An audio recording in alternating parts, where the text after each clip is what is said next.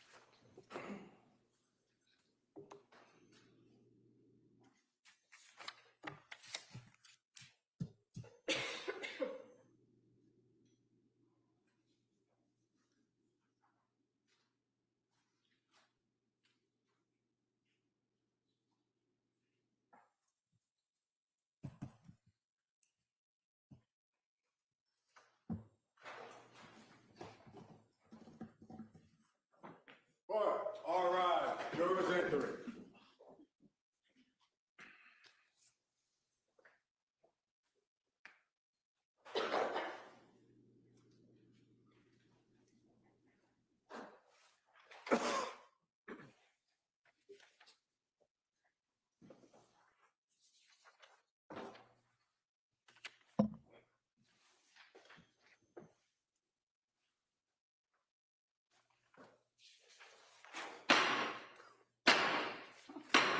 Hear ye. All persons having anything to do before the Honorable William Sullivan, Justice of the Superior Court, now sitting in Plymouth, within for the Commonwealth.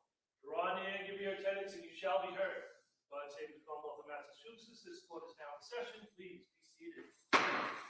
Good morning, Your Honor. May I proceed? Yes, please. Your Honor, before the court today, we have the continuation of the jury trial in the matter of Commonwealth versus Lindsay Clancy. Ms. Clancy is present. She is represented by Attorney Kevin Reddington. The Commonwealth is represented by Assistant District Attorney Jennifer Sprague and Assistant District Attorney Shannon Buckingham. All right. Thank you, Madam Clerk. Well, good morning, everyone. I hope everybody had a restful weekend. So what I want to do is just kind of tell you, first I'm going to go through those questions, make sure everybody was able to follow my instructions. Then I'm going to go over what today's schedule is, and then we'll return to the Commonwealth's presentation of evidence. All right. And so let me ask those questions. First question, has any member of the jury read, seen, or overheard anything from any source about any aspect of this case that would affect your ability to be fair and impartial? All right. Next question. Is there any other serious matter or concern bearing on your service as a juror in this case that anybody needs to bring to my attention? All right, again, thank you for following those instructions. Now, today's schedule, let me say first thing about schedule. I know I haven't always been completely correct on some of the schedules we followed, but I want to just let you know that those decisions about the scheduling is on me. All right. And sometimes I have to take into consideration other factors or things that are going on. So what I really wanted to tell you is that don't speculate why we might go a little late or a little early on any certain days, but certainly don't hold it against either side in regards to that. The person who's making those decisions or that decision is me. All right. So you should be aware of that. So that being said, the thought is today, we should go into the afternoon. All right. And if that changes, I'll let you know. And what we're going to do at this point, we're going to return to the Commonwealth's case. And with that, Commonwealth, call your next witness, please. Your Honor, the Commonwealth will call Michael Snyder.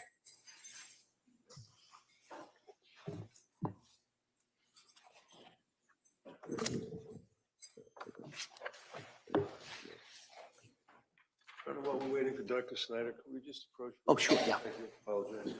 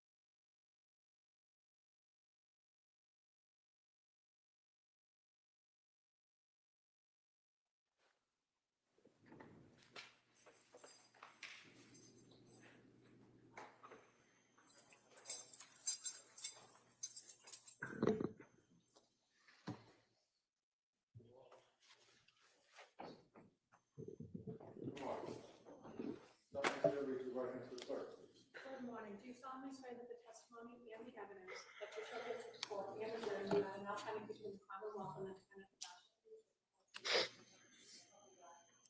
Thank you. You may have a seat, sir. Watch your step, please. All right. Good morning, Doctor. Good morning. All right.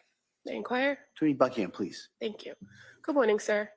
Could you please tell the jurors your first and last name? Yep, Michael Snyder, Do you mind spelling your last name for the record, please? Snyder. And how are you employed? I'm a physician at Beth Israel And how long have you been a physician? since 1998.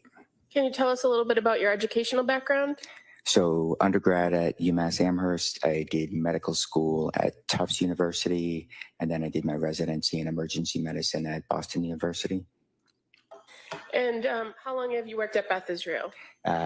Since 2014, 12 years. And do you primarily work in the emergency department? Yes. I'm going to draw your attention to January 24th of the year 2023. Do you recall working in the emergency department on that day? Yes. And in the evening, were you made aware of multiple pediatric traumas that were coming into the emergency department? Yes. And when you are made aware of people coming in, how does that occur? So we'll typically get a call on the EMS phone that something's coming in that they want us to know about up front. And do they provide you with some basic background information about what's occurring or what occurred on scene and what's occurring during the transport? When possible, yeah. And when the emergency personnel, the EMTs or paramedics arrived at Beth Israel, there were 3 patients, correct? Correct. And you were assigned to treat 1 patient. Correct. Do you recall which patient that was? Cora? And prior to EMS arriving, did you learn more about Cora's presentation and what was occurring? Yeah, so we had heard that, all 3 were in cardiac arrest, and the Cora in particular, they were still working on doing CPR and doing what we call pediatric advanced life support, so medications to try and restart the heart. And they also mentioned that they had used what we call a defibrillator to shock the heart to try to restart it, and they were still doing CPR when they were arriving. And is this information important to you as you're assessing a patient coming into the emergency department? Yeah, it's important to know, what things look like in the field, how long the patient might have been without a pulse, or how long they may not have been breathing for, so we can kind of expect or know what injuries to look out for, what we can potentially reverse. And were you aware of the age of Cora? Yes. And she was 5, correct? Yes. And as far as the medications that you were aware of, what medications had been provided? So prior to coming to us, she had been given epinephrine, which is the primary medication we use in a cardiac arrest. And do you know how they had administered that medicine to her? Yeah, so she had what we call an intraosseous device in her right tibia. Sometimes it's very difficult to get an IV in, so we can go directly into the bone or the bone marrow. And were you aware of whether she had been intubated en route? So she was not intubated en route.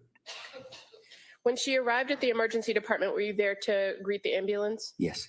And what happens when a patient comes in through the emergency department via ambulance? So when the patient first comes in, we immediately have our team, start to sort of take over care so there's no gap. And then we also get a sign out from the paramedics and EMTs and any other staff that had been involved in the case. And do you and your emergency room staff then perform your own initial assessment of the patient? Yes. So what do you do for that? So initially, we sort of go through our ABCs, airway, breathing, circulation. So initially, focusing on the primary things, such as making sure we're getting air and oxygen into the patient, keeping the heart going, so continuing CPR at that point.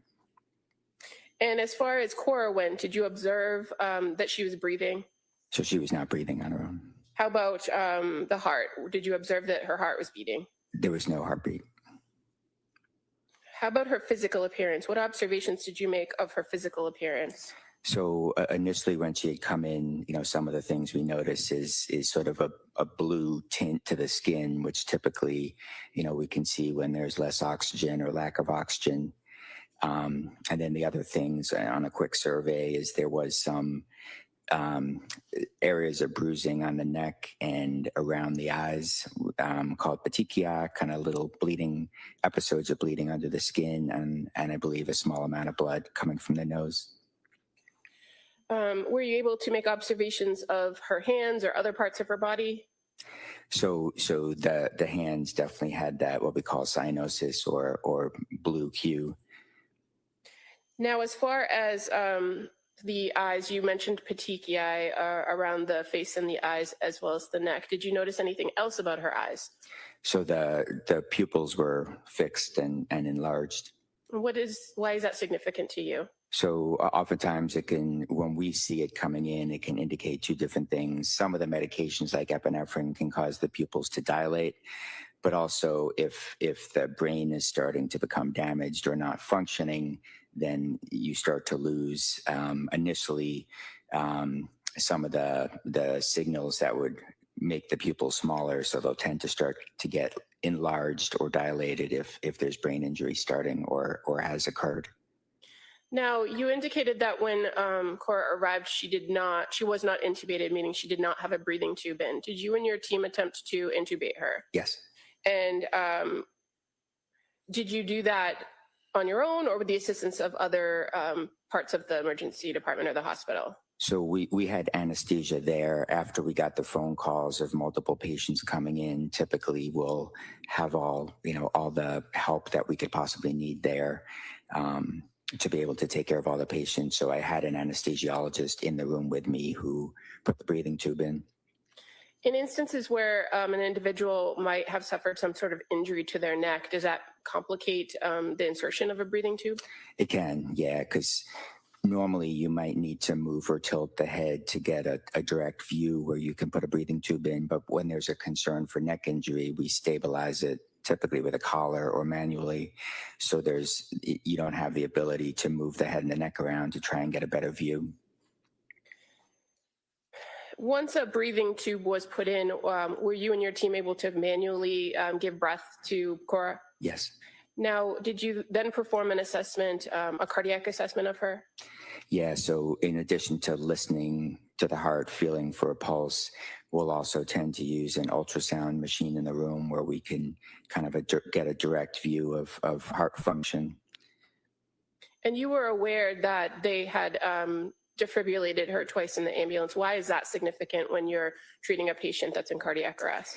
So when they defibrillate a patient, it's typically the heart's or might be in a rhythm where it can't pump blood. So it might be sort of out of sync or quivering, where we may attempt to use electricity to kind of shock it back into a rhythm. Once you performed the ultrasound, the cardiac ultrasound, were there any attempts made further to use a defibrillator or? Yeah. Throughout your course of treatment with her, did you continue with various medications? Yes. And was CPR ongoing throughout your entire time with her? Yes. Were you consulting with any other colleagues or any other hospitals in regards to the care of Cora? Yeah, so we actually had, in addition to all my colleagues in the emergency room, we had intensive care physicians from Children's that were on the phone with us, kind of working through any things that may have come up in the case, also expecting that they would be receiving the patients from us. Is your hospital at the Beth Israel equipped to handle this type of pediatric trauma? So we can do the initial stabilization, but then we need to ship the patients out to either get a specialty care or continued inpatient care. And how long did efforts in treating Cora continue? So in the emergency room, roughly 30 minutes. And fair to say that all of the efforts that you made were not successful? Correct. And at approximately 1928 or 7:28, did you finally declare Cora deceased? Yes.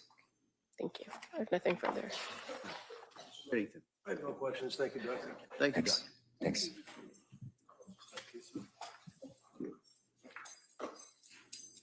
Commonwealth calls Dr. Andrew Capraro.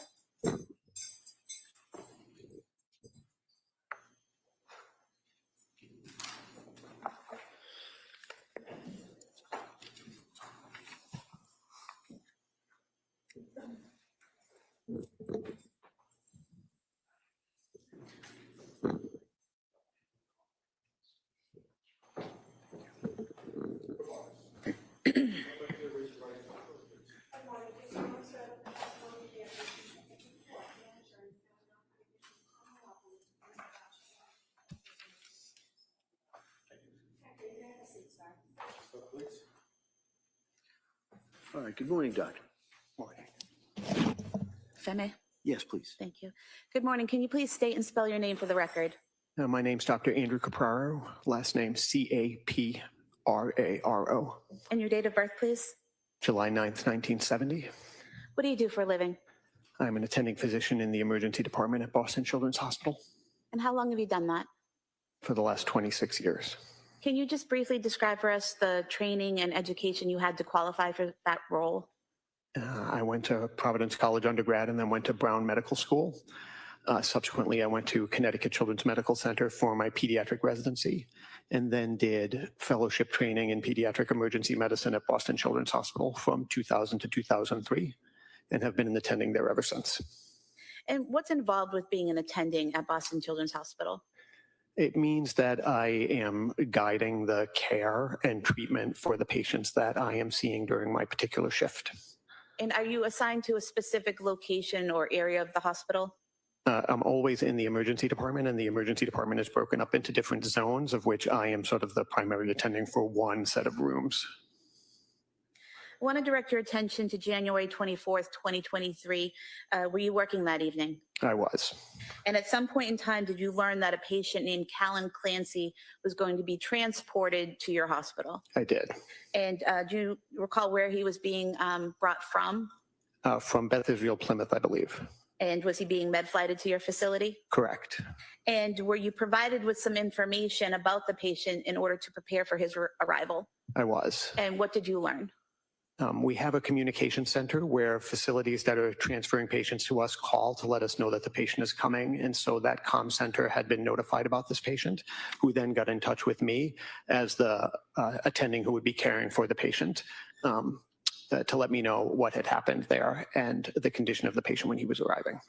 And what did you learn about the condition of the patient, Callan Clancy, as he was being flown to your hospital? What I was told was that it was believed that the patient had been strangled, and when he arrived at Plymouth, he was in cardiac arrest, that they had intubated him and initiated CPR, and they had gotten return of spontaneous circulation, and that they were then going to transfer him to us for further evaluation and care.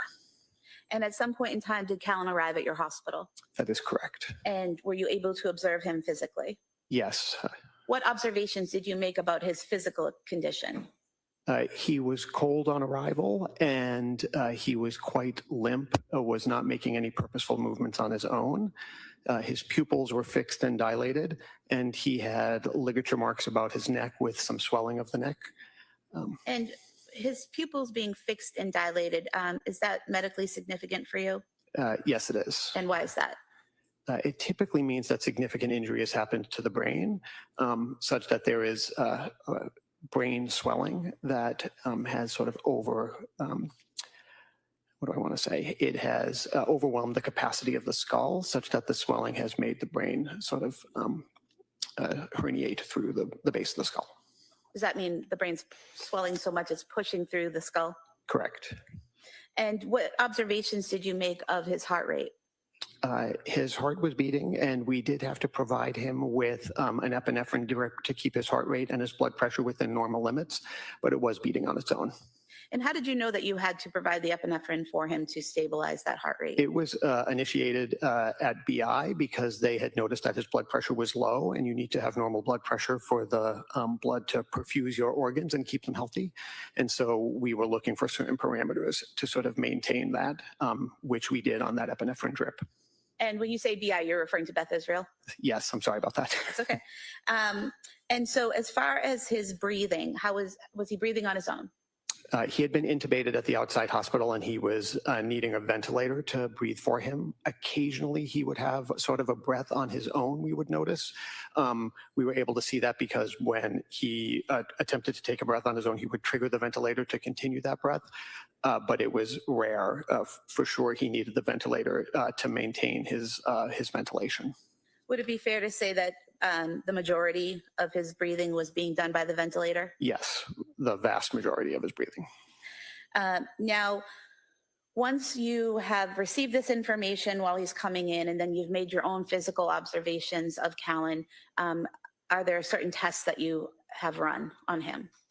Yeah, our job, once we received him, was to perform further evaluation and stabilization to help determine what the next steps of his medical care would be. So prior to him arriving, we had contacted our trauma team and our ICU doctors to let them know that he was coming and that we would need their assistance. And then under my care, we performed some routine blood work, so a head CT, a neck CT, and a chest X-ray to sort of help us guide the next steps. And from the head CT and the other testing that you did, what were you able to learn from the results of those tests? The head CT in particular showed significant brain swelling consistent with hypoxic ischemic injury, which was which was the most significant finding that we found. So could you please explain for us what is hypoxic ischemic injury? Hypoxic is just a fancy word for not getting enough oxygen, and ischemic is just a fancy word for not getting enough blood flow. And so when your organs don't get enough oxygen and blood, they sort of suffer injury and therefore get to swelling. And so his brain was showing evidence of that. So would it be fair to say that his brain wasn't getting enough oxygen and blood flow, and then because of that, it was damaged and swelling? Correct. Now, this type of swelling and injury, as you're describing it, can that be caused by strangulation, the injury of the brain? Most certainly. And you mentioned earlier that you did see some marks around his neck. Is that correct? Correct. And what were those consistent with? Strangulation of some sort, most likely from an object, based upon the linear aspect of the bruising. And when you say the linear aspect of the bruising, does that mean it's in a straight line? Correct. Now, once you had the results of this testing, was there, did you make a decision on what to do next?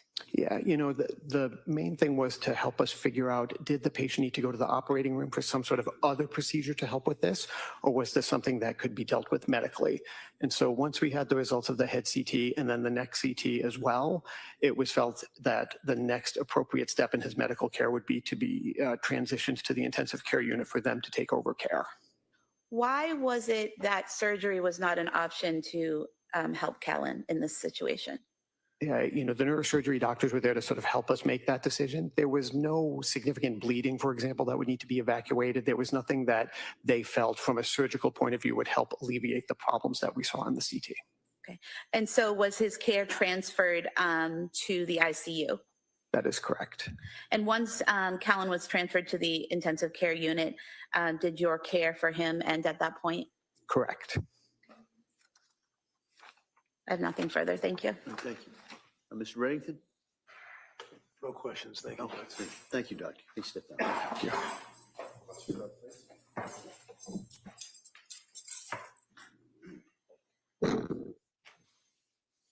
Commonwealth calls Dr. David Cassavant.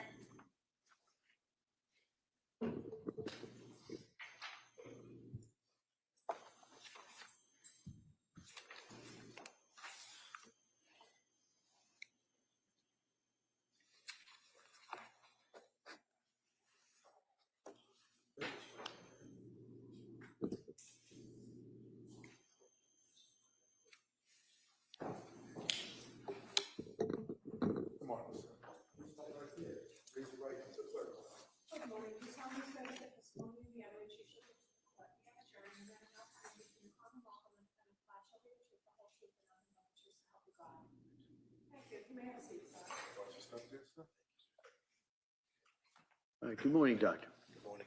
Morning, Hunter. Attorney Sprague. Thank you. Good morning. Can you please state and spell your name for the record? Surely. My first name is David. My last name is Cassavant. It's spelled Casavant. And your date of birth, sir? 5263. What do you do for a living? I'm an ICU physician at Boston Children's Hospital.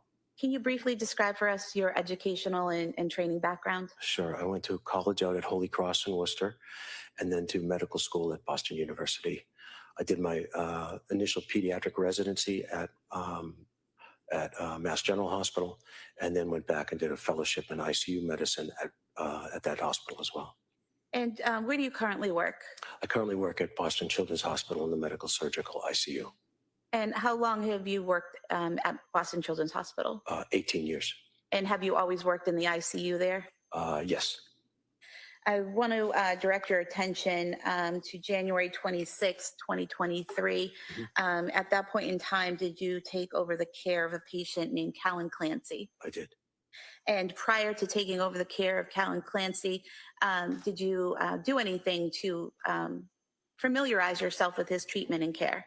Yes, I did. One of my colleagues had taken care of him the day before in the ICU, and I spoke with her, and so I was familiar with his case. Okay. And did you also review reports and testing that had been performed while he was at the hospital? Yes, I did. Okay. And after reviewing the reports and the test results and speaking to your colleague, can you tell us what you learned from all of that? It seemed that Callan had a severe neurologic injury based on both testing and the examination that I did at the time. And when you say a neurologic injury, is that a brain injury? It's a brain injury. Yes, it is. Yeah. And did you review specifically a head CT scan of Callan? Yes, I did. And what did the head CT scan show you or tell you about his condition? Well, the head CT is a picture of the brain, which was done in the emergency room when he was admitted to Boston Children's Hospital. And the CT scan showed an enormous amount of swelling of the brain itself. And that the swelling of the brain, is that medically significant? Very much so. When you have an injury to the brain that is caused by anoxia, which means a lack of oxygen, I describe this with families that the injury is very much like being out in the sun. You don't notice it at the time, but swelling occurs over the course of time. And one of the things with a lack of oxygen to the brain is the injury occurs and then swelling starts to happen over the course of time, typically peaking at 48 to 72 hours. When you see swelling that happens that early in a case, as in Callan's, it means that there's been a very significant lack of oxygen and therefore injury to the brain itself. So for example, some types of injuries that would withhold oxygen from the brain would be more mild and the swelling would occur over time. Is that correct? That's exactly correct, yes. So if a severe injury happens that withholds oxygen from the brain, that's when you see that immediate swelling like Callan had? Very much so. Sort of the comparison of a sunburn to a burn that you might get from a stove. This was a stove. It's very, very profound. Did you perform a physical examination of Callan? I did. And what did you observe? Well, one of the first things that I noticed as I approached him was that he had a breathing tube in place, and I knew from my colleague that he was not on any sedation, which is very difficult to tolerate, having a breathing tube through the vocal cords if you're not sedated, and he was not sedated at the time. The next thing is that when I approach a patient in their bed in the ICU, we always start with a quick introduction that we're going to be coming near them in case they're asleep. And I usually start with something along the lines of, I'm Dr. Dave, I'm just going to listen to your heart. And I'd usually address them by name and to see if they start to respond.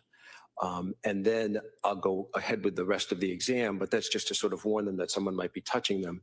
And then they'll listen to heart, lungs, and then to move forward to see if how responsive they are. So if you get no response at all from the initial, just using your voice, the next thing is and then from the exam, if they don't move around, then you start to sort of think, well, let's see how responsive they are. And so the next thing is sort of a gentle touch off into the bottom of the foot to see you stroke the bottom of the foot and you see if they pull away. And then you can move. If you get no response from that, we'll do something that's a little bit more noxious or painful, where you can sort of pinch a little bit of skin to see if they start to react, or pushing on the fingernail and the nail bed pressure, which is actually very noxious. And if you can see two types or several types of response, either no response, or you can see a very specific response where they pull away from that area. And that's a specific, or you can see generalized response, which are all sort of graded along those that are as we're sort of getting a sense for what their level of consciousness was. So if I could go over a few of those things that you just mentioned. You said that that the first thing that you noticed that was significant was that Callan had the breathing tube in place through the vocal cords. Yes. Without any sedation. So without sedation, would having a breathing tube in that place cause pain? Yes. No one would be able to tolerate it. And so Callan was able to tolerate it without any sedation. Yes. Would that indicate he wasn't feeling that pain at that time? Yes, exactly. And you mentioned that you would address the patient by name and talk to them. Was there any reaction from Callan when you did that? No, there was not. And then you mentioned you would rub maybe something along the foot. Was there any reaction? No, there was not. And did you do what you described in pinching the fingernail or pinching somewhere on Callan to see if he responded? Yes. And did he respond? No, he did not. And what did these interactions and tests on Callan tell you about his condition? This told me that he was unresponsive. He was unresponsive to both things that would cause discomfort and things that would cause pain. Did you also do anything in terms of looking at his pupils and any tests on his eyes? Yes. So after all the other things that we look at the pupils, and so one of the things is we have it's a reflex response. If a light is shown in an eye, the pupil constricts. And what I noted about Callan was that his pupils stayed widely open and did not constrict. And when someone's pupils stay open and wide, when you shine a light in them, what does that indicate medically? Well, the eyes are a direct extension of the brain, so that's why we focus a lot on them as an area of investigation. And the lack of a response to light indicates that there's some abnormality to that. And in this case, it was a brain injury. There's medications that can keep your eyes open if you've ever had an eye exam, but that was not the case with Callan. And just to be clear, when you're talking about brain injury, we're not talking about some type of trauma that was inflicted on the brain. You're talking about the lack of oxygen and blood flow causing an injury to the brain, correct? That's exactly correct, yes. At that point in time, did you work with another doctor to do more in-depth testing regarding his neurological status?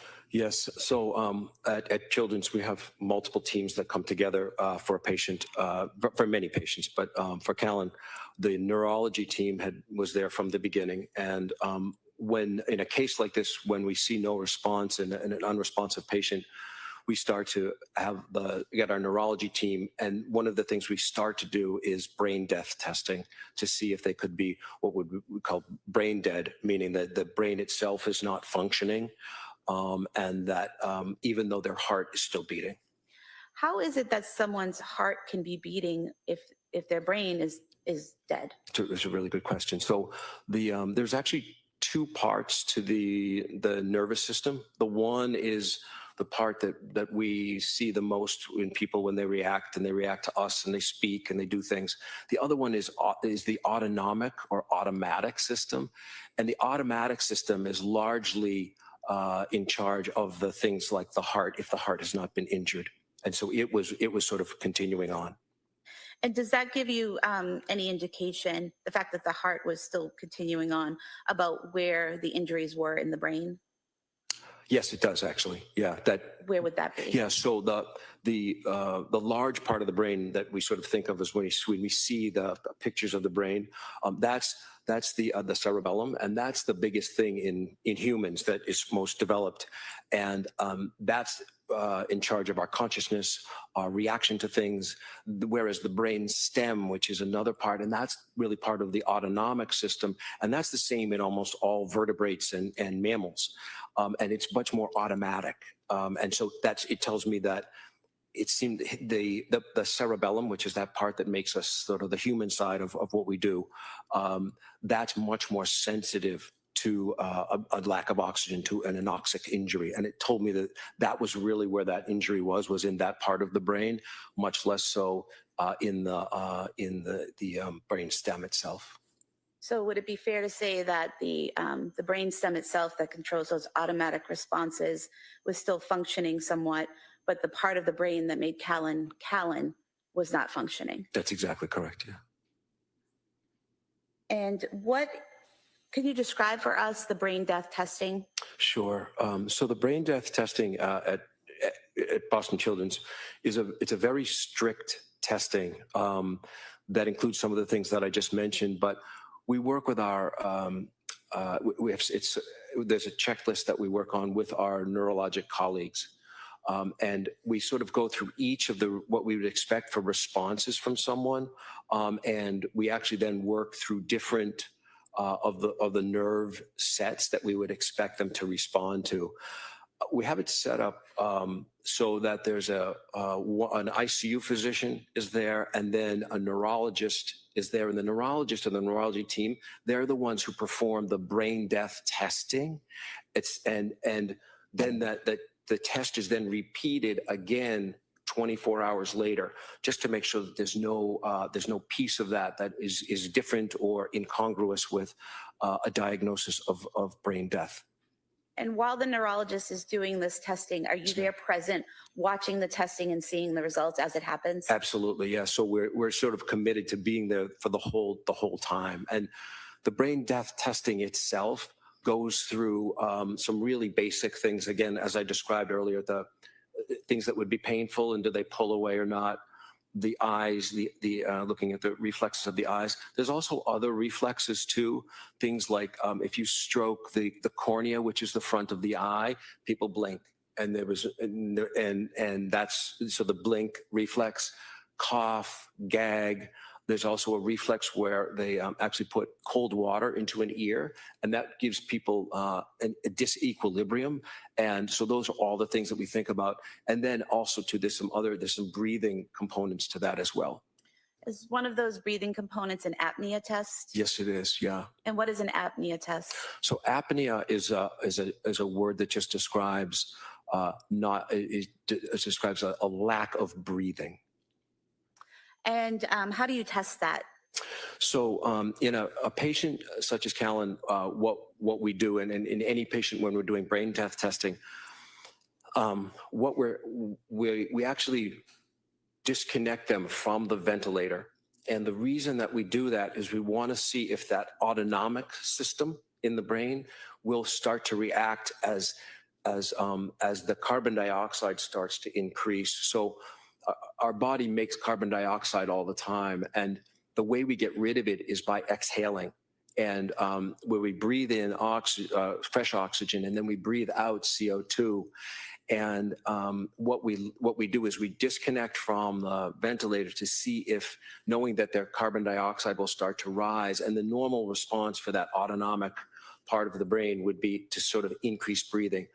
That's why we breathe when we sleep, because as we go to sleep, the conscious part of our brain stops, but the autonomic part kicks in, and then we breathe right through our sleep because that carbon dioxide rises.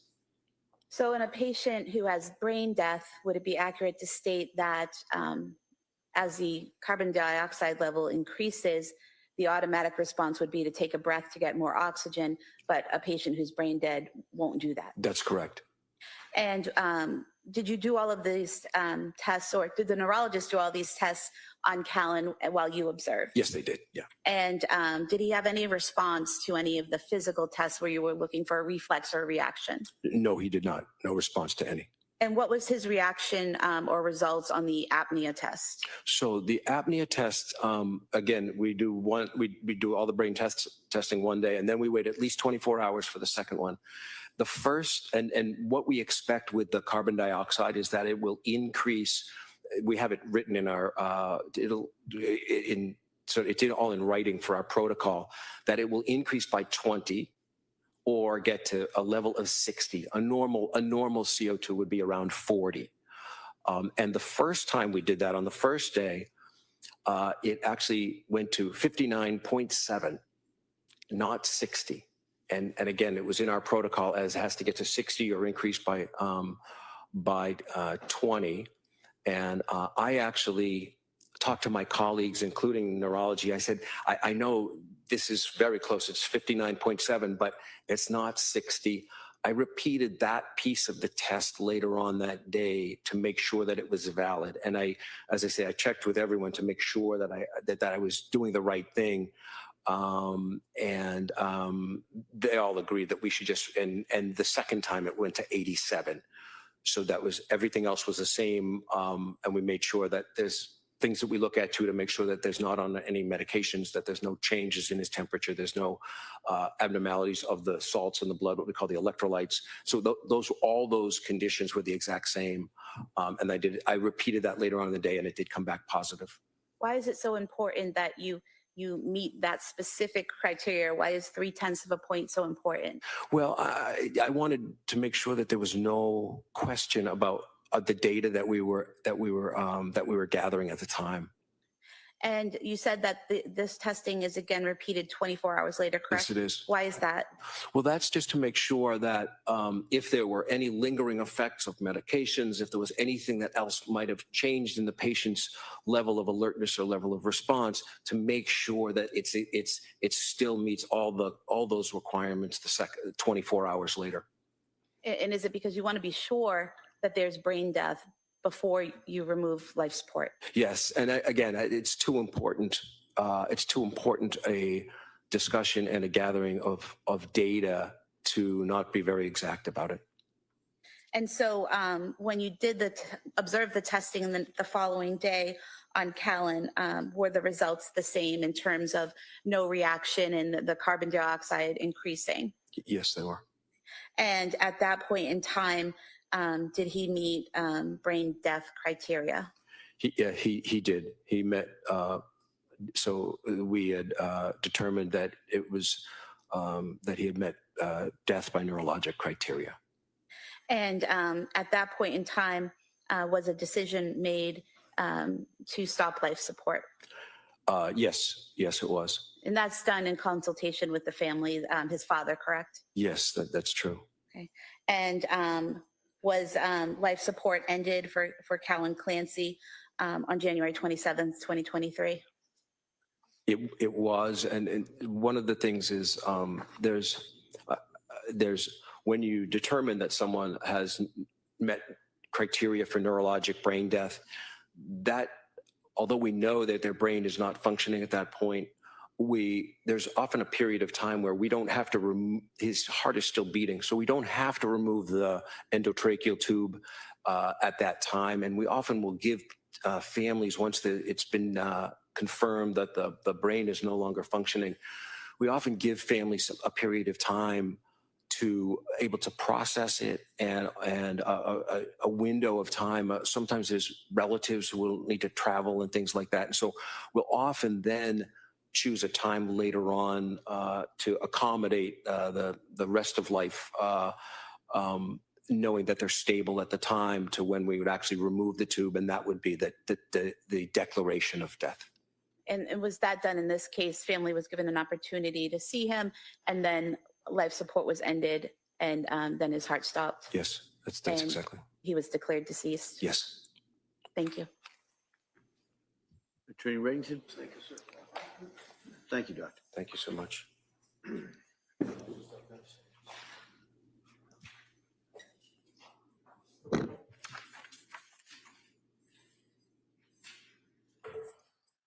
Your Honor, at this time, the Commonwealth would move to admit the Boston Children's Hospital records for Callan Clancy into evidence. There's 2 volumes. Objection? Your Honor, I have no objection because we both have the records. We both want them in evidence, so I have no objection to any of the records that they have. We signed releases for them. For like Beth Israel, Brigham and Women's, South Shore, they all can go in. That's a yes. It may be admitted.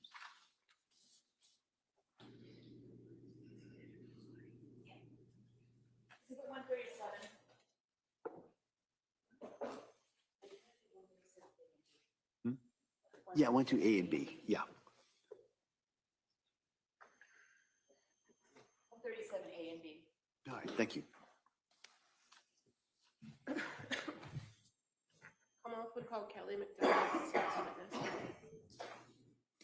I'm sorry, if you say the name again? Kelly McDonough. Okay, sure.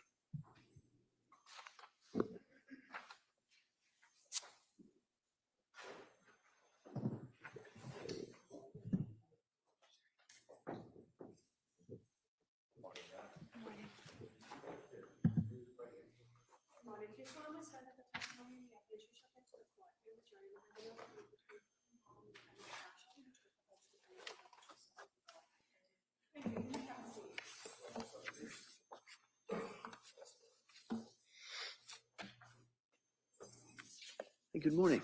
Good morning. May I inquire? Thank you. Yes, please.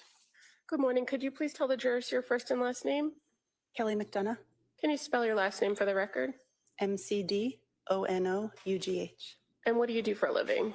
I'm an emergency medicine physician. And how long have you been a physician? 11 years. Can you tell us a little bit about your educational background? I went to medical school at the University of New England in Maine. I did my residency at Kent Hospital in Rhode Island. I subsequently worked at Kearney Hospital in Dorchester, and I've been at South Shore Hospital since 2021. And in what, are you primarily in the emergency department at South Shore Hospital? Correct. Have you been in any other department at South Shore Hospital? No. Are you licensed to practice in Massachusetts? Yes. I'm going to draw your attention to January 24th of 2023. Were you working in the emergency department that evening? I was. At some point, were you advised that a patient was being brought into your emergency department? I was. And were you aware of that patient being Lindsay Clancy with a date of birth of 8/11/90? Yes.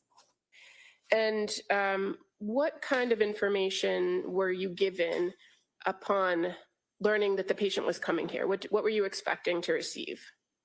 I was expecting a trauma 1 response, a patient who had fallen out of a window from a height and didn't know much more than that. Okay, and so when you say trauma 1, what does that mean for you?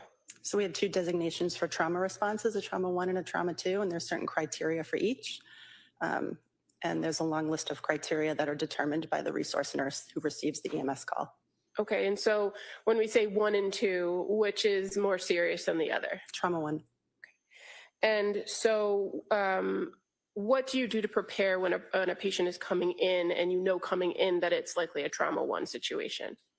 So we gather in the trauma room and make sure that we have all available staff needed to take care of the patient. And what kind of staff are with you in the room, in the trauma room? So for a trauma 1 response, it would be the emergency medicine physician, it would be anesthesia, the trauma surgeons, sometimes neurosurgery will be there. And fair to say you also have a whole host of other staff, including nurses, emergency room techs, all of those people are also available to assist if you need it. Correct. Now, when this individual came in, when Lindsay Clancy came into the emergency department, were you aware from EMS that she had already come in with some sort of neurological deficits? I think that from my best recollection, we knew that she was unresponsive, found down outside of her home. Were you advised that it appeared she might have a spinal injury? Yes. And that she was not she may have been moving her arms and her head, but not her legs? Correct.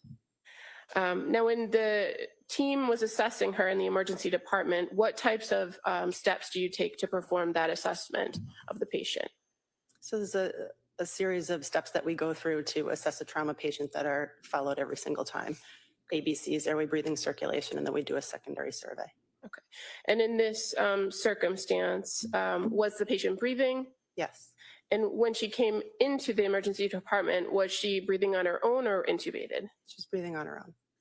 At some point, did the ER staff have to intubate her? Yes. And why was that? For airway protection, there was a concern that maybe she would have a head injury and she would decompensate later. And so to protect her airway, she was intubated. Now, is that a standard protocol when there's concern for head injury? Yes. Did you see any obvious signs of a head injury when she arrived into the emergency department? No. What kinds of things would you see if somebody had an obvious head injury? You might see bleeding or lacerations or abrasions. Now, did you observe any other obvious injuries to this patient? I did. She had some superficial lacerations of her neck and wrists bilaterally. Do you recall if she came in on a backboard with a C-collar? She did. And do you remove the C-collar at some point to assess the patient for injuries? We didn't completely remove it temporarily to visualize and feel her neck and then put it right back on. Okay, and you said you did observe some injuries to her neck, correct? Yes. I'm just going to show you some photos that have been already marked, if that's okay, on the screen next to you.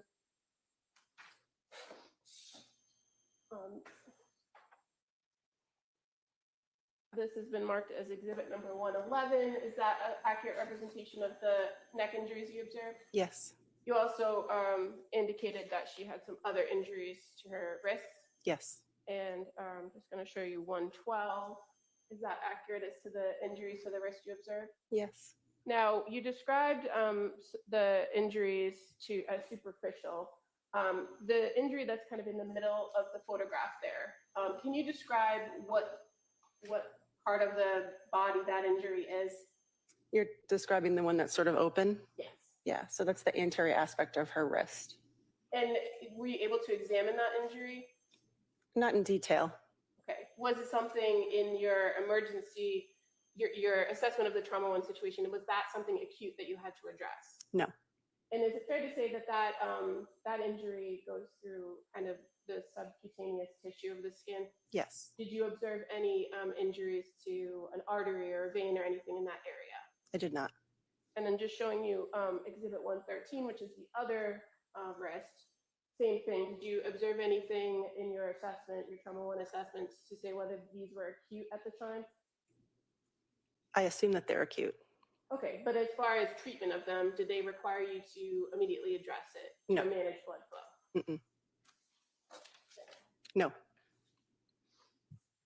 What was the more serious, or what was the focus of your assessment of her in the emergency department? I think the main concern was for a head injury and or a spinal cord injury. And you said that as part of the assessment team, you had a neurosurgeon available as well as a trauma surgeon, correct? There was no neurosurgeon there that day. Okay. Was there a trauma surgeon? There was. Who was that? Dr. Christina Carpio. Did you order any series of tests in order to help you assess the nature of whether there was any head injury or what the extent of the spinal injury could have been? Yes. What kinds of tests did you order? CAT scans. As part of the emergency room protocol, do you also draw blood for patients that come in? Yes. And how is that usually done? It's usually done on arrival by the nursing staff. And do they draw blood according to a physician's orders, or do they draw blood for various purposes? Explain to us how that works. Mm-hmm. So it's usually like what we call a rainbow. So they just draw all the tubes of blood as soon as the patient arrives in anticipation for orders. Okay. And so what happens to the blood after somebody in the emergency department takes it from the patient? Where does it go? It gets tubed to the lab. And fair to say that at South Shore Hospital, they have a pneumatic tube system, correct? Correct. And that it goes to a separate laboratory. Correct. And once a physician then assesses a patient and determines what kinds of testing needs to be done on those samples, how do you communicate that to the laboratory? So orders are put into a computer and they go through the computer to the lab.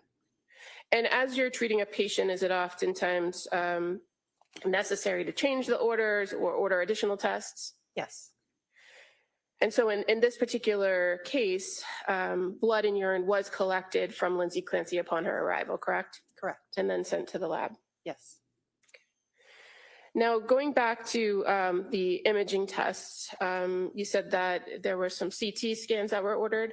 Correct. What areas of the body were the CT scans for?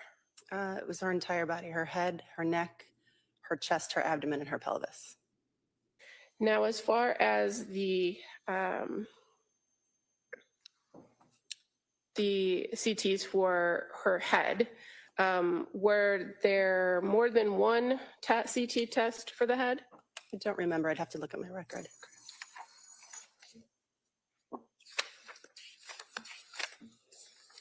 Well, what are the normal, or what are the options for CT head scans? It's usually just a CT head plane, but you could also do a CT angiogram, depending on your concern for injury. And do you recall which one you ordered here? For a trauma one, it would be a plain CT head. And why do you order that particular test? Well, we're trying to assess for skull fractures, intracranial bleeding, things like that.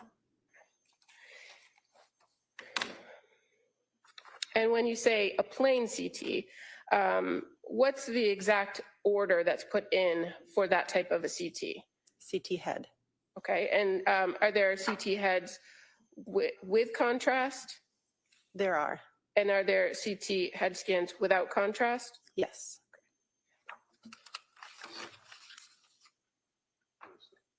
And approach the witness. Me. Just gonna show you some documents, if that's okay. Sure. I apologize, there's a little series of paginations, so I'm just gonna draw your attention to this page that's black, if you could just take a look at it. Sure.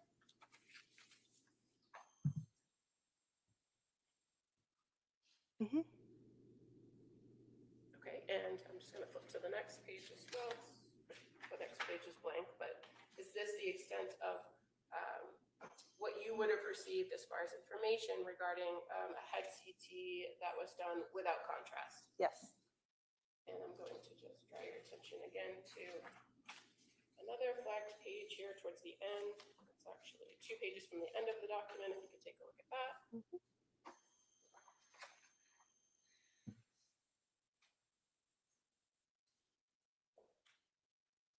And does that reflect the report you would have received for the head CT ordered with contrast? Yes. And in addition to getting a report from imaging, you also receive some actual images, correct? Yes. And do you review those? Yes. In this particular circumstance, when it came to the patient of Lindsay Clancy, was there anything remarkable in either of those head CTs? Not that I recall. And in fact, the head CT with contrast indicated the impression was unremarkable. CTAF had no evidence intracranial aneurysm, arteriovenous malformation, or abrupt occlusion, correct? Correct. What does that mean? It essentially means it's a normal study. Now, as far as the other CT scans that were conducted, there were findings, remarkable findings on some of the others, correct? Correct. And what did they reflect in your experience as far as her injury goes? From what I can recall, I know she had a thoracic spine injury. And how about the CT that was done of the chest area? I don't recall. If I may approach.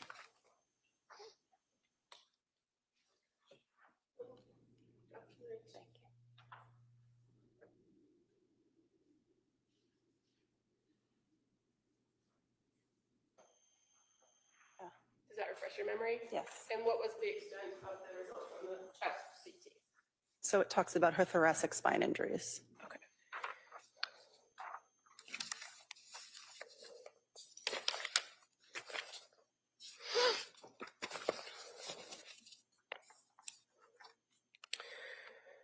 Now, after reviewing all of the images, all of the CT scans that were done here, the cervical spine, the head CTs, the thoracic spine, what was the plan for this particular patient? Was she able to be treated further at South Shore Hospital?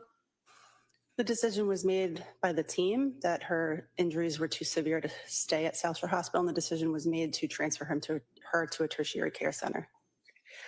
Were you able to stabilize her before transporting? Yes. Is that something that's important to make sure a patient is stable before sending them off in the ambulance or a helicopter? Yes.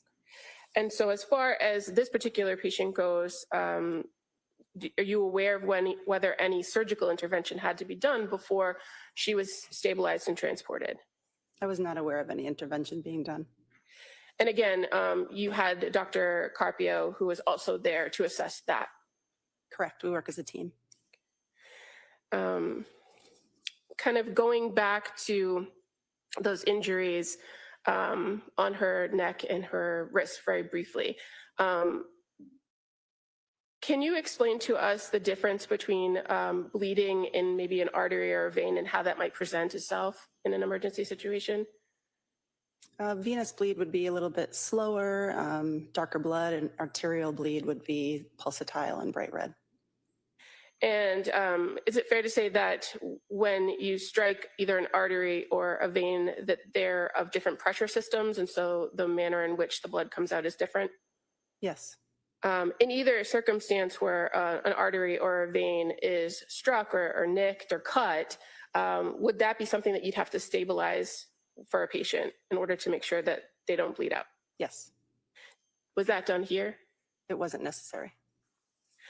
Now, this particular patient at some point was noted to be, I think it was referred to as hypothermic. Mhm. Do you recall that? Yes. Do you recall at what point in your treatment of her was that noted? Was it as she was coming into the emergency department, or did that develop while she was in the emergency department? I don't recall. What was the course of treatment for a low body temperature? We placed something called a bear hugger on them, which is a warming blanket. And can you explain to us what could cause a person's body temperature to drop to, I think it was 82.1? There are many reasons, but it could be a metabolic disarray or exposure. In this circumstance, did you know what the source of the drop in the body temperature was for Ms. Clancy? No. And do you recall how long she was in the emergency department before she was transported approximately to the Brigham? I think it was about 4 hours. At this time, Your Honor, I would move to enter into evidence a copy of the South Shore Hospital medical records for Lindsay Clancy from January 24th, 23 as the next exhibit. Is that by agreement? All right. That may be admitted. Or they may be admitted. And I would also move to enter as the next exhibit a certified copy of imaging records from the South Shore Hospital for Lindsay Clancy from January 24th, 2023. They may be admitted.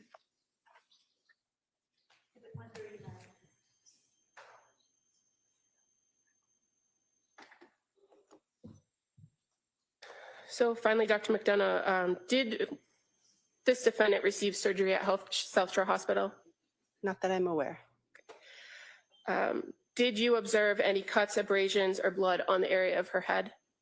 No. And based on your review of those findings on the CT scans, was there any noted injury from the head CTs that you could tell? No. And were you able, after using that bear hugger device, able to get her blood, her core body temperature back up to normal? I don't recall. Did you ever observe those wounds that you observed on her neck or her wrists ever start bleeding actively again? No. I have nothing further. Mr. Reddington. Right. Morning. So would you agree with me that when Lindsay was brought into the South Shore Hospital that she was unconscious? I recall her eyes being open, but she was nonverbal. Okay. So as an experienced emergency room doctor, can you tell me when someone's unconscious, what is that? What are the symptomology of it? What does that mean? Usually means they're completely unresponsive with eyes closed. Okay. Was she responsive? Not verbally. Was she responsive at all? She was responsive to pain. So that means that you would do something to cause pain, perhaps the bottom of the foot or whatever it is, to see if they have a reaction? Correct. And would you agree with me that when people even have very, very serious brain injuries, that they can respond to pain stimuli? Sometimes. Sometimes. So her eyes were open. Were her pupils equal and reactive to light? I don't recall. You don't recall. What does it mean with PERL, pupils equal reactive to light? What does that mean? Exactly what you just said. It means her pupils are equal and reactive to light. And as a doctor, what does that tell you? It tells me that there's no significant neurologic injury. And in this case, you don't recall if her pupils were equal or reactive to light? I don't. Okay.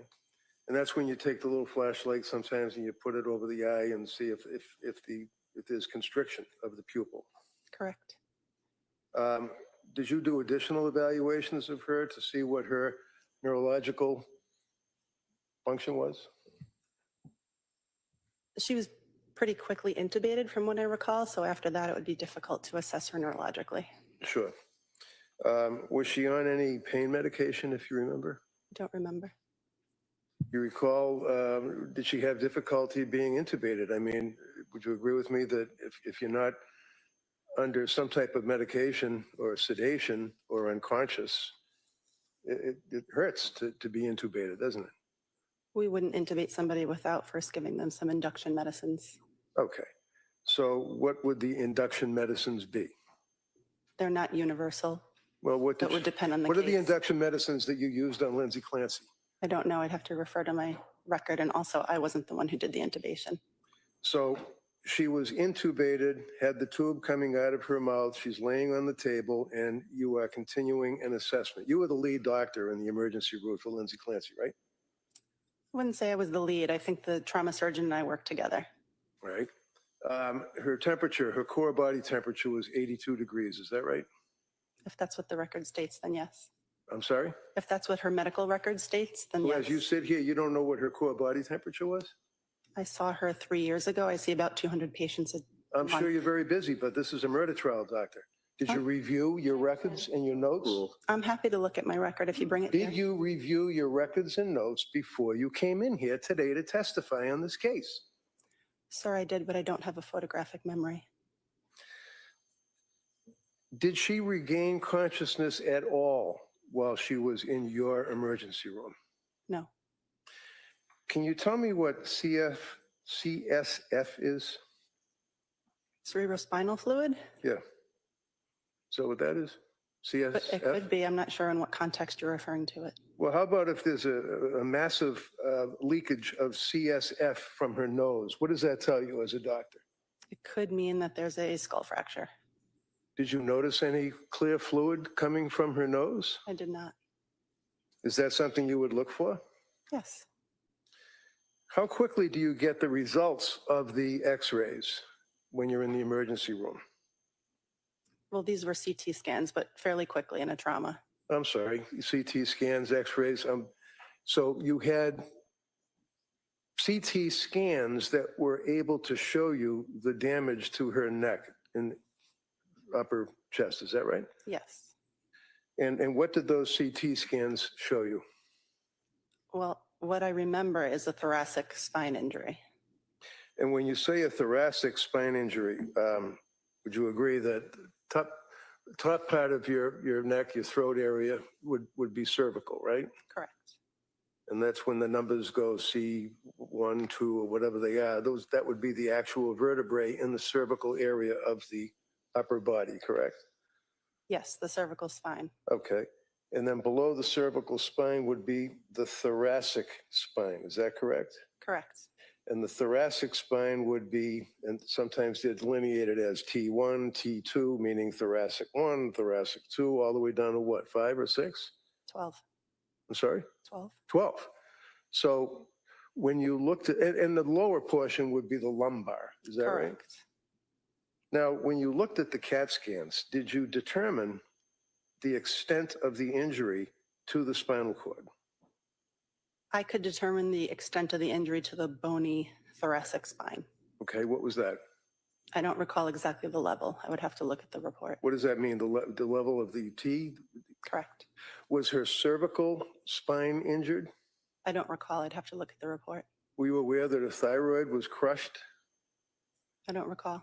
Do you know that her cervical spine vertebrae was fractured, destroyed? I don't recall. Doesn't that control a person's breathing? Does that have anything to do with breathing? It can.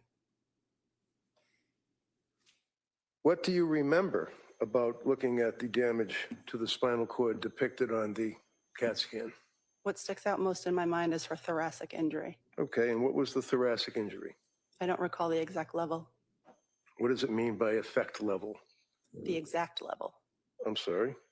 Were you aware that there was a complete transection of the spinal cord on T5 and T6? I'm sure I was aware at the time, yes. Okay. And just, can you tell me what does it mean when it says a complete transection of the spinal cord at a particular, apparently that would be at thoracic 5 and thoracic 6, right? Mhm. What does that mean with a complete transection? It means the bones are no longer one on top of the other. They're moved apart. Were you aware that there was a significant edema noted in her chest? If that's what the report says. Okay, and what is edema? Swelling. And does it also refer to fluid? It can. Did it refer to fluid in this case? I'm not sure. I would have to read the report. So in addition to the edema that was noted, was there edema noted around C7, T1, T2, T3 to T4? Again, I would have to have the report in front of me. When you noted her base temperature as being 82 degrees, what does that tell you as a doctor? It means that her body temperature is lower than normal. And what is normal? 98.6. And if a person goes from 98.6 to 82 degrees before you place her in the bear hugger, what does that tell you? Does that affect the body at all? Yes, the body works ideally at 98.6. So anything outside of that range, not ideal. To what effect as a doctor? What effect, if any, on the body if a person has an 82 degrees base temperature? The list of things that could go awry is quite long. Can you give me an idea, maybe the top 3? She could have a metabolic derangement, What's a metabolic derangement? meaning her body wouldn't be processing things the way that it was before. Her cells are not working the way that they should because it's too cold. Would you agree with me that when you were looking at the injuries to the wrist and to the both wrists, actually, you noted lacerations in the volar aspect of the wrist? Yes, What is a volar? What does that mean? it's the anterior aspect. Interior? Okay, thank you. Would you agree that on both wrists there was deep laceration? I wouldn't characterize them as deep. You would not? And when you made reference to her being transferred to a tertiary care center, what does that mean? It means that it's a hospital that has more services and specialized care than we do at our hospital. Now, when she was at the South Shore Hospital, counsel asked you about whether or not you noted any injuries to her head. You did not notice any bleeding or scrapes or bruises of that nature, right? Not that I recall. Did you notice any injuries to her lower body, her legs, her feet, let's say her feet or her buttocks? I don't recall.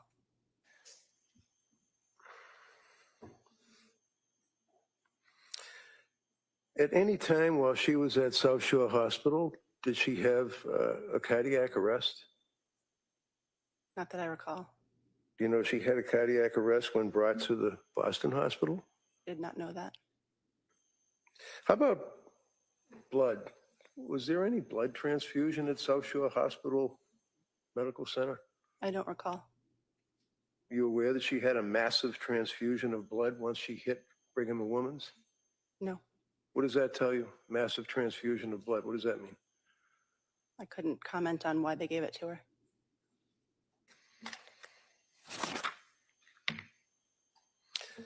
Were the police in the hospital when she was there with you? I don't recall. Was she chained to the bed by handcuffs? I don't recall. Go ahead. You redirect? Very briefly. Dr. McDonough, I'm just going to give you your notes, if that's okay. Sure, thank you. I'll just take a look at it and then take your time and just look up my notes.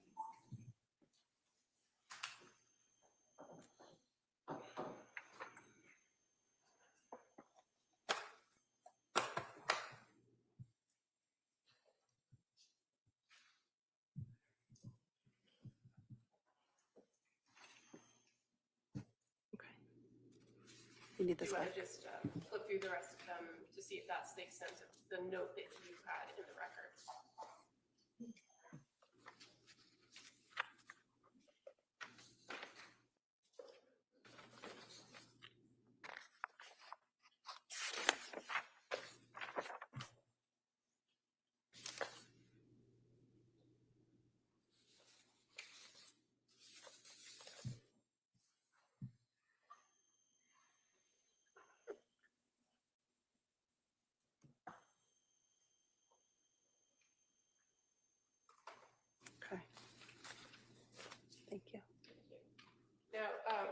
counsel asked you on cross-examination about pupils, right? Mhm. Was there anything notable, according to your now review of the notes, about Lindsay Clancy's pupils? No, So what did that tell you about her a possible head injury? it just indicates that there's no obvious head injury or brain herniation.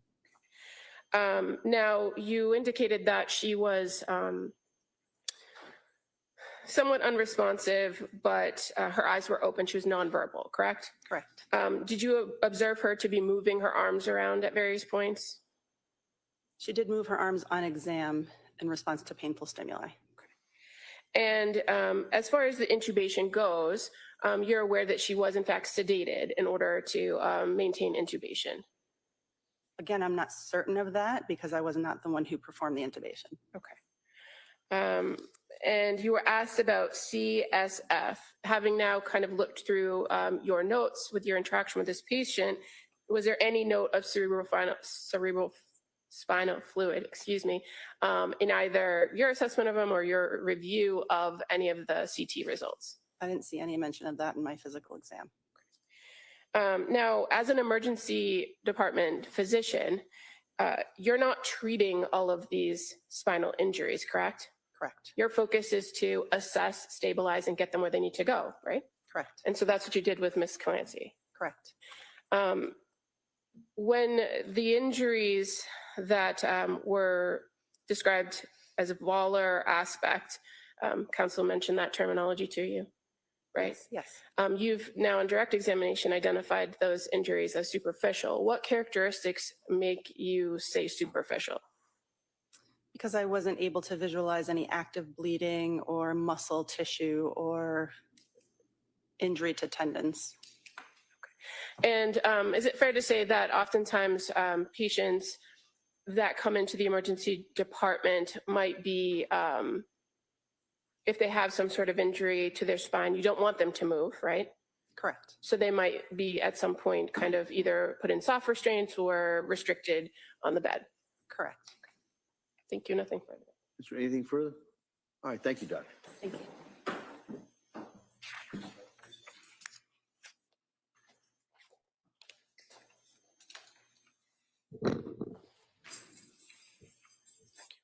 The Commonwealth would call Rose Stoffers. This is witness.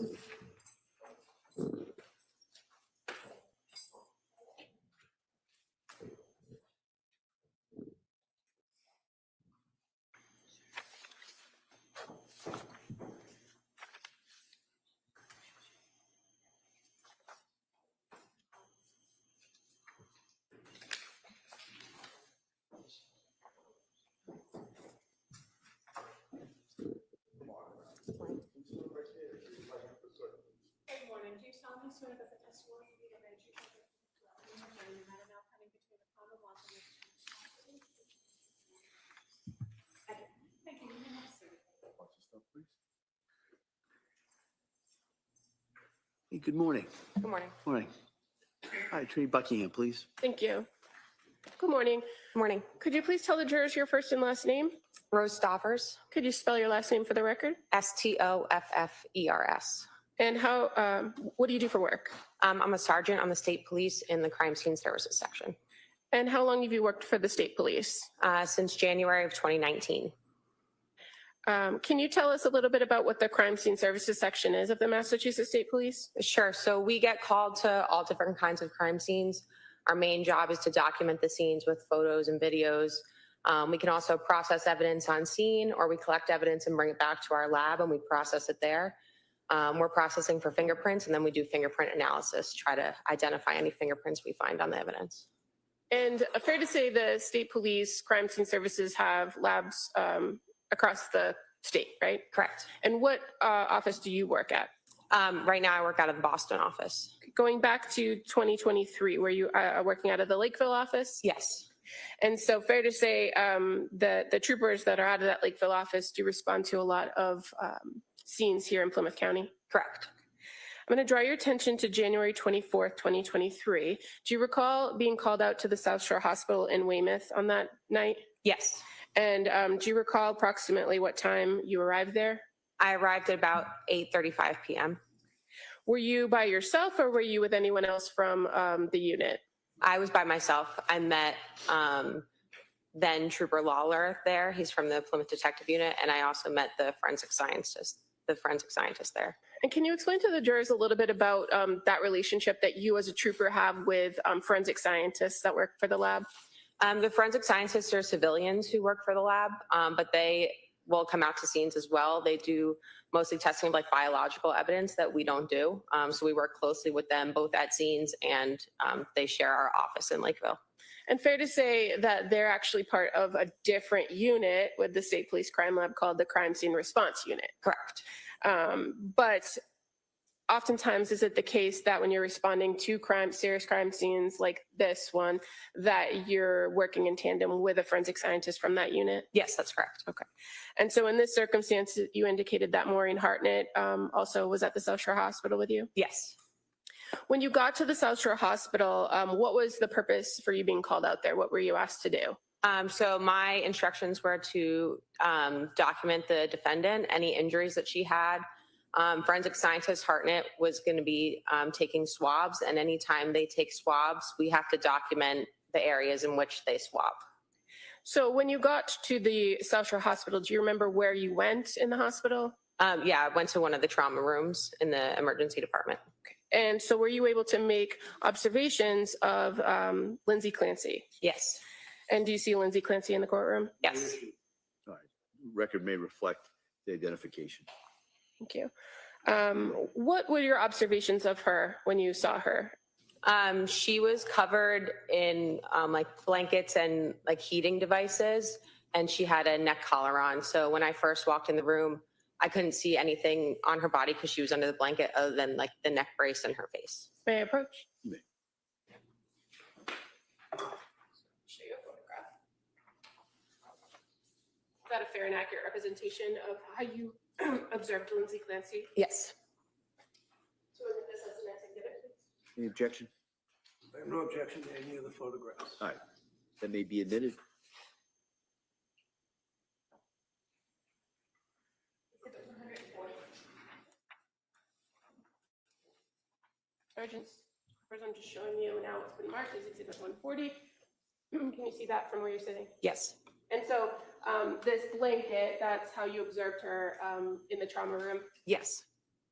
At some point, did you and other medical staff remove the blanket to document injuries? We didn't remove the blanket, but we did remove her arms out from underneath the blanket.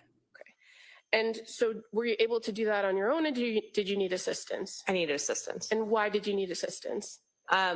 When I first attempted to pull out her right arm, she was uncooperative and pulling it back and fighting against us a little. So did you enlist the help of the nurses to help you to remove her arm from the blanket? Yes.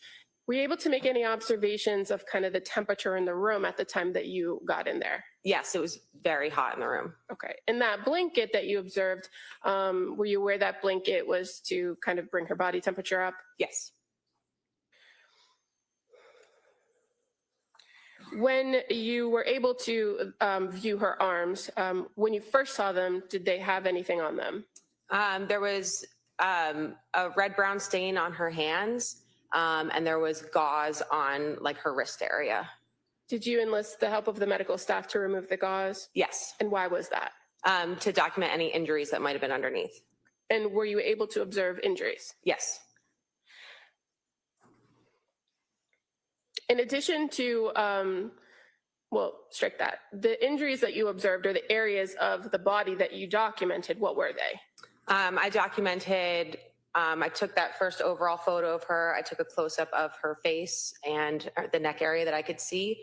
I documented both her hands, both sides of them, her wrist area underneath where the gauze was, and then the nurses assisted in opening up the neck brace, and I took photos of her neck as well. And in addition to documenting the defendant herself, did you document any other items that were at the South Shore Hospital that evening? Yes, I documented any personal belongings that were brought in with her. And so you're aware that they removed clothing from her? Yes. And so you documented the clothing, Correct. and that she had 2 rings, Yes. and that you photographed those rings. Yes. And you're aware Trooper Lawler had retained those items? I'm not sure who retained them from there. Okay. But your role was just to document them? Correct. I didn't take anything. In regards to this particular, well, go back for 1 second. In the crime lab, how does your unit, or how do you identify particular cases that you work on? As in like being called out to something? Well, is there a way that you, once you get called out to a case and do work on a case, is there a way to track what you did with each case by some sort of case number or lab number? Yes, we have a case number associated with it. And as far as lab numbers go, you're aware that the crime lab follows pieces of evidence using the same lab number? Yes, that's correct. And does that track items that go through your system? Yes, so our lab number goes into a computer system and it tracks everything. It keeps every report written on that case. It tracks the custody logs. It tracks every piece of evidence that's been involved in the case. If it helps you, there's no issue as to chain of custody or foundation or anything like that. All right, thank you. Thank you. Other than going out to the South Shore Hospital on January 24th, do you recall being called out to another location later in relation to the same lab number? Yes. And that would have been on January 6th, 2023? February 6th. Or excuse me, February 6th, thank you. So where did you go? I was called to the Plymouth Detective Unit's office in Brockton. And did you meet or speak with one of the troopers from that office? Yes, I did. Trooper Rabbit. Trooper Rabbit. And what did he ask you to do on that day? He asked me to photograph a bag of medication and some documents that were inside that bag that had been brought to their office. Okay.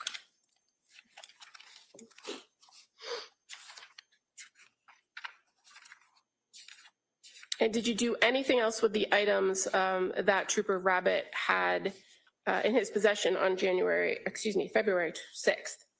No, I just photographed them and left them with them. And again, is that something that your unit sometimes is called out to do? Yes. Nothing further. Attorney Reddington? So, is it trooper or are you a chemist or? Sergeant. Sergeant, sorry. Sergeant, you had a search warrant apparently when you went into the house, I guess, with Trooper Rabbit? I didn't go into the house. Oh, so he just gave you the bag. In other words, you didn't go in the house and take pictures of any of the rooms or anything like that? No, the bag was at their office when I went to their office. Oh, okay. All right, that's all I have. Thank you. Anything further, Attorney Buckingham? No, thank you. All right, thank you, Sergeant. Thank you. Yeah, please.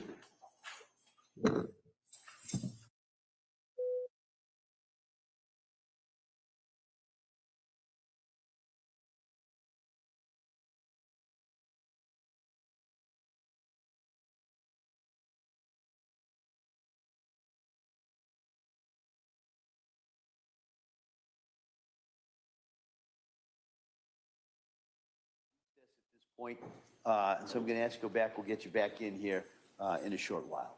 Okay, thank you. Court, all rise. Jurors, please go to notebooks. This morning says.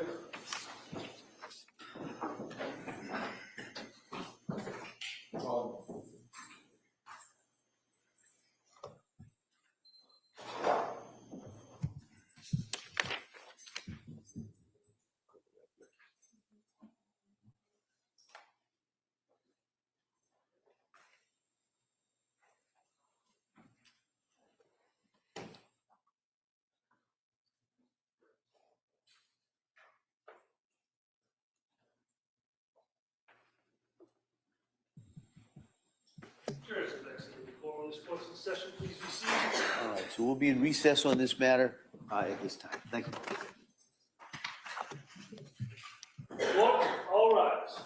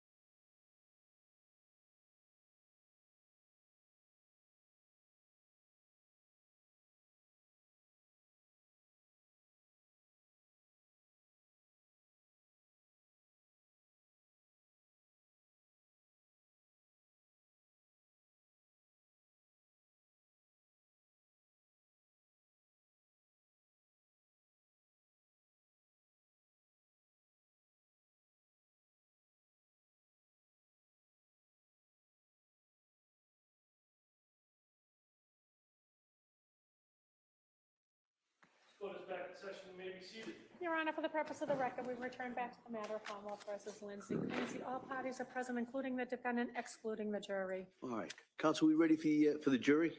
Yes, Your Honor.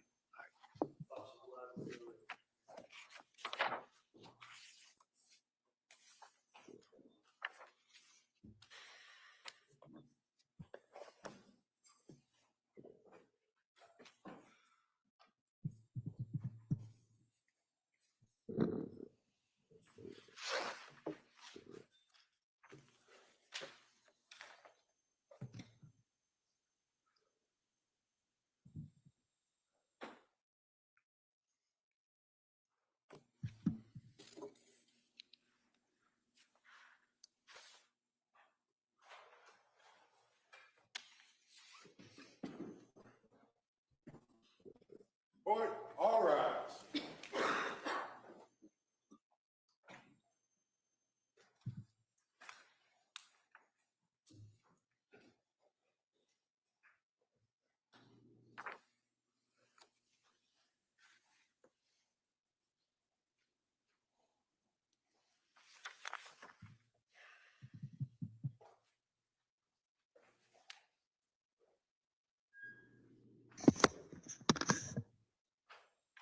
This court's now in session. To be seated, please.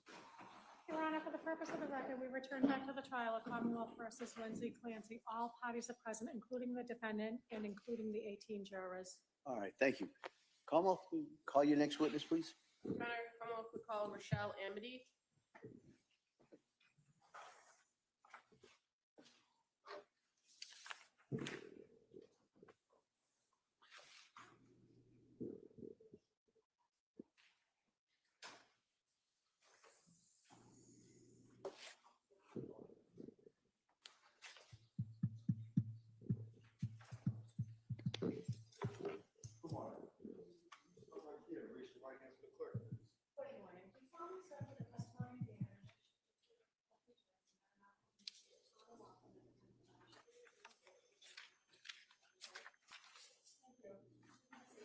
Watch your step, please. Hey, good morning. Good morning. Inquire? Yes, counsel, please. Thank you. Good morning. Morning. Could you please tell the jurors your first and last name? Rochelle Amity, Do you mind spelling your first name for the record? Rachelle, last name is Amede. Thank you. And how are you employed? What do you do for work? I'm a nurse at Brigham and Women's Hospital, the trauma surgical ICU. How long have you been a nurse? Almost 27 years. And can you tell us a little bit about your educational background?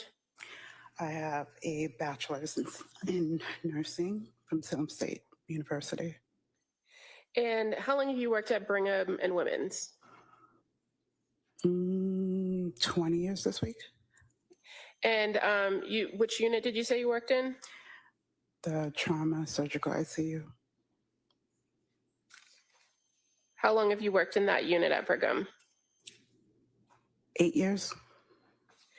Going back to January of 2023, were you working in that same unit?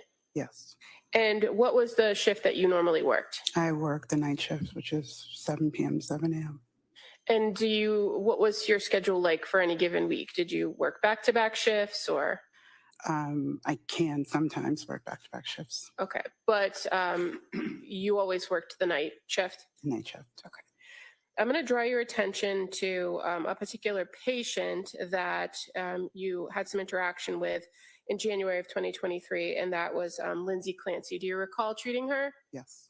And was she in that trauma surgical intensive care unit? Yes. Do you remember the first time you interacted with her? Yes, I got her. And would that have been on the first night she was there on January 24th? Yes. How did she come to your unit at the Brigham? She came from the emergency room, went to MRI, then came to the ICU to me. And were you aware that she had been seen at a local hospital? Yes. In Weymouth, the South Shore Hospital? South Shore.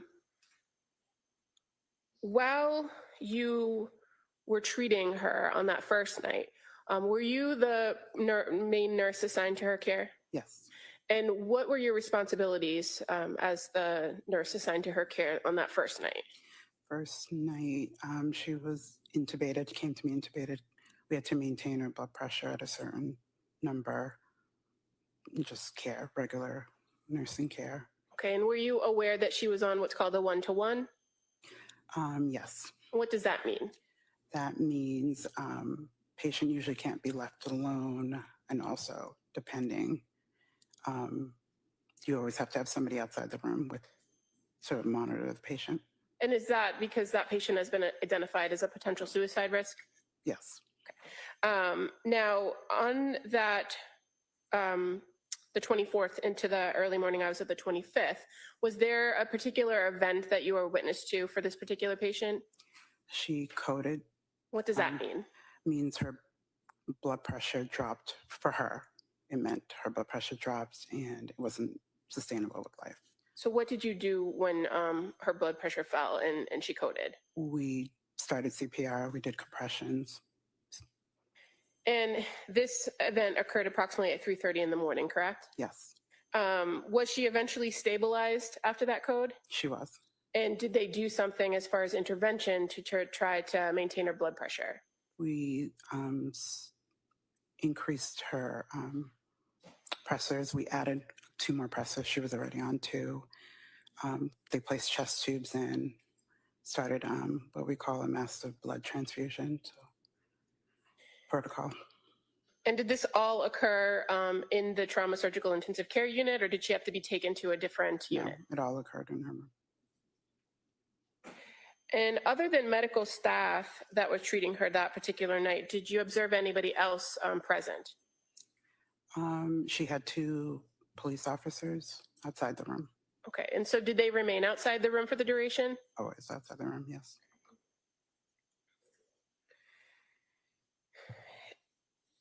As far as your interaction with the patient on that particular night shift, was she responsive at all during the No. time that you saw her? No. And with intubation, you mentioned she was intubated. Is a patient often sedated in order to maintain intubation? Yes. Why is that? Helps them not fight the vent, breathe better, and make sure that they're comfortable. And what does sedation do to an individual? You're calmer, you're sleeping. Makes them more relaxed? Relaxed, yeah. Other than that night, that first night, the 24th into the 25th, did you have the occasion to treat this patient at other points within that week? Yes, I have. And I'm going to draw your attention to January 26th of 2023. Do you recall interacting with her on that day? Yes. And is it fair to say that on the 26th, she was still intubated? She was. And under sedation? Yes. Well, during this time period on the 26th, was she arousable, meaning could you initiate some communication with her? Some, yes. And were you able to kind of give her commands in order to care for her that she was able to follow? Yes. And when I say able to follow, obviously. Simple, yeah, commands. What kinds of Like, can you commands? squeeze my hand? Can you wiggle your toes? Just basic neuro check to just make sure she's alert and she's able to follow, understand what you're saying to her. And for this particular patient, you're aware that she presented with a spinal injury, correct? Correct. And so movement of the lower extremities was not something that she did. Correct. But did you observe her to move her head around and move her arms around? Yes. Now, you also had the occasion to treat her in the overnight shift of January 28th of 2023, correct? Yes. And during that time, she was also still intubated? I believe so. I'm not sure. I've had her both intubated and Okay. X-rated. While she was still intubated, did you have a system that you could use to communicate with her? Yes, board. We have a whiteboard or clearboard that sometimes patients can write on. Did you observe her to utilize that whiteboard to write on it? Yes. And at this point, when she's writing on the board, her eyes are open and she's responsive. Yes. And she's able to tell you how she's feeling, correct? Yes. And fair to say she used that whiteboard to tell you she was confused and that she couldn't feel her lower extremities. Yes. And do you recall her complaining of having pain? I don't recall.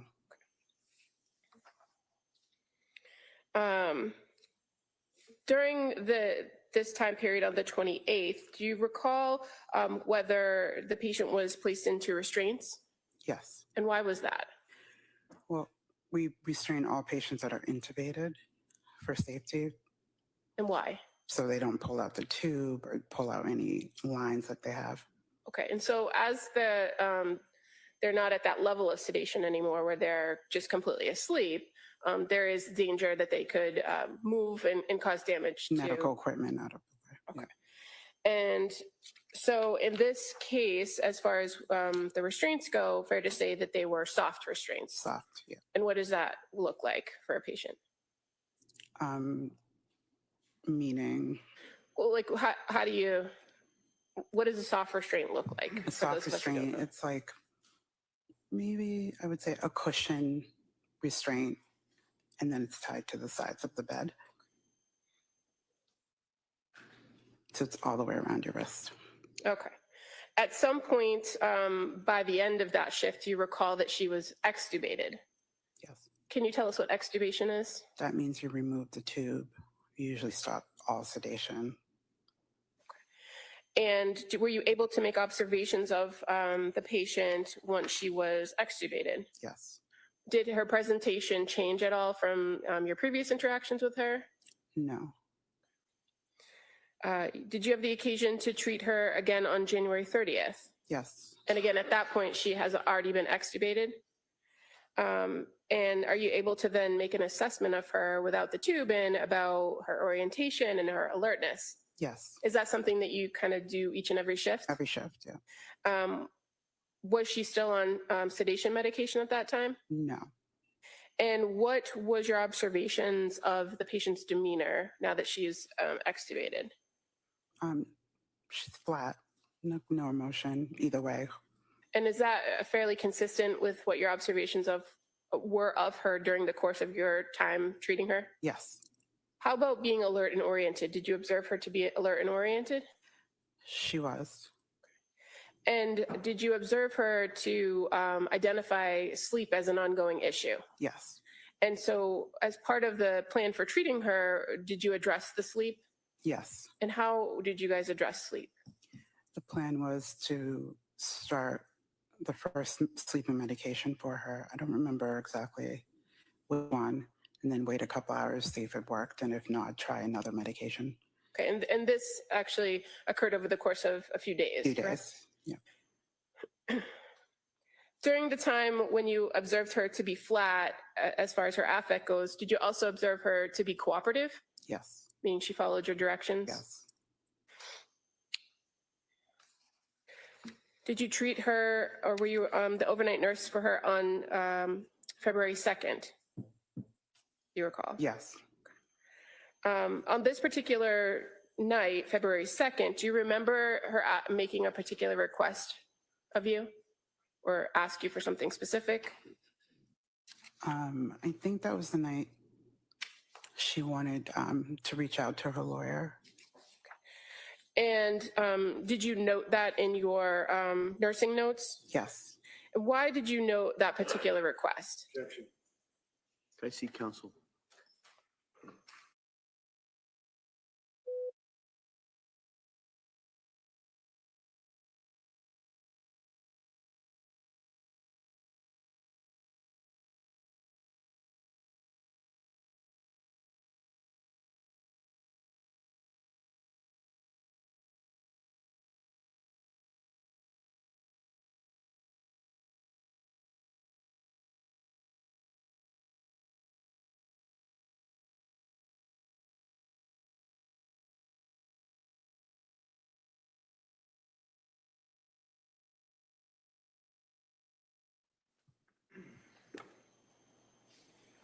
Yeah, counsel, go ahead.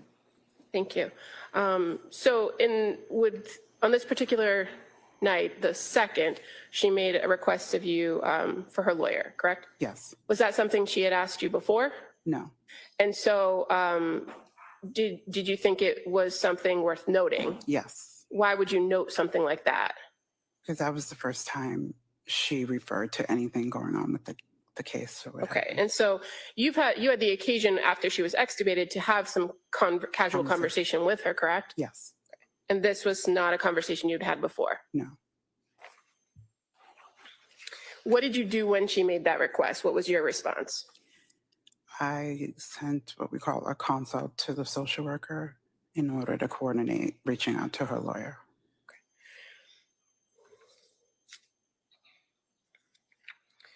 In any of the shifts that you had been caring for this particular patient, did you see anyone besides medical staff and the law enforcement that were outside of the room come in and speak with her? No. Were you aware that she was not to have visitors? Yes. I was told the first night. And is that something that you've seen before in your work as a nurse when there are police on site? Yes. Were you present at one point when some troopers came in to take photographs of her? Yes. And were you in the room when they took the photographs? Yes. Do you recall assisting them in viewing the injuries to her wrists and her neck? I don't know if I don't remember assisting. Okay, but you were present. I was present, like in the room with her. And fair to say, your contact ended with this patient on February 3rd when she was transferred off of the trauma surgical ICU unit. Yes. So one moment. Sure.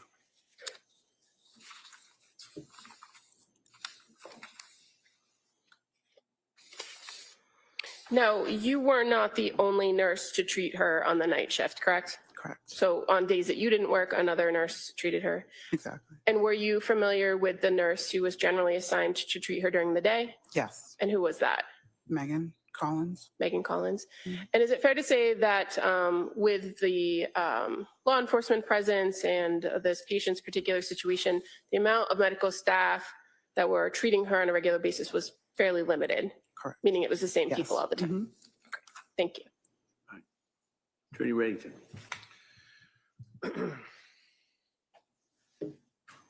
Morning. Morning. First of all, you have the certified copies of the records from Brigham and Women's Hospital. I'd like copies. Commonwealth, any objection?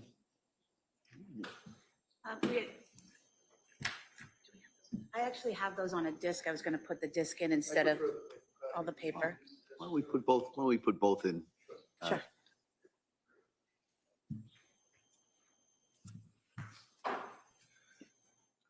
We could do A and B. Thank you.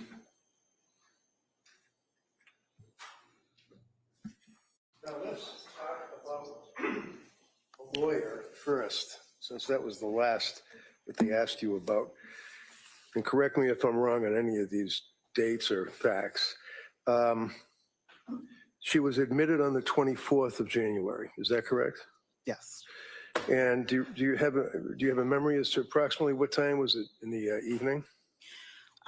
Well, she got to the ICU, it was around 3. Okay.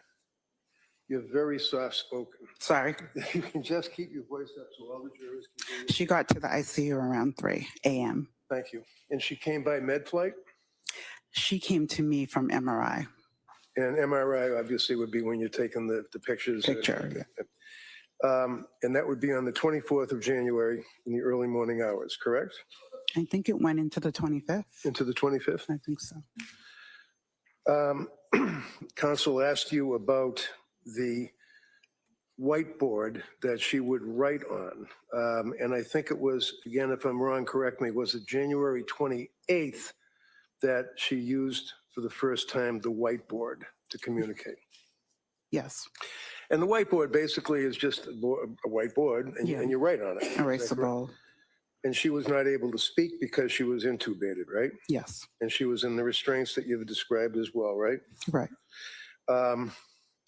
Moving forward, January 28, 29, 30,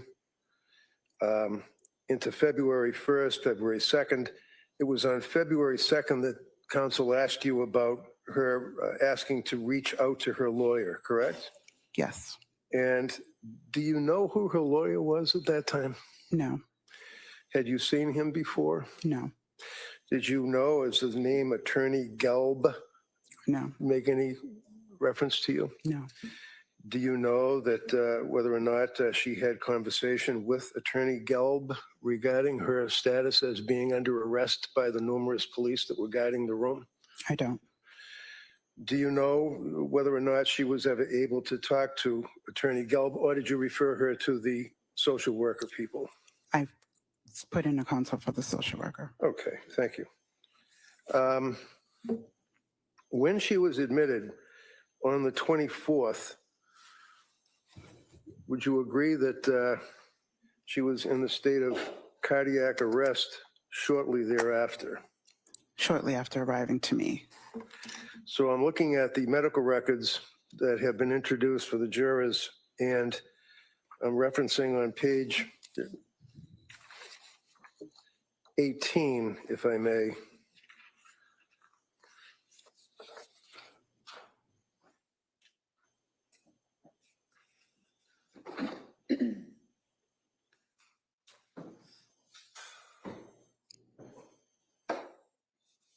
Now,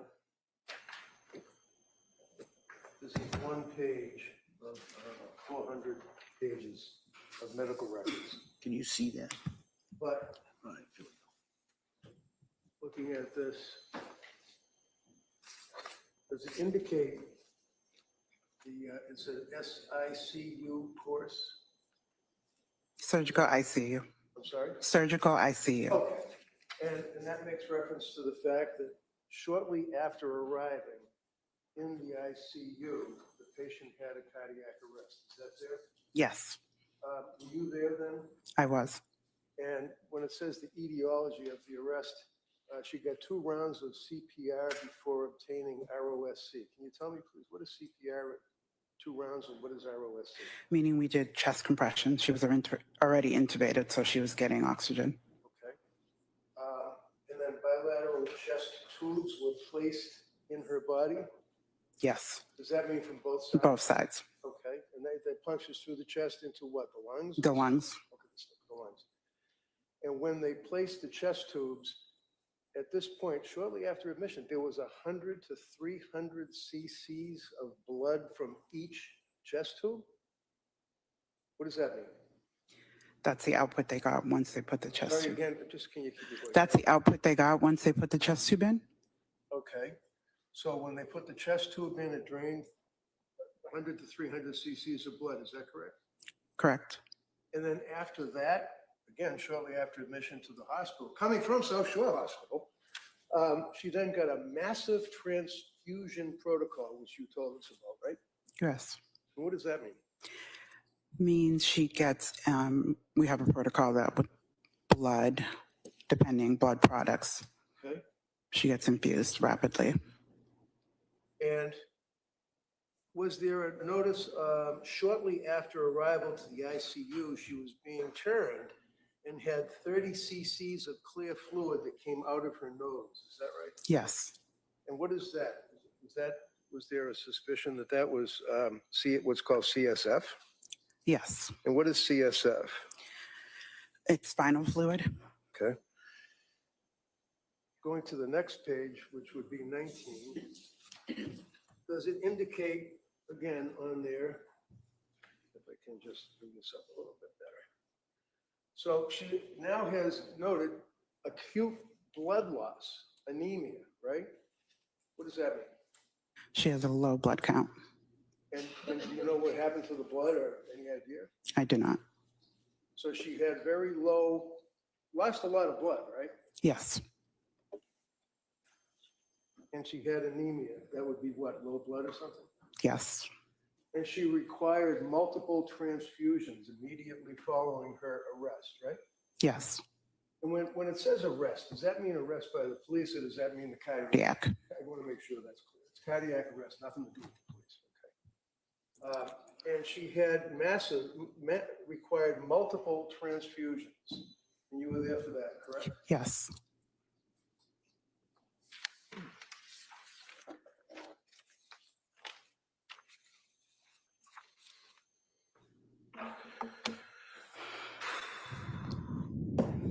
Were you aware of the extent of after you had the not x-rays, after you had the MRIs and the CAT scans, were you aware as the lead nurse or treating nurse as to what the extent of her injuries were? At that point, I don't believe so. All right. At some point, did you become aware of that? Yes. Okay. So, and again, I've got the records, you don't, so let me do it this way, just to make it easy. Do you remember that she had a burst fracture of C1? Yes. What does that mean? Means a cerebral fracture. That'll be up here? So this is the cervical spine Cervical. up here. Mm-hmm. And then T5 and T6, there was a Thoracic. transection. What does that mean? Thoracic. Okay, so On the that'd be spine. about down here. And when it says transection, what does that mean? It's severed. And then T1, 2, 3, 4 also were injured as well, right? Mm-hmm. What is neurogenic shock? What does that mean? If you know. Neurogenic shock. Sorry, yeah, neurogenic shock. It just makes reference on. These are not my notes, so I can't really. That's fine. I understand. And this would be on page 65. Do you recall reviewing the documentation as to what's captioned present illness in the records?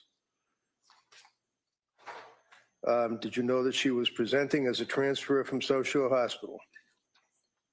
Yes. Did you know that that under present illness and the history would be that she's a 32-year-old female with history significant for postpartum depression? Did you know that? Yes. And did you know that after the fall with the C1 burst fracture and the complex transection of T5 and T6, she also had rib fracture, correct? Yes.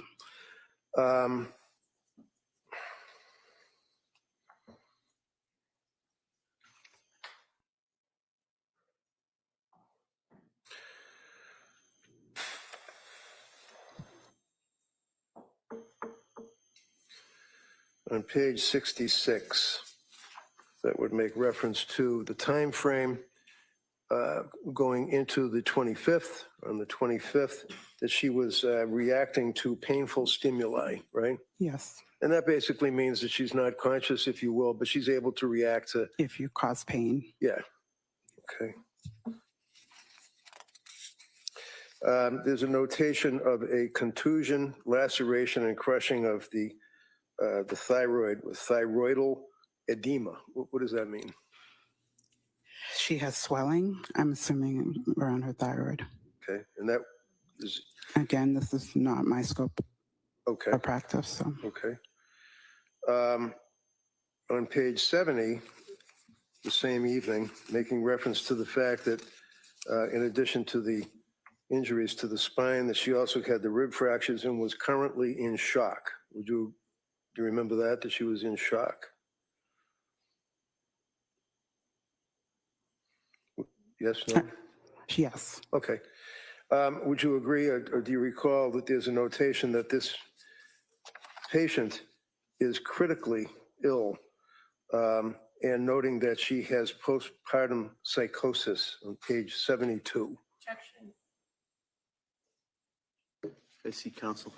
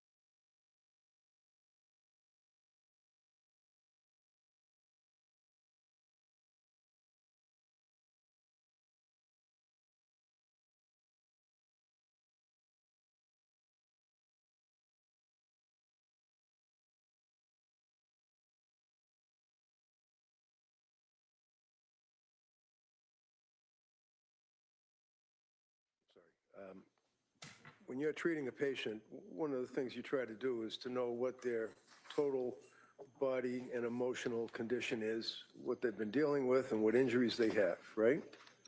We get a rundown or history of the patient. Sure. And as it goes into the end of January, and she had been communicating on the whiteboard, you were aware at that point why she was in the hospital, right? Yes, You knew where she came from, South Shore Hospital, right? yes, And you knew that there had been discussion about postpartum psychosis. Isn't that right? yes. Okay. And do you recall that, and this would be on, may I approach you under the witness? You may. Thank you. You can maybe, if you could show counsel. Wait.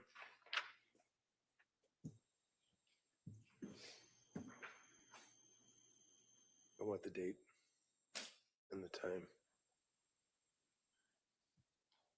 Okay, and the lawyer, legal team.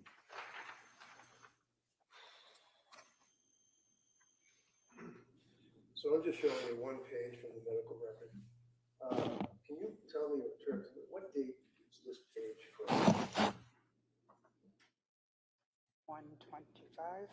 January 25. If I'd ask you if you keep your voice, at least speak in the. Oh, sorry, yeah. No, thank you. January 25th, Okay, does it say what time?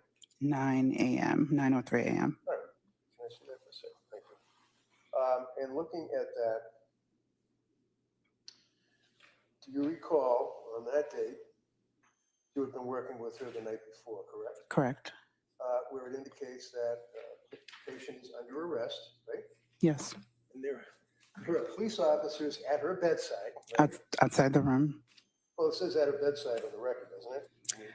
in the record, but I'm saying So they the night before, were outside her room. outside the room. You were not there during the day, apparently, right? Correct. Okay. And there's a difference from you guys as far as your medical records. If the police officer is at the bedside as opposed to sitting in a chair in the hallway outside the room. Right? Yes, Okay. So indicating police officer at her bedside, we will involve the social work and legal teams, right? yes.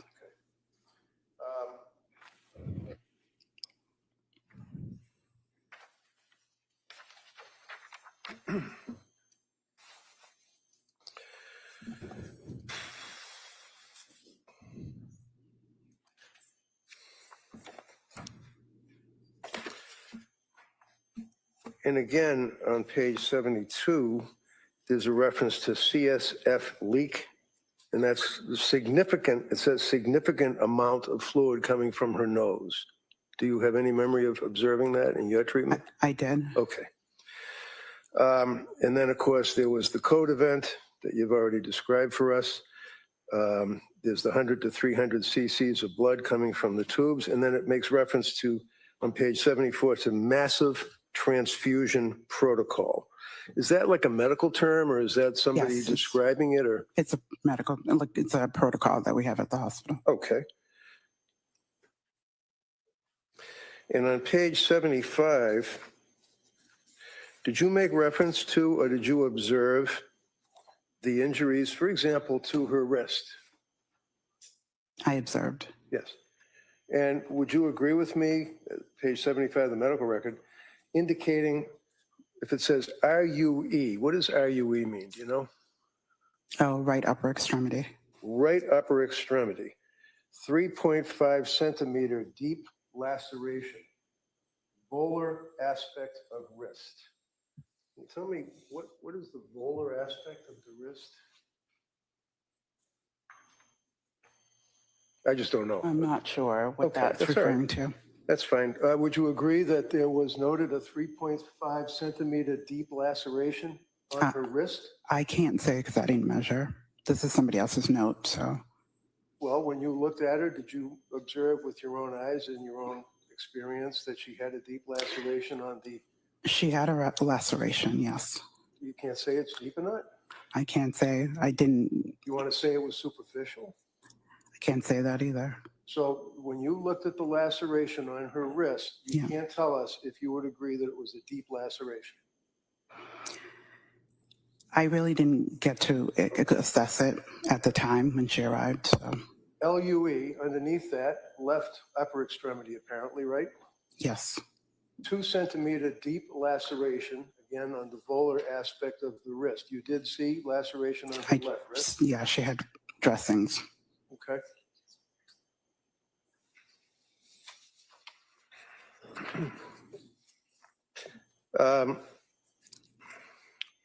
And when she was admitted, she had the core temperature of 82 degrees. Is that correct? If that's what's noted. All right. Do you remember, did they use a bear claw or something like that? What is it they call it? They put A bear hugger? Bear hugger. They put a bear hugger blanket on them. And when I say them, I mean people that have a low temperature to warm them up. It hopefully raises the temp, right? Yeah. And then if it has warm intravenous IVF, that would be putting warm saline in the body? Yes, through an IV. All right, all with an effort to try to get the temperature up, right? Yeah. And her core temperature was 82 degrees even after she was at the South Shore Hospital and underneath the bear thing and all that, and still? If that's what's noted. Yeah. Again, that's on my note. That's pretty low, isn't it? It is. And you made reference to pressors. I'm sorry, can you tell me? Pressors, blood pressure medication to bring up the blood pressure. Okay. On January 26th, she was still intubated, is that right? Yes. And she was under sedation, right? Yes. And then you referenced January 28th overnight shift, she was still intubated, right? Yes. And January 28th is when she first started utilizing the whiteboard, is that correct? Yes. But she was intubated, yes? Yes. She was restrained to the bed, Yes. and had the tube was still in her mouth, and she was writing on a whiteboard on the 28th of January, correct? She was able to, yes. January 30th, she was extubated, as the district attorney asked you, right? Yes. So at that point, was she able to talk, talk? Talk. Okay.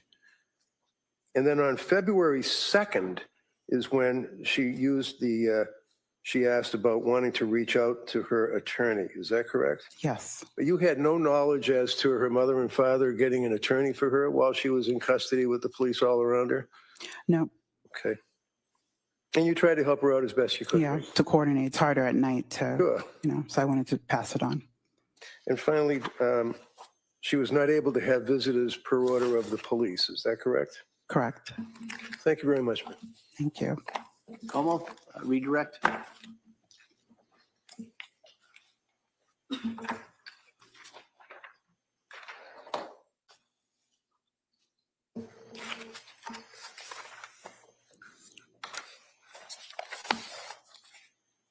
Ms. Samity, the first time that Ms. Clancy, the defendant, the patient, used a whiteboard with you was on January 28th, correct? Yes. You're not aware of if she used that tool with other nurses on other shifts, No. were you? No. And the first time that she mentioned a lawyer on the February 2nd, that's the first time she mentioned a lawyer to you, correct? Correct. You were asked about the trauma in the chest tube and that she lost 100 to 300 cc's of blood. Yes. The transfusion came after that, correct? Yes. And fair to say the course of her treatment coming to Brigham was that she first came in through the emergency department, correct? Yes. Then she was sent for an MRI. Yes. And then she came to the trauma surgery, correct? Yes. And you're aware that she had other imaging like CT scans, correct? Yes. And that especially when it came to the head CTs, she didn't have any intracranial injuries or anything that required that you be focused on her head injury, correct? Correct. So it was more a cardiac issue and keeping her stable and internal bleeding in the chest area. Yes.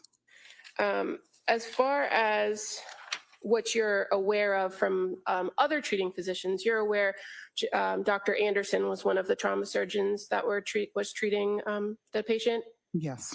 And he was making assessments and giving orders to you and other nurses, fair to say? Yes, And are you aware that he identified in the history that this patient actually had a history of postpartum mood symptoms, not psychosis? I would have to look at the note. I don't remember. Those aren't notes that you would have written. No, And you weren't taking a full history of the patient? not in at your the time, no. Were you aware that she then subsequently was fully evaluated by the psychiatric team? I knew she saw psych, yes. And were you aware that they ultimately identified that there's an inherent uncertainty in her diagnosis? I do not remember. As far as the lacerations went, in your treatment of her, again, you treated her overnight shifts for various days, correct? Yes, Did you ever have a situation where you had to change her bandages because they were seeping? no, And are you aware that except for the first night, but we didn't get to that because she coded. because she coded? Yeah. And then you're aware that the next day after, another individual, a physician's assistant, actually came in and treated those lacerations. Sutured, yeah. And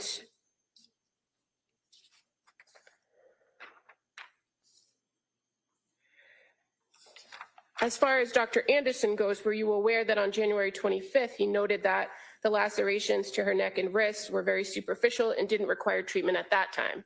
I was not aware. Don't remember that note. Would you, if I showed you the record that's in his note, would you Yeah. agree that that's an assessment that he made? Yes, Okay. And he didn't instruct you to do anything further with those injuries? yes, right. Thank you. So very briefly. Sure. District Attorney asked you about the evaluation by the as she put it, psychiatric teams with a determination that there was inherent uncertainty according to the psychiatric teams. Do you know when the psychiatric teams were evaluating her? I don't know. It was after and during the day. I don't know Okay. what day, but But in any event, I did show you on the thing over there, where the reference was made to postpartum depression, postpartum psychosis, correct?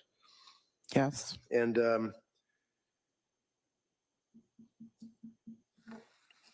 that's all I have. Thank you, ma'am. Anything further? No. All right, thank you, ma'am. Let me sit down. Thank you.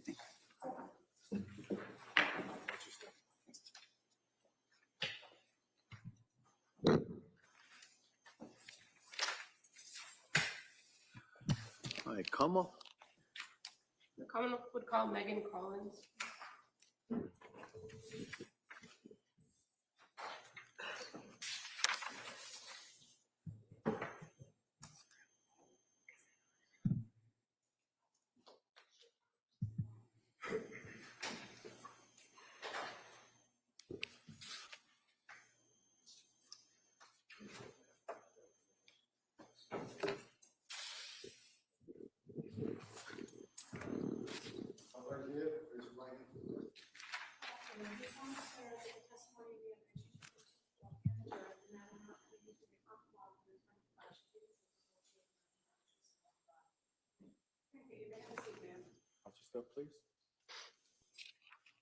Hi, good afternoon.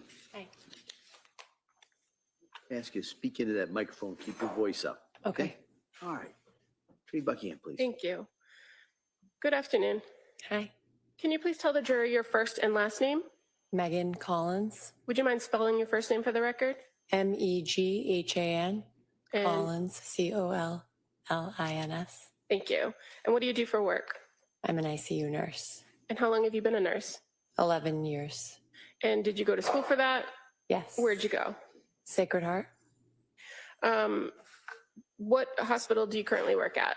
Brigham and Women's, And how long have you worked there? 8 years. In January of 2023, what unit were you working on at the Brigham? The trauma surgical ICU. Did you work a particular shift? I did. And what shift was that? 7A to 7P. So 7 a.m. to 7 p.m. And you just have to answer out loud, sorry. Okay, yes. I'm going to draw your attention to a particular patient that was treated there beginning on January 24th, Lindsay Clancy. Are you familiar with that patient? Yes, Were you a nurse that was treating her during that day shift while she was in the ICU? I was. Are you aware that she arrived at that Brigham Hospital on January 24th of 2023?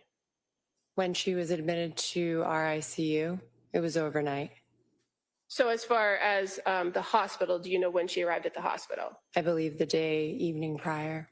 And you, a patient who comes to your hospital doesn't automatically come to the ICU, correct? That's correct. Where did they go first, usually?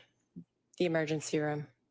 And you're aware this particular patient actually went through a local hospital before being transferred to the emergency department at Brigham and then to the ICU, correct? Correct. And so when you interacted with her, she had already been at the ICU unit for that night shift. Is that fair to say? Correct. Interacted. She was intubated when she arrived. And were you with her the entire day of the 25th from that 7 a.m. to 7 p.m. shift? Yes. And was she on what's called the 1-to-1 during that day? Yes. And what does that mean for you as the nurse if she's on the 1-to-1? She was 1-to-1 nursing per our ratios because of how critically ill she was. And so you were there pretty much the entire time? Correct. Were there any other people there other than the medical staff and yourself treating her? Were there any other people there? There were officers, police officers. And they were outside the room? Correct. Had you taken over care of this patient from another nurse on the night shift? Yes. And who was that? Rochelle. And you are familiar with Rochelle? You've worked with her before? Yes, I have. And were you advised that over the course of the night shift that this patient had coded? I was. And when you came on shift in the morning, because of what had happened overnight, were you aware that she was sent for additional CT scans? We went for CT imaging in the morning when I got there because she was not stable overnight. Okay. And you said she was intubated, correct? Correct. How about, was she responsive during that first day that you encountered her?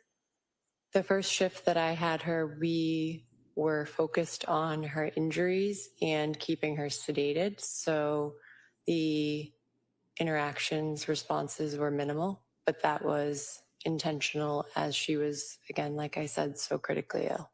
And so you also said that she was sedated for the majority of that day, correct? Yes. And is that something that often happens when a person is intubated, that they're sedated? It is. What happens if an individual isn't under sedation and they're intubated? It is patient dependent, but majority of patients are not able to tolerate the breathing tube and it's uncomfortable. So we give them medications to keep them as comfortable in tolerating the breathing tube as possible. Now you mentioned treating injuries and keeping the patient stable as your primary goal, correct? Were you able to make note of some physical injuries that the patient had? Yes. And were there some obvious injuries that you could observe? Yes. To her neck and wrist area? Correct. May I approach the witness? Just going to show you two photographs, okay? Does that look familiar to you? Mm-hmm. Do you know Yes. that to be the patient, Lindsay Clancy? I do. And fair to say she has a breathing tube. She does. And then the second one, again, just the other side of her neck. Is that familiar to you? Yes. Are these very inaccurate representations of the neck injury that you observed for this particular patient? To the best of my memory, yes. All right, they may be admitted.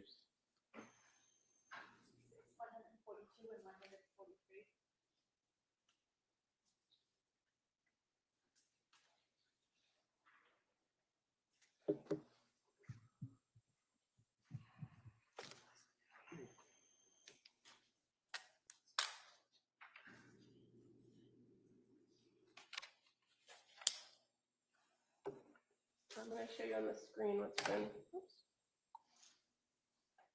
marked as Exhibit 142 and 143. And you said that's, to the best of your memory, what the injuries on her neck look like, correct? That's correct. And during your treatment of her, did those injuries require constant attention? They required dressing changes. It did not require constant attention. She had multiple injuries. So fair to say she had more significant spinal injuries and other issues that you were working to stabilize her on, correct? Correct. Now, you treated her on the 25th, right? And did you treat her on the 26th? To your best of your memory? I would have to go back and look. I don't have a problem if she needs her with records, if she does. As far as January 26th on that 7 a.m. to 7 p.m. shift, do you recall making notes that the patient required additional sedation due to the tube intolerance? Yes. Okay. And that she was started on low dose of propofol? That is correct. And that in the afternoon that she had chest tubes and you kind of checked those chest tubes to, it says, interval CXR looked okay with chest tubes to water seal. Yes, that's correct. And so she had previously been given chest tubes and your role was just to kind of make sure that everything was fine. They placed bilateral chest tubes, and monitoring those is a part of my responsibilities in the ICU, and we were concerned for her respiratory status. So that is why I made a note of it. Okay.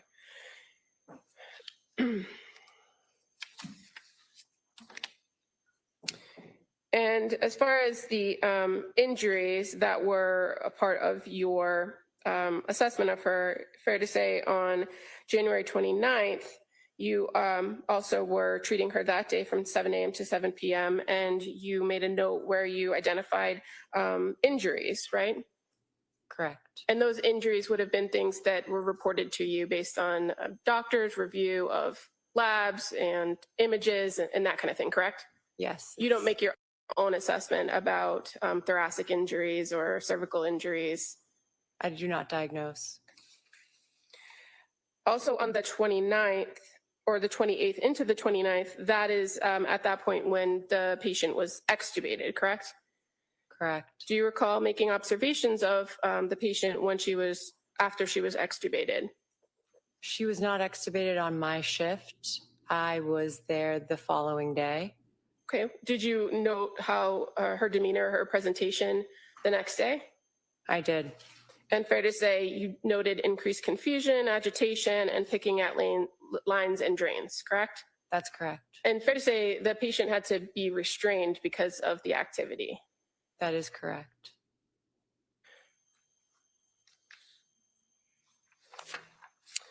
Is that something that you often see when patients come out of intubation, that when they're extubated, that they exhibit signs of confusion or delirium? Yes, it's called ICU delirium. And over the course of the next few days in your interactions with her, did you see that delirium decline or decrease? Yes, it was a multimodal approach to manage the delirium, agitation, and it did get better and it did improve. And fair to say during the time that you were treating this particular patient, there was also sleep issues that were part of the treatment plan. That is correct.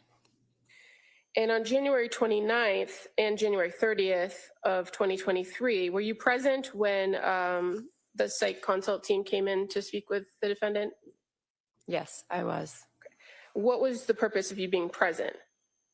The purpose is we had consulted the psychiatry team to evaluate and determine capacity. And my role is as the ICU nurse is advocacy on behalf of the patient and to alert the providers if there's any changes in the mental status. Now, when they came in and you said advocate for their position, you're aware that the patient was looking to change her healthcare proxy, correct? The patient was changing her healthcare proxy. That is correct. And that there has to be an evaluation to determine whether she's of a particular mental status and medically able to make that decision on her own. Is that fair to say? Yes.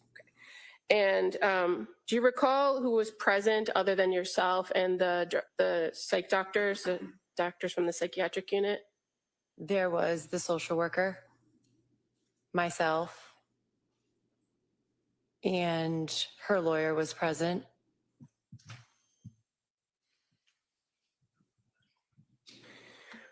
Had you been present when a lawyer or somebody else was with her prior to this consult? No. And fair to say, you were made aware very early on that there was a particular group of people that would be having access to this individual, correct? Can you clarify? Well, is it fair to say that the treatment team was kept small on purpose? And the same people were coming in and being the nurse, day and night staff. There was limited access. Is that fair to say?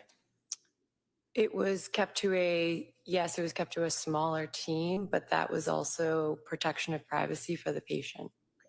And during the course of time when she's on the ICU, which is between the 24th to February 3rd, there's always law enforcement posted outside the room, correct? Yes, and it was because she was... Well, I'm just asking you if there were law enforcement. There was. Okay. Do you recall having to check with the nursing director and the legal team at the hospital to make sure that it was permissible to allow anyone in besides medical staff? Yes, that's standard protocol.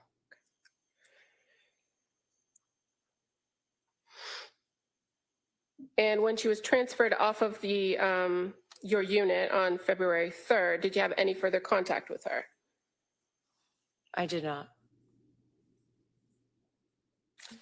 Nothing further, thank you. All right. Attorney Reddington. Afternoon, I think.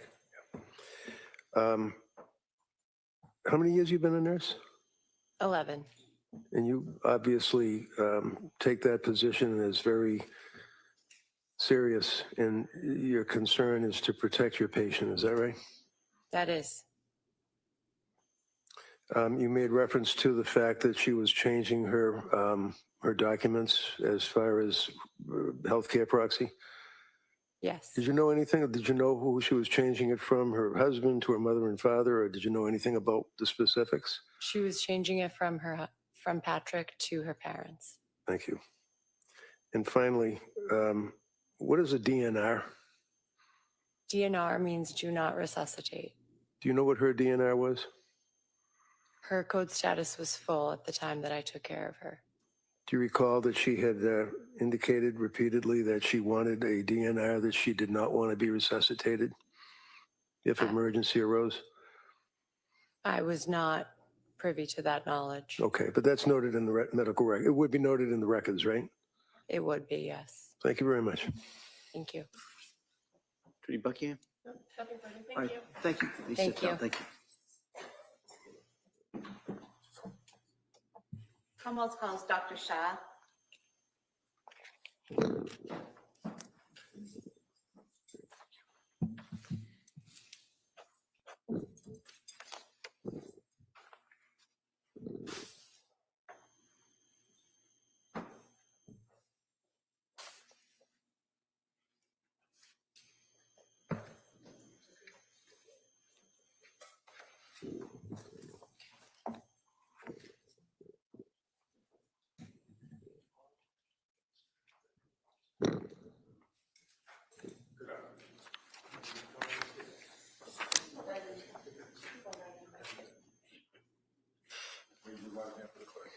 Afternoon, you solemnly swear that the testimony and the evidence you shall give to the court and the jury in the matter now before you in the Commonwealth of the County of Orange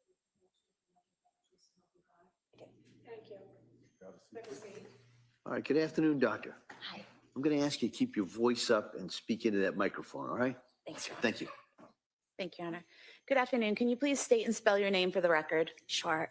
My first name is Sejal, Sejal. Last name is Shah, Shah. What's your date of birth? 5/8/81. What do you do for a living? I'm a psychiatrist. And can you briefly describe your education and training background that qualifies you to be a psychiatrist? Yeah, absolutely. So I did my undergraduate in Philadelphia at the University of Pennsylvania, followed by medical school at Jefferson Medical College, also in Philadelphia. I moved up to Boston to do my residency in psychiatry at Brigham and Women's Hospital and Beth Israel Deaconess, followed by a fellowship in consultation liaison psychiatry at Brigham and Women's Hospital, and then stayed on as a faculty member. And where do you work currently? I work at Brigham and Women's Hospital. And what is your role there? I'm Associate Chief of the Division of Psychiatry and Medicine, leading the consultation liaison psychiatry service at Brigham. And what is the consultation and liaison service? Yeah, so consultation liaison psychiatry is a subspecialty of psychiatry that works at the interface of psychiatry and medicine. So we work both in the inpatient and outpatient settings. In this particular instance, we get called by other healthcare providers that may need help with their patients or have a question related in the psychiatric realm. And so I would see a patient that's admitted to the hospital and help provide recommendations to the physicians and the rest of the care team that's caring for that patient. So basically, say at the Brigham, if a patient's being treated there and a medical doctor is treating them and thinks that they need a consultation with a psychiatrist, your department would be called. That's correct. Okay.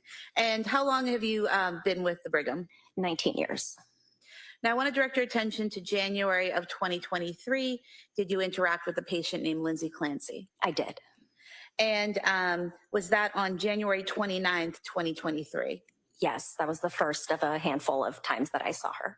And why did you meet with Lindsay Clancy on January 29th, 2023? Yeah, so my team was seeing Ms. Clancy for a number of reasons, including for psychiatric safety risk assessment. She had come in reporting a suicide attempt, which is a common reason why my team would be called, is to continue to ensure that patients are safe when they're in the hospital. So we make recommendations about kind of safety status, what can we do to help keep a patient safe, but then we also make recommendations related to medications. So that's why my team was following her. So that was one of the reasons why I saw her on the 29th, is to continue that assessment. I was also called to ask I was asked a new question that day, a consult question on whether she was able to make the decision to change her healthcare proxy from her, at the time, husband to her parents. And when you consult to help determine whether someone's capable of making a decision like that, changing their healthcare proxy, are you evaluating their medical decision-making capacity? That's correct. Okay. How do you go about doing that? So there's generally 4 parts to medical decision-making capacity. The first is whether somebody's able to voice a choice and whether that choice is consistent over time. The second is whether they understand the situation under which they're making that choice. The third part is appreciation of the risks and benefits. And the fourth part is kind of being able to reason or rationalize that information to be able to come to a choice and how they came to that choice. Now, if you're doing this evaluation to determine someone's capacity to make decisions, would a traumatic brain injury factor into that evaluation? It could. When you evaluated Lindsay Clancy, was she able to voice a choice to you about who she wanted to be her healthcare proxy? Yes. And is she speaking to you or writing this down? She's speaking. So she's already been extubated at that point? That's correct. And she's speaking to you, and were you aware that Patrick Clancy was her healthcare proxy? I was told that by her primary medical team. Okay. And when you talked to Ms. Clancy, did she tell you who she wanted to take over that role? She did. And who was that? Both her parents. And you talked about that needing to be a consistent choice. How did you ensure that was a consistent choice with her? Yeah, so we waited to make make the change from Patrick Clancy to her parents until the next day for a variety of reasons. We wanted to ensure that that choice was consistent over time, and especially because the day that I saw her, she had just gone through some pretty major medical events, including she had a major spine surgery, a decompression and a fusion. She had gone through some oxygen desaturation overnight, so was not breathing as well. Her heart rate was up, all of which then led to her being what we call delirious. She was confused overnight to the point where she asked her nurse, "Am I delirious?" And she was also experiencing some visual hallucinations. So that was one of the reasons why I was called in, to make sure that she was able to make that decision to change her healthcare proxy. And then in addition, the team had also voiced, concerns that she had come in after a reported suicide attempt. And so making sure that she was able to make that decision of sound mind. And so we actually waited until the next day when she could be reassessed. At that point, her delirium had cleared, and she was continuing to make that consistent choice to change her healthcare proxy to her parents. And in fact, you noted in the medical records that the hallucinations were part of an issue with oxygen. It could be. That could be one of the reasons. Delirium is usually due to a variety of different medical reasons, and oxygen desaturation could be one of them. She had also just recently had anesthesia related to a surgery that she had on her spine, so that could be another reason. And then her heart rate was also actually quite elevated, so that could be another reason. Is it common for patients who are just coming off of anesthesia from surgery, who have an issue with oxygen and other medical issues that you described, to have visual hallucinations? They can. It's not that everybody does, but they can. And delirium can be quite common after surgery, and particularly anesthesia. And those hallucinations that she was having, those were resolved by the next day. They were over by the next day, correct? That's correct. And her choice to change her healthcare proxy to her parents was consistent the following day, correct? That's right. You also talked about the patient has to understand the risks and benefits of the decision, correct? That's correct. How do you make sure the patient understands that? Yeah, so one of the things we do is really ask patients to take us through their thought process of why they're making that decision and what led to them making that decision at that moment in time. So we're able to kind of see their thought process and ensure that they're understanding, what it means to remove one person and add another. And what was Ms. Clancy's thought process in explaining that to you? Yeah, she was saying that her parents are quite supportive to her, and that she was thinking that she would have to change her healthcare proxy from her husband to somebody else. And we didn't necessarily go into the reasons as to, why she would have to change it, but she explained that she was very close with her parents. They would see each other frequently, given that they lived in close geographic proximity, and that she felt that they were very supportive to her and would have her best interests in mind should we need to invoke the healthcare proxy, or that if she couldn't make her own medical decisions. So was there a concern on her part that her husband wouldn't have her best interests in mind at that point in time? Sustain. You also talked about the patient. You have to make sure the patient's thinking about the information rationally. How do you go about doing that? Yeah, so one of the things we do is really ensure that the patient understands the situation and all of the kind of parts around it. So this comes into play much more when it's about a specific medical intervention, like an invasive medical procedure, or something like an amputation or a surgery. With a healthcare proxy, one of the things you want to make sure is that the person that they want to change their healthcare proxy to or appoint as their healthcare proxy makes sense in the context of their life. And Ms. Clancy was able to talk about how her parents were quite involved in her life. And so that's one of the things that we would assess. Okay. And then the last thing was making sure the patient understands the risk if the change doesn't happen. Mm-hmm. Did you go over that with Ms. Clancy, and how did you do that? Yeah, I did go over that with her. We talked a little bit about how it could mean that she would not have a healthcare proxy were she not to appoint her parents. And so we went through that, it's always in healthcare, we always talk about how it's great to have a healthcare proxy just in case you become unable to make medical decisions, and who would you want that to be? And during this conversation with the defendant going over all these points, did you ever have difficulty understanding her? I did not. Did she ever appear to have difficulty understanding you? So the first day when I saw her on January 29th, she described herself as feeling confused, and I definitely witnessed that as well. We went through a bedside cognitive evaluation, and she definitely made some mistakes on some of the cognitive evaluation. Therefore, I did diagnose her at that time with delirium.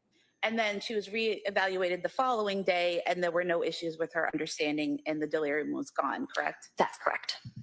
And were you aware during this evaluation that Ms. Clancy did not have a brain injury? I'm sorry, can you repeat the question? Were you aware that Ms. Clancy did not have a brain injury at that time? One of the things that we look at is any kind of relevant medical information that might be available to us. And I noticed that her Glasgow Coma Scale, when she was transferred to Brigham and Women's Hospital, was a 10, which would indicate that she could potentially have had a moderate brain injury. But I don't recall thinking about whether, specifically whether she had a brain injury. Were you aware that a CAT scan was done, page 110 of the records, and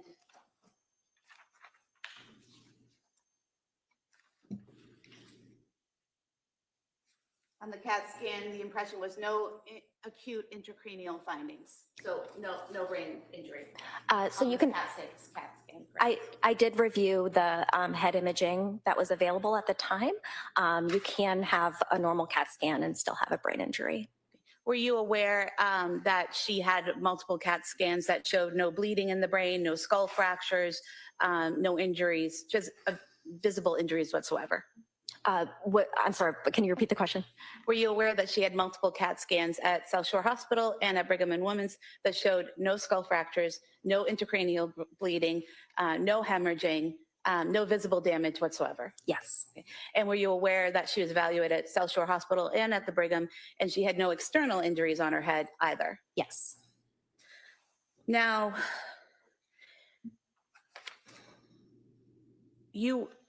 she was allowed to change her healthcare proxy to her parents, correct? That's correct. So if someone was had an injury, a brain injury, to the point where they didn't know what was going on, or they were having trouble processing or thinking, they wouldn't be allowed to change their healthcare proxy, correct? It depends to what extent. Most patients that have either a head injury or severe mental illness, let's say, just anything going on with the brain, retain the ability to make most medical decisions. And we think about changing healthcare proxies as a pretty low risk decision. As I mentioned before, something like an amputation or a major surgery, invasive procedure is something that we would hold somebody to a higher bar. But a healthcare proxy is a pretty low risk, especially if it makes sense in terms of who they want to change it to. And when was her Glasgow score 10? I believe it was as she was being transferred from the outside hospital to Brigham and Women's. And you're seeing her several days later, correct? Correct. And so when she was transferred from the outside hospital to Brigham, she was unconscious, correct?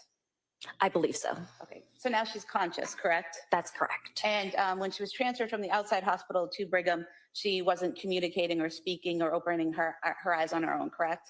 That's what the report said. I was not there at that time, but the notes that I read, that's correct. So when you're speaking to her a couple days later, she's opening her eyes, she's communicating, she's responsive, she's interacting, correct? Yes. So it's fair to say that her Glasgow score would be higher than the 10 when you were speaking to her, correct? Yes.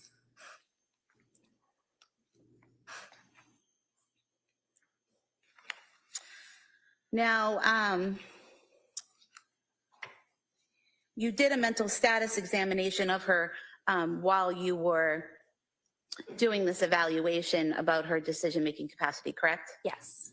And it's fair to say under mood, you listed okay? Yes. That you listed her thought process as organized, goal-directed. Is that correct? Yes.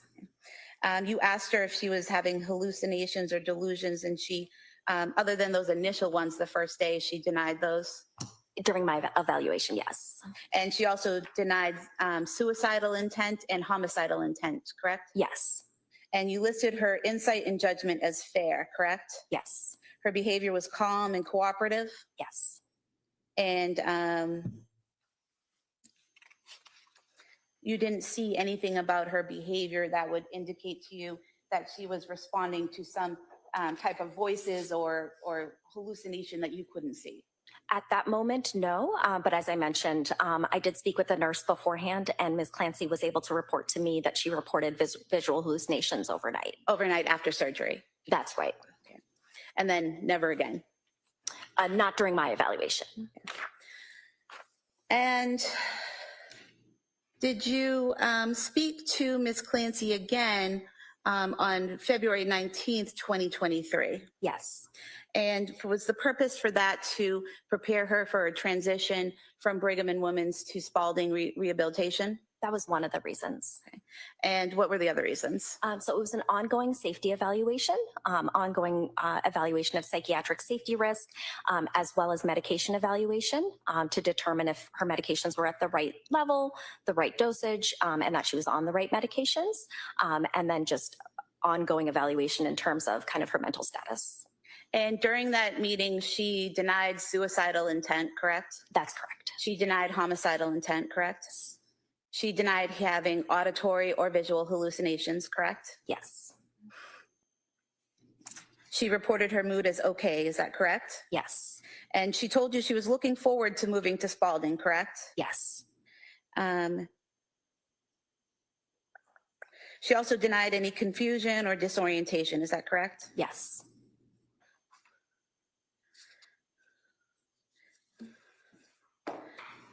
And again, you described her mood as okay on that day? Yes. And you described her as future-oriented on that day? Yes. And then you spoke to her again on February 21st, 2023, is that correct? Yes. And on that day, is this the same purpose that you just described, getting her ready, assessing her mental status and getting her ready to transfer to Spalding? Yes. Okay. And during that time, you wrote that the patient reported feeling down about her current situation, her paralysis, and the events leading up to her hospitalization. Is that correct? Yes. And you also noted that she said her thoughts about what she had done were not constant throughout the day, correct? Correct. So she wasn't thinking about killing her children throughout the day, every day, correct? Correct. And she said she had no suicidal intent, no homicidal intent, correct? Correct. No auditory or visual hallucinations, correct? Correct. You also write no PI. What does PI stand for? Paranoid ideation. And there was none of that either. Correct. You also made a note, notes low mood today in the context of her physical and legal situation, but does not currently meet criteria for major depressive episode. Is that correct? Yes. So her focus seemed to be on her physical and legal situation, but being hopeful about moving on to Spalding. Could I see counsel?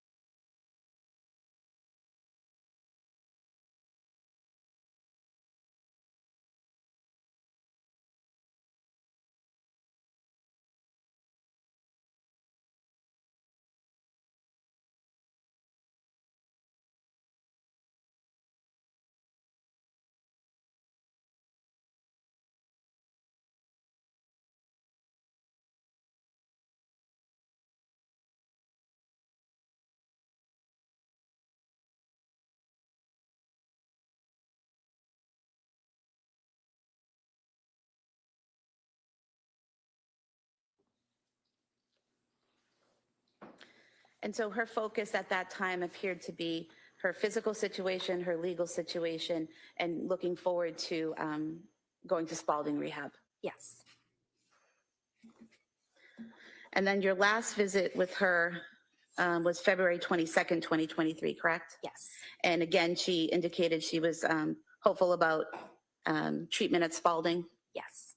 She was future-oriented. Yes. And she denied suicidal ideation, homicidal ideation. Yes. She denied audio hallucination, visual hallucination, and anything else of that nature. Yes. Thank you. Attorney Reddington. Afternoon. So doctor, from your testimony, and correct me if I'm wrong, was she, to your opinion and your experience, an honest patient telling you what her symptoms were, if any? Objection. That's an evaluation in the psychiatric. I'll allow that question. Yes. In other words, she didn't go off and try to exaggerate to you and say, I'm seeing visions and I'm hearing voices and I'm suicidally ideated and I'm homicidally ideated. She didn't say any of those things to you, did she? No. She actually denied them, right? Correct. So this is not, in your opinion, someone who was trying to exaggerate her conditions for some legal reason, correct? No. And you obviously were in close contact with her for about a month, right? That's right. Just a couple of questions. Counsel asked you whether or not, and I think it may have been in the beginning in January, that you had difficulty understanding her. Obviously, after removing the tubes and everything else, you're able to talk with her, correct? Correct. And you knew that one of the concerns, if you will, was postpartum issues. You knew that, right? Yes. And in your experience as a psychiatrist, you're familiar with the concept of postpartum psychosis, correct? Yes. And you know that people can communicate and plan and act on plans, even if they're in the middle of a psychosis, right? Yes. You don't have to be drooling and stumbling and unable to walk and talk to be in a psychosis, do you? No. So in other words, a person can be in a psychosis and can communicate to friends, family, people, talk, correct? Yes.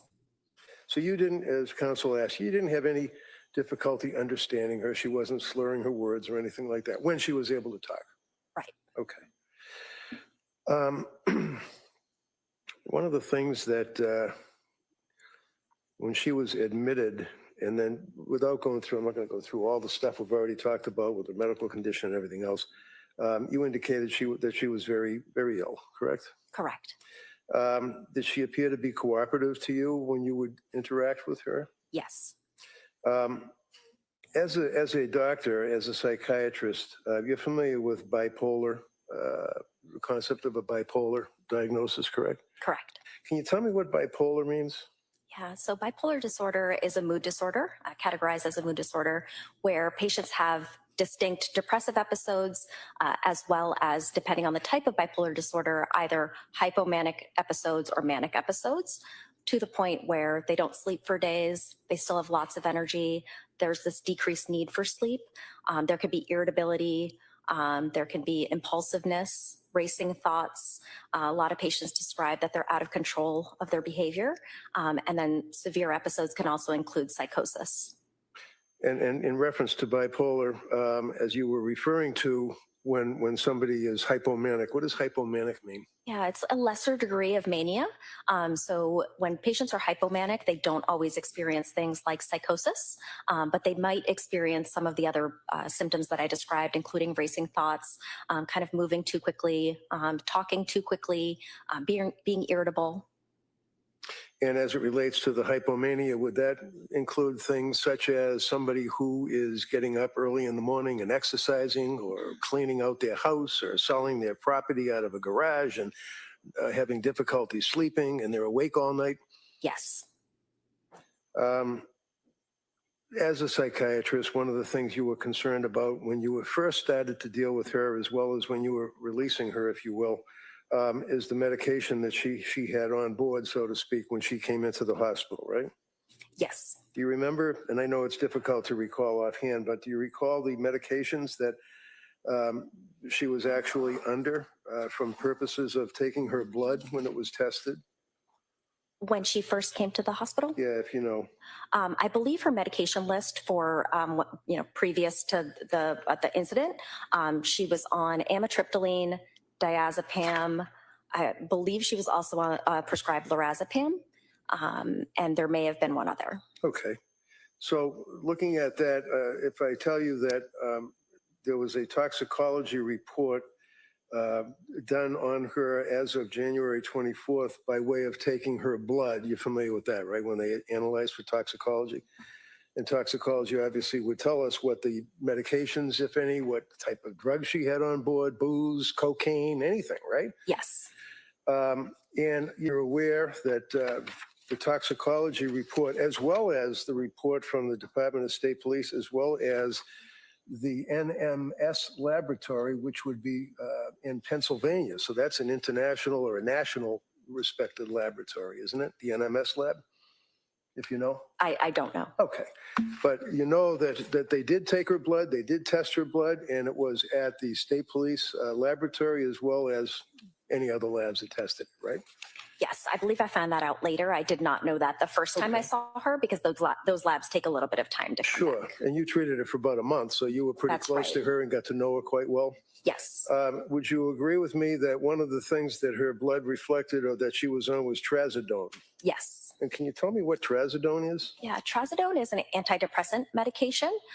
It's more often utilized as a sleep aid because of one of the side effects is sedation. And so patients that are often having difficulty sleeping are placed on trazodone. And is trazodone, does that share some of the qualities of what are referred to as SSRIs, or SSRI, even though it's not an SSRI, it shares similar qualities? Yes. Can you tell me what SSRI means? Yeah, so that's a selective serotonin reuptake inhibitor, and it's a class of medications that are antidepressants. And the SSRIs, that would also include Zoloft, for example? Correct. Would also include Prozac, for example? Yes. Are you as a psychiatrist aware that Zoloft and or SSRI Prozac should not be prescribed to a patient who has bipolar? It can be prescribed. Oftentimes it's prescribed together with another medication that can be protective because patients with bipolar disorder may be experiencing depression. And so they may be prescribed an antidepressant, but along with another medication that what we call protective. And in reference to the SSRIs, the selective serotonin reuptake inhibitor, what does that mean? Selective serotonin reuptake inhibitor, what does that mean? Yeah, so oftentimes in depression, patients are kind of lacking serotonin in the spaces in their brain that helps. Can I interrupt you? What is serotonin? Yeah, serotonin is a neurotransmitter. So it's a hormone in the brain that works on the brain. It works in other areas in the body as well, but for these purposes, it works in the brain at nerve endings throughout the body. And that neurotransmitter helps with things like mood regulation. For patients with depression, they're often lacking kind of that ability to have enough serotonin in those spaces. And so a selective serotonin reuptake inhibitor prevents serotonin being kind of sucked back into the cell. So it allows for serotonin to be more available. And what is an SSAI? What does that mean? Antagonist, selective serotonin antagonist. So those are medications that kind of do the opposite. Okay.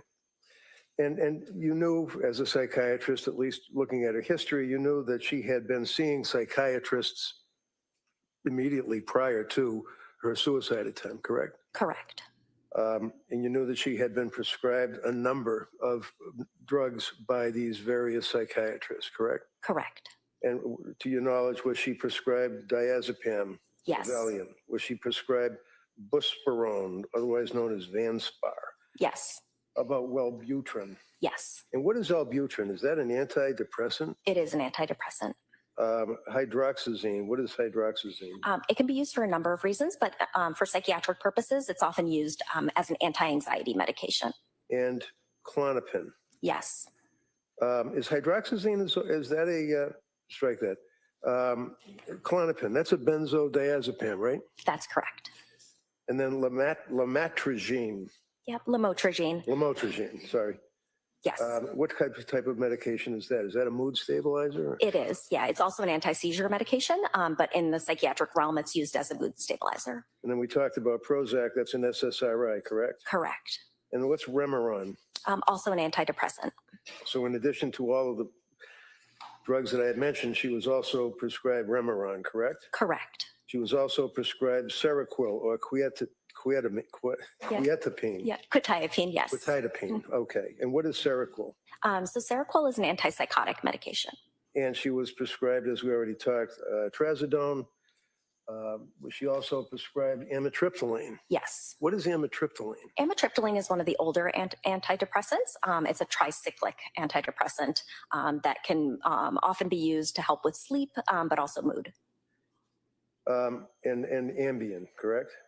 Correct. And Zolpidem. Yep, Zolpidem is the generic name of Ambien. Oh, okay.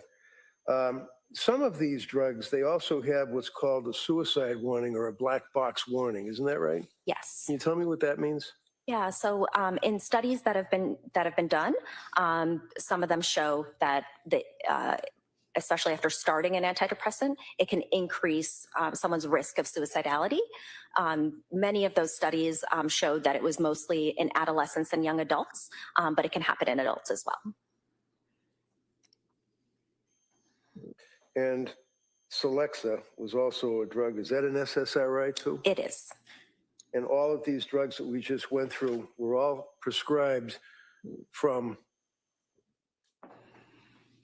September, end of September till January.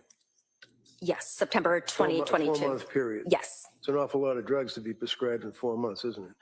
Sustained. Thank you. Thank you. Commonwealth redirect? Yes. Doctor, all those drugs that defense counsel just listed, you're aware she wasn't on all of those drugs at the same time, correct? Correct. And did you know that many of those drugs she took a very small amount of? Some she didn't take any pills at all? I was not aware of that. For Buspar, which is one of the ones he mentioned, were you aware the first prescription she only took 2 pills out of that bottle? I was not aware. Were you aware the second prescription a month or so later for Buspar, she took 0 pills out of that bottle? I was not aware. So where are you getting this information about what she was on and when? Yeah, so one of the things that we do is try to collect as much information as we can during our assessments. And so we look through the record in terms of what was prescribed. We also talk with other providers as to what they prescribe. But in the context of the assessments that we were doing, it did not require us to determine, what exactly she had been on before, because we were using a different set of medications to treat something, different symptoms that she was experiencing.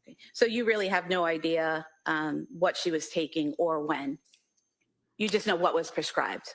I know what was prescribed, and then we were also getting reports of what was being taken, what wasn't being taken. But from the defendant? Correct. Okay, so she's reporting to you that she took those medications, but you'd be surprised to know that at least one of them, 0 pills were taken. I don't think I'm surprised, no. Okay. And you talked about prescription and what she was taking. Were you aware that in the time frame just prior to her being admitted to the hospital, she was only prescribed trazodone, Valium, and amitriptyline, just 3 medications? Yes, I was aware. And you were asked about mania and exercising and cleaning out your garage and selling your belongings could be signs of mania, correct? Correct. But there are people who just exercise every day and they're not manic, correct? Correct. And there are people who have a messy garage and have accumulated a lot of junk and decide to clean out the garage that aren't manic, correct? Correct. And in fact, if someone is manic and attempts to do one of those tasks like cleaning out a garage, it's usually in a disorganized way and oftentimes they don't finish the task, correct? Sometimes. So if someone approaches a task like cleaning out the garage by organizing with another party, organizing the belongings, separating them into keep, sell, throw out, but that's pretty organized behavior, correct? Correct. And if someone sells belongings that they no longer need, that's not necessarily a sign of mania, correct? Correct. That's more if they're selling their stove and then they have nothing to cook with, correct? Correct. So if they're selling junk in their garage that they no longer need, that's not necessarily manic, correct? Not necessarily. Thank you. Mr. Rankin? So if the person, as counsel said, they're exercising every day and they have a messy garage, that obviously would not be indicative of hypomania. Probably A normal person could have, as counsel said it. How about a person that at the same time can't sleep because the insomnia is so bad they go 48 hours without sleep? Is that something to be considered in the whole evaluation? Yes. How about the fact of a person saying that my brain is broken and that they can't concentrate, they can't think. Is that something that the person you would consider in conjunction with the messy garage and the exercise? Yes. Thoughts of hurting themselves, suicidal ideation, that's something that's important to evaluate? Yes. Homicidal ideation, telling your husband that you're having thoughts about hurting your children, that's something you consider, isn't it? Yes. In reference to Council's comment about just 3 medications that she was on prior to trying to commit suicide, you're not aware of the doctors telling her to discontinue this medication, start a new medication, go on to a different medication, depending on the doctor. You're not aware of that, right? No. And finally, if you know, did she sign a DNR, do not resuscitate? She asked to the day after the first evaluation that I did of her, which was the capacity assessment to change her healthcare proxy.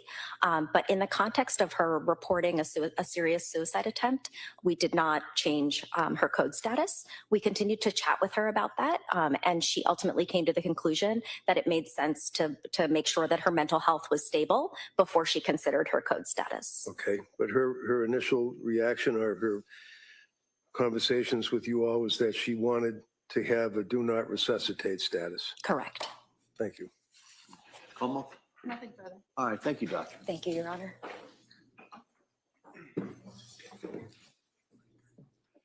All right, members of the jury, we're going to take the afternoon recess at this point. So I'm going to ask you to go back to the room, and then we'll come back here approximately 2 o'clock. Okay? Court, all rise. Sir, go to notebooks, take some chairs, please.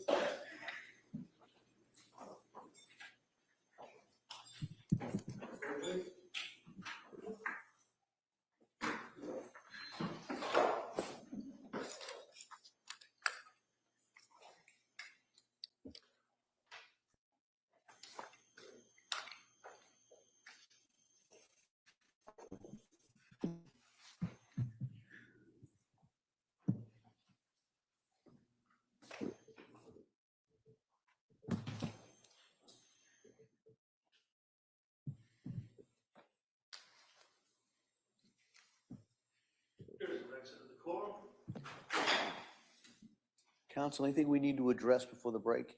No, Your Honor. All right, so we'll be in recess till about 2 o'clock. Thank you. Thank you.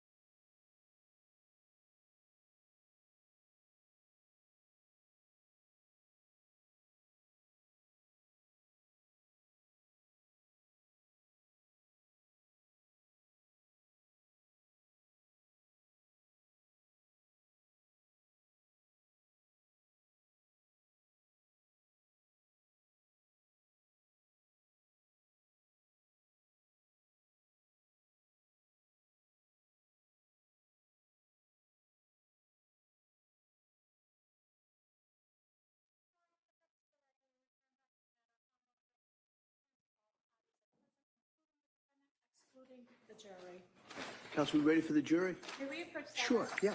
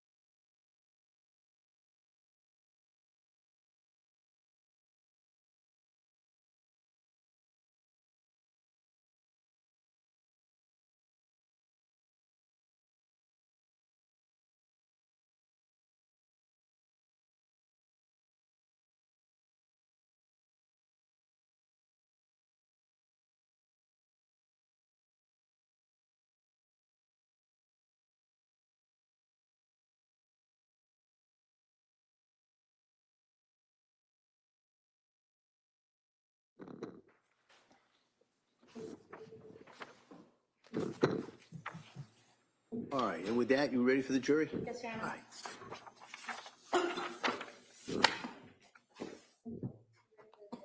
Yes.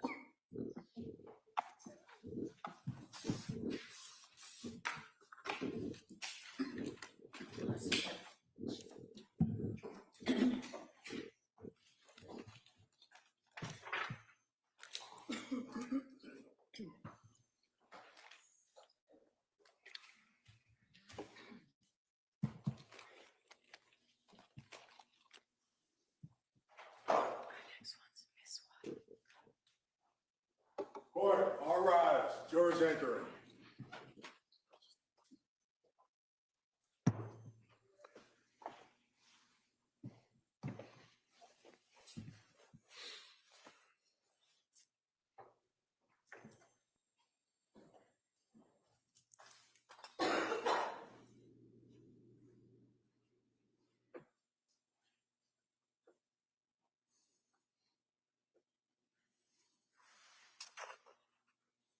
This court's now in session. Please be seated.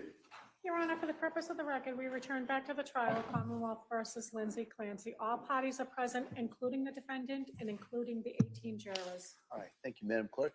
Commonwealth, you ready to call your next witness? Yes, Your Honor. The Commonwealth calls Dr. Biswas.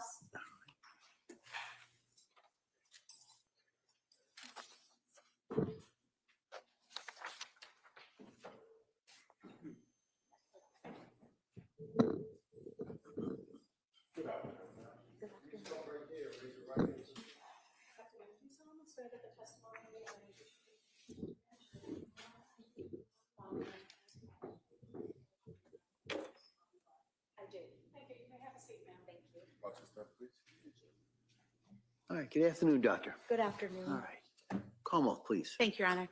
Good afternoon. Can you please state and spell your first and last name?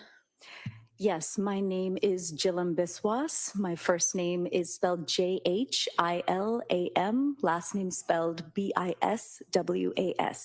And your date of birth? Date of birth is 9/12/1982. What do you do for a living? I am a forensic psychiatrist and I work at Brigham and Women's Hospital. And what is a forensic psychologist or psychiatrist? Pardon. Well, I'm a forensic psychiatrist by specialty training, and we work in the courts often doing forensic evaluations of individuals, but I'm also an adult psychiatrist, and I work at Brigham and Women's Hospital as an adult psychiatrist on the consult liaison unit. And can you just briefly describe your education and training background that qualifies you for this work? Sure. I grew up in the South Shore. I went to Dartmouth College, and then I went to medical school at UMass Chan Medical School. I then did my psychiatry residency at Harvard Longwood, which consists of Brigham and Women's, Beth Israel, Boston Children's at the time. And after that, I did subspecialty training after my psychiatry residency in forensic psychiatry, again at UMass Chan Medical School. And focusing in on January of 2023, were you working at the Brigham and Women's Hospital? I was. And specifically on January 25th, 2023, did you interact with a patient there named Lindsay Clancy? I did on January 26th. 26th, okay. And in what capacity did you interact with her? As a forensic psychiatrist or as a member of the staff at Brigham and Women's? I interacted with her as a member of the staff, the psychiatry staff at Brigham and Women's Hospital. And did you have a particular role that day on January 26, 2023? Yes, I was on the consult liaison service, which is the psychiatry service that's called by medical and surgical specialties to help evaluate and provide psychiatric recommendations. And did you meet with Ms. Clancy on that day, on the 26th? I did. And was that around 2:14 p.m. that you had that interaction? I think it was somewhere between 2 and 3 o'clock, yes. And when you met with Lindsay Clancy, was that in her hospital room in the ICU? It was. And was she intubated at the time? She was. And was she awake? She was awake. And was she oriented? So she was intubated, so it was difficult for her to really answer a range of questions. And so she gestured to me to be able to write. And so we knew that she was really exhausted and anxious from the entire experience and the evaluation. And so we didn't ask her all of the questions around orientation. When she gestured that she wanted to write, did you give her something to write with or something to write on? I did. And what did you give her? Paper. And did you also give her a pen or something like that? I did. Okay. And was she able to, when you asked her certain questions, was she able to answer those questions by writing the answers on the paper? She was. Okay. And did you ask her about her mood that day? I did ask her mood. And what did she write? She wrote horrified. And what was her affect during this interaction? At the time that I saw her, she was intubated, and that in and of itself is very uncomfortable. And so she seemed very anxious. And did she write anything else on that paper that you saw? Yes, the entire evaluation was done through writing because she couldn't speak. So what types of questions were you asking her and what was she responding with? So we asked her, how are you feeling? Horrified. And then she wrote down, do I have an attorney? And I said with my team that at this time, we're just getting to know you and getting to know the case, and we're not sure exactly, what is happening. And we asked her, do you have questions for us? And she asked, is my body broken? Are my legs straight? And she then asked about, can she have visitors? And, where her family is. And when you are asking her questions, what is the goal of the questions that you're asking her? What are you trying to address or assess? It depends. Psychiatrists are called for all kinds of issues that happen in the hospital. In this situation, we were asked around, diagnostic clarity, that there was a likely suicide event that occurred. Can you evaluate her for safety at this time before she goes into surgery? And I know that she was intubated, so she's writing her answers. But based on the answers she wrote on the paper, did she seem to understand the questions you were asking? Yes. And her responses, did you understand those? Yes, she was anxious and she needed breaks. And I said, anytime you need a break, we can leave. But she did write to us those particular answers. So what she was writing, even when she asked if she had a lawyer, those were things, what she was writing made sense given the situation. She wasn't writing, is there a unicorn in the corner, right? Correct. Like that. What? I'm sorry, I didn't hear that. What? If there was a unicorn in the corner. So what she's asking, do I have an attorney? Are my legs straight? Is my body broken? Those all made sense given the situation she was in, correct? They were relevant answers and questions she was asking. Okay. And Are you familiar with the characteristics of psychosis? Yes. Okay. And what are the typical signs or symptoms of someone who is in psychosis? It really depends, and it ranges across a spectrum of symptoms. So we have a whole category of different types of symptoms that we look at for psychosis, and they are different for everyone. But, you know, they can be what we call negative symptoms, which are more internal, isolating, not responding, not reacting very much. And then we have symptoms like positive symptoms, that's what we call them in psychiatry, but they're a little bit more outward focused, where objectively you can see what those symptoms are, like being paranoid, darting your eyes around, responding to internal stimuli, which means you're responding to voices, and, you know, being within a delusion.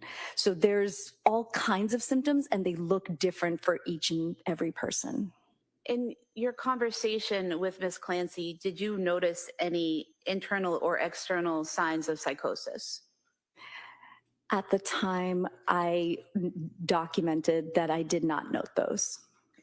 And did you also note that, you know, she was, her thinking was linear, goal-oriented, thoughtful, and she didn't appear to be responding to internal stimuli?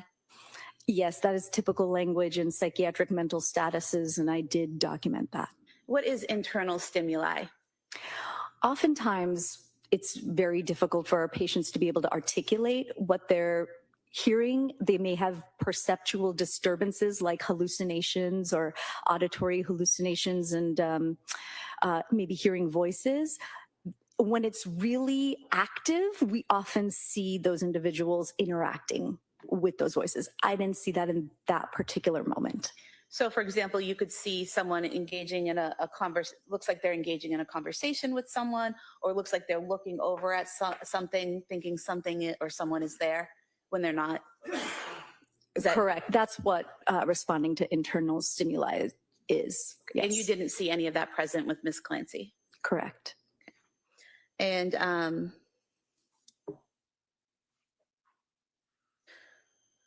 would it be fair that some of the obvious signs of psychosis would be someone whose thoughts are disorganized, that their thinking isn't linear, that they're not making sense, things like word salad, where they're just throwing in words, making sentences that don't make sense?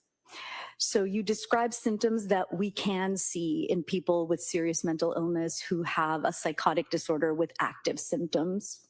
And you didn't see any of that with Ms. Clancy, is that correct? Not in that snapshot moment of time. Right. And to be clear, you only saw her for a limited amount of time on that one day, correct? That is correct. And this is January 26th, 2023, about a day and a half or so after she's admitted to Brigham and Women's.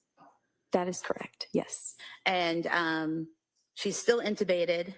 Yes. And one of the first questions she asks is, do I have a lawyer? Yes. And did you have any, based on your training experience, did you have any thoughts about her awareness or thoughtfulness about the questions she asked or the answers she gave? I don't know what that means, objection. Okay, if you could rephrase that. Did you have any assessment professionally of the responses and awareness that she had? Yes, at that time, I was trying to assess, you know, is she confused or oriented? Is she completely disorganized? Is she so anxious that she won't be able to sleep? I was assessing suicidality mostly. I was being called into the room for that. And so there were a lot of things that I was assessing all at the same time before the surgical intervention that was going to happen. And did I answer your question? Yes. Okay. All right. And so in doing that, in evaluating all of those things, did you have any concerns at that point in time that she couldn't make a decision to have the surgery, or that there was some cause for concern there in her behavior?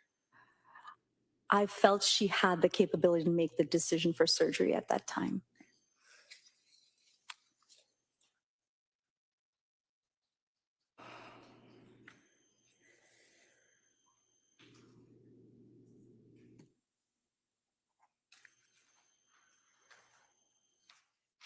I have no further questions. Thank you. Thank you. Mr. Reddington. Afternoon. Good afternoon. So just a couple of questions. Counsel was asking you about psychosis. Apparently you've dealt with people, some of your patients, while you're working in the hospital that in fact were florid. They had psychosis and symptoms of psychosis. Yes. So you've dealt with people, is it a fair amount of people that would actually hear voices? Yes, I've seen many patients that are hearing voices. And were they, to your knowledge, were they involved with command hallucinations, things of that nature?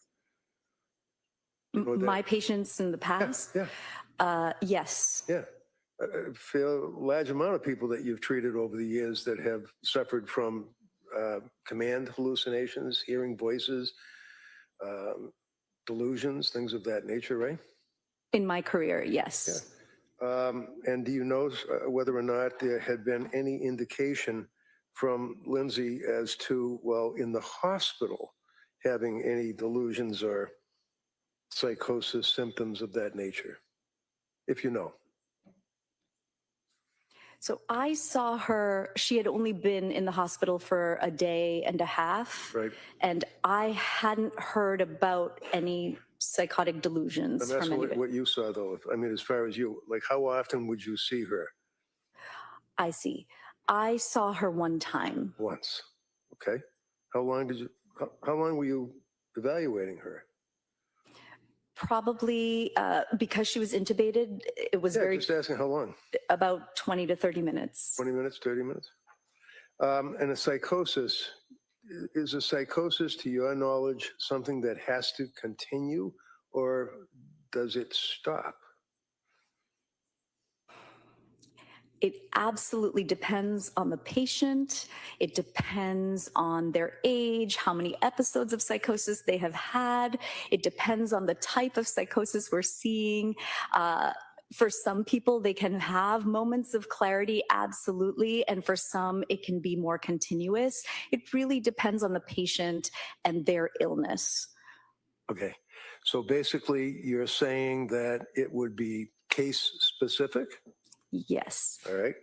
And in the 20 minutes or so that you had when you're dealing with Lindsay, were you aware of her prior medical and psychiatric history? When we get consulted on a case, we... I'm sorry, I didn't mean to interrupt you. I'm asking, were you aware of her medical and psychiatric history? I was aware of the portion that was in the medical record before I saw her. Okay, so that would deal with as far as postpartum psychosis?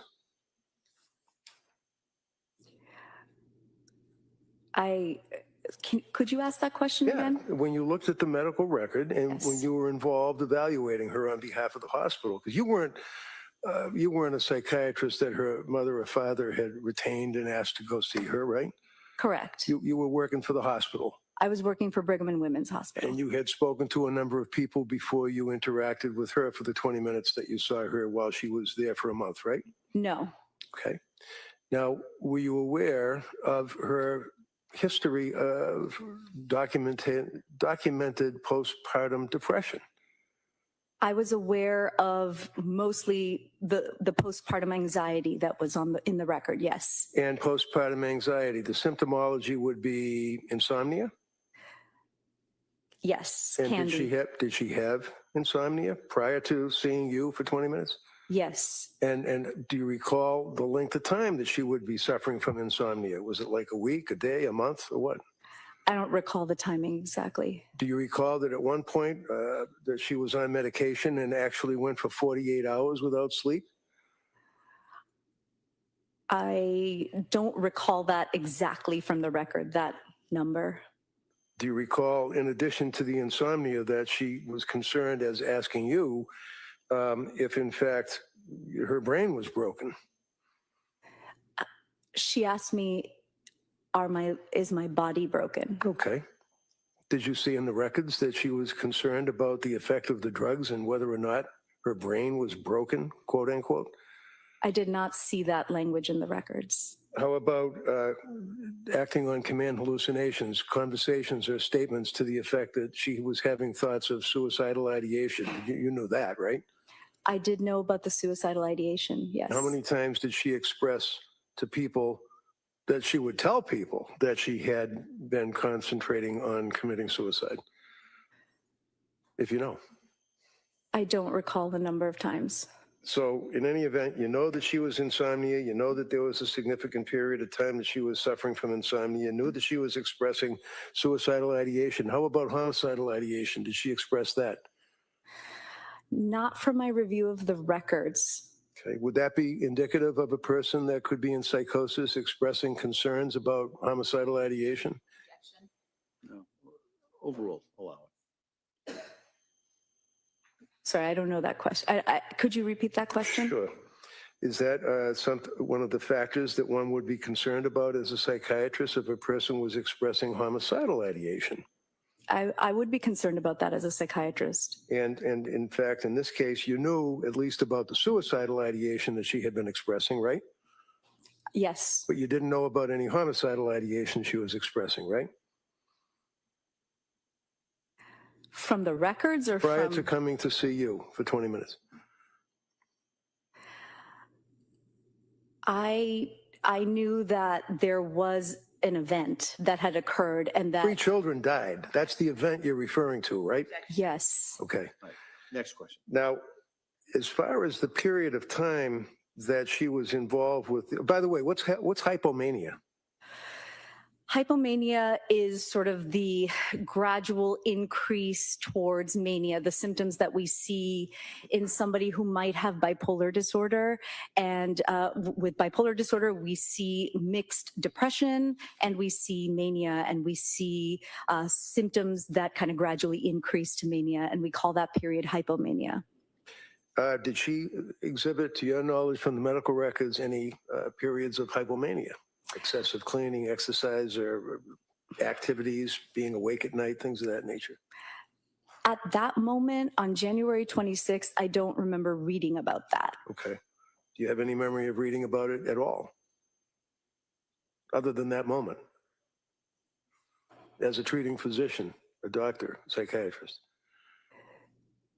I don't remember. So what is your purpose at the hospital? I mean, you're not treating the person for any illness that they have as far as their mental condition, right? You're not treating them. We are.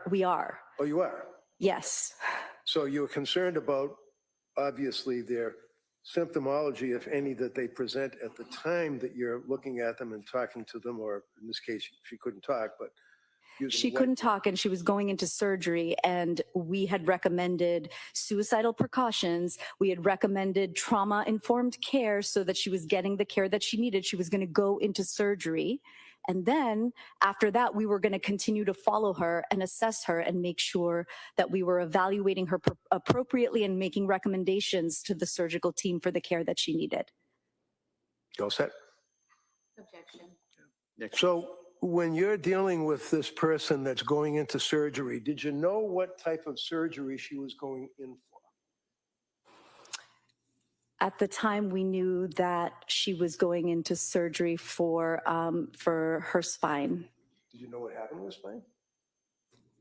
I knew that she had injuries to her spine. Did you know that there was a transection injury, that her spine was basically exploded in T5, T6, other thoracic vertebrae fractured, including the cervical vertebrae up by her throat? You knew all that? We were reading about it. It was all actively happening at that time. Was she in pain? Yes, I'm Yes. sure she was. Was she on medication? Yeah, she was on a few medications related to pain and blood pressure. So she's brought into the hospital. You knew from reviewing her records as a psychiatrist that in fact she coded the day before, right?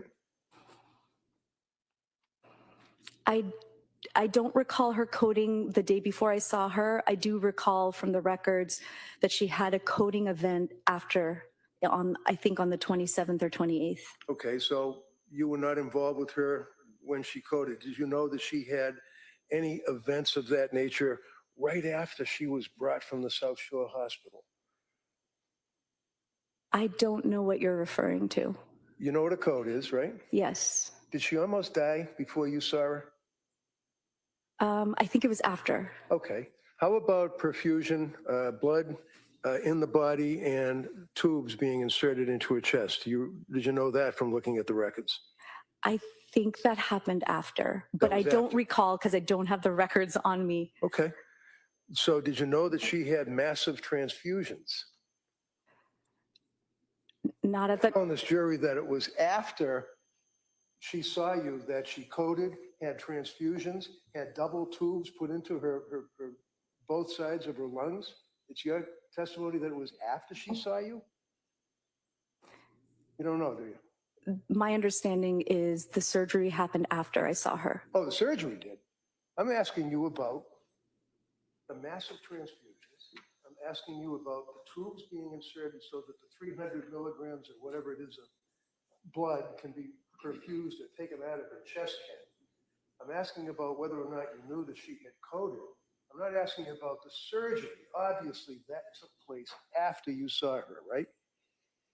Objection asked and answered. No, overruled. Because that's why you were talking to her, right? To see if she could make an informed consent to a surgery, I guess. No, I was called for the suicidal ideation. Okay, I'm sorry. I thought you said that you wanted to talk to her about the surgery as well. No. The suicidal ideation continues to this day, does it not? Objection. Sustained. Did the suicidal ideation that you were concerned about continue the time that she was in Brigham and Women's Hospital for a month? I saw her one time. Right, I know that, 20 minutes, right? Yes. So you know nothing about suicidal ideation after you saw her intubated and then laying in the bed, and then you talked to her as you've discussed with the jury, right? That's correct. That's it. That's correct. How about the cops? How many cops were there? I don't recall. There were some, right? There were armed men in that room, were there not? I don't recall. I think they were outside the room, if I remember correctly, from 3 years ago. Okay, I know it's been a while. Do you recall armed police officers being outside the room? I think I don't recall. Do you have any memory of any police officers being outside the room where she was laying in that bed? I knew she was in custody, and generally in custody. No, not generally. Let's talk about Lindsay Clancy. I can't recall. Okay. Did you know that she couldn't even have visitors in the sense that the police would not even let her mother or father visit with her? I can't recall. Did you know that when you were dealing with her, was she handcuffed to the side of the gurney of the stretcher? She had a soft restraint, according to my documentation. Soft restraints, okay. Yes. Did you have any conversation with the police at all? No. And after you spoke to her for 20 minutes, that really ended your involvement with Lindsay Clancy until today, right? That is correct. Okay, thank you. Thank you. Redirect.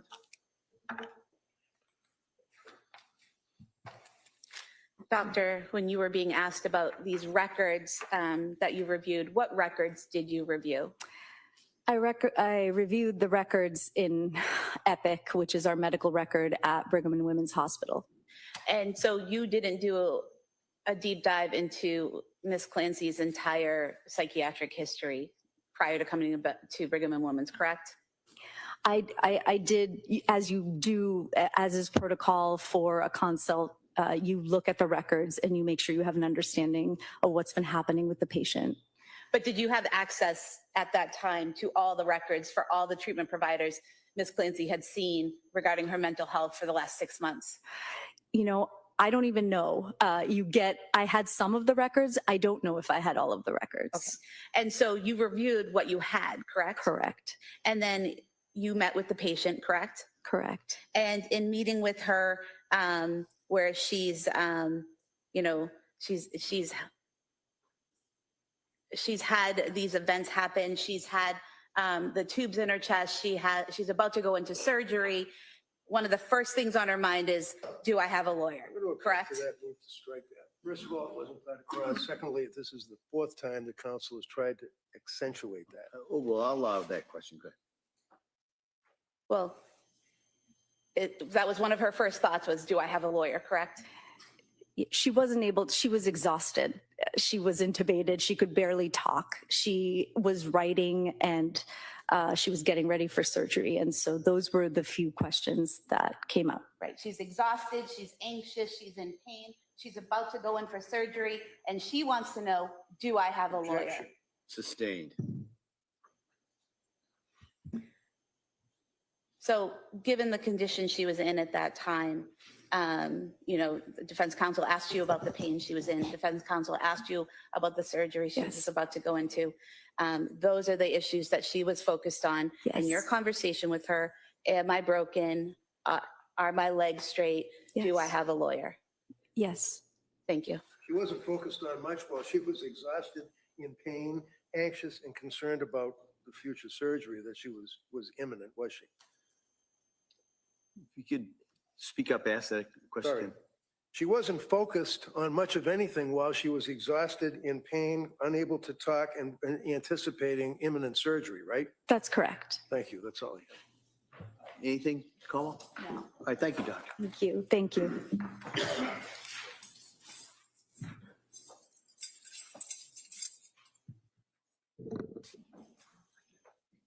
All right, Coma? The Commonwealth would call Robert Flynn as its next witness, please.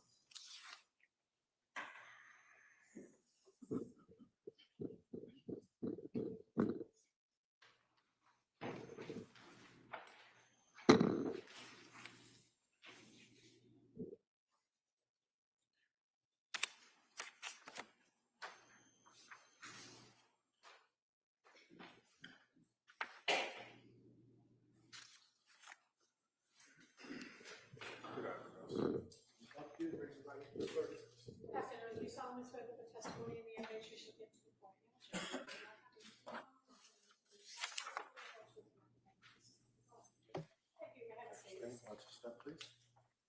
All right, good afternoon, sir. Good afternoon, Your Honor. Yeah, Attorney Buckingham, please. Thank you. Good afternoon. Could you please tell the jurors your first and last name Robert Flynn, Flynn, and how are you employed, sir?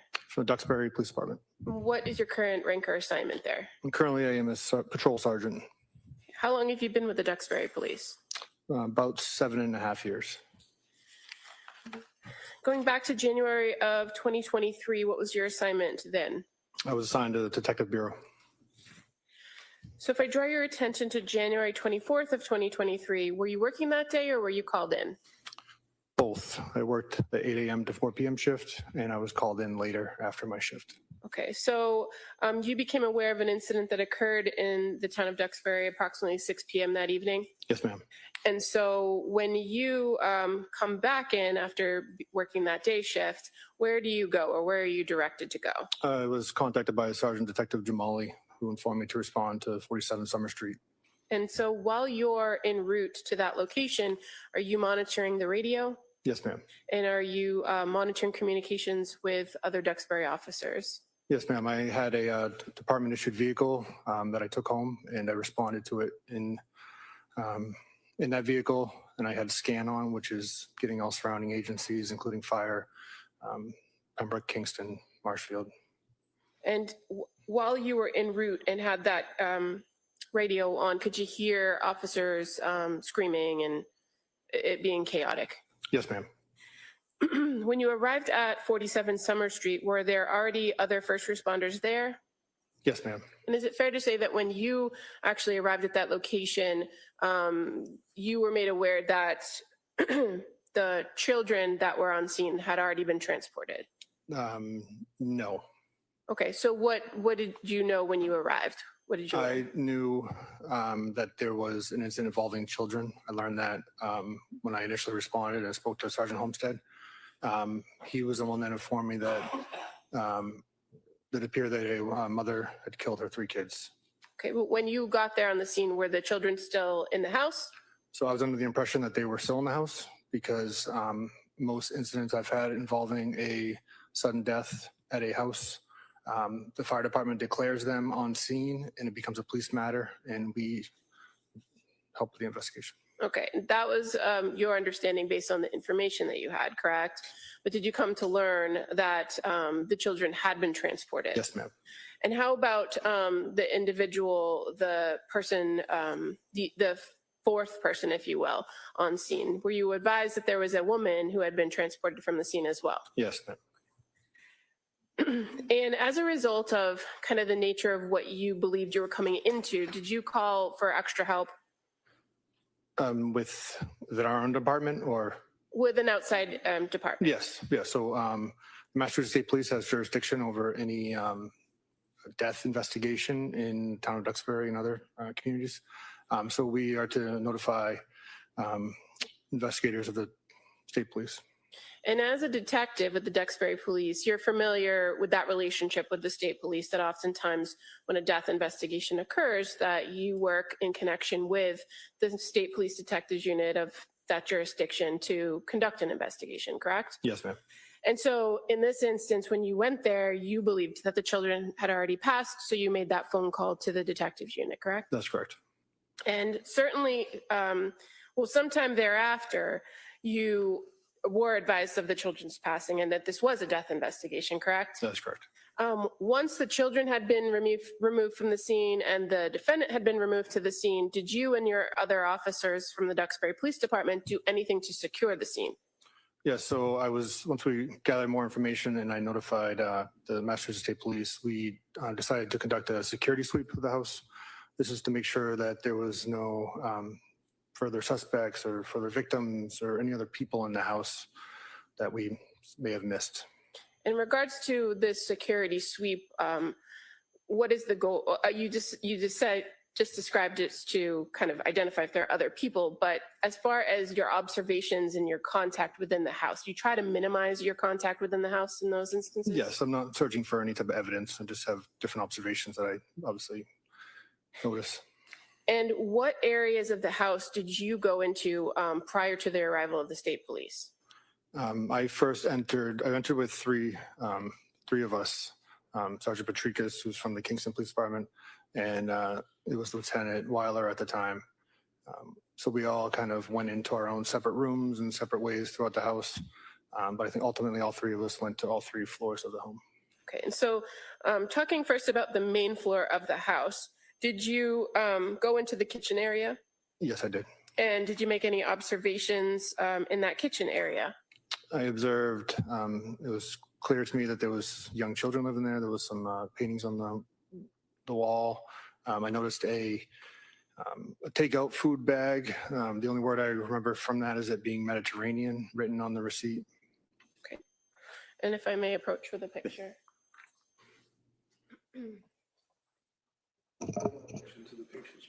Showing you the pictures just accurately depict the kitchen area that you observed. Yes, ma'am. I'll move to That may be admitted.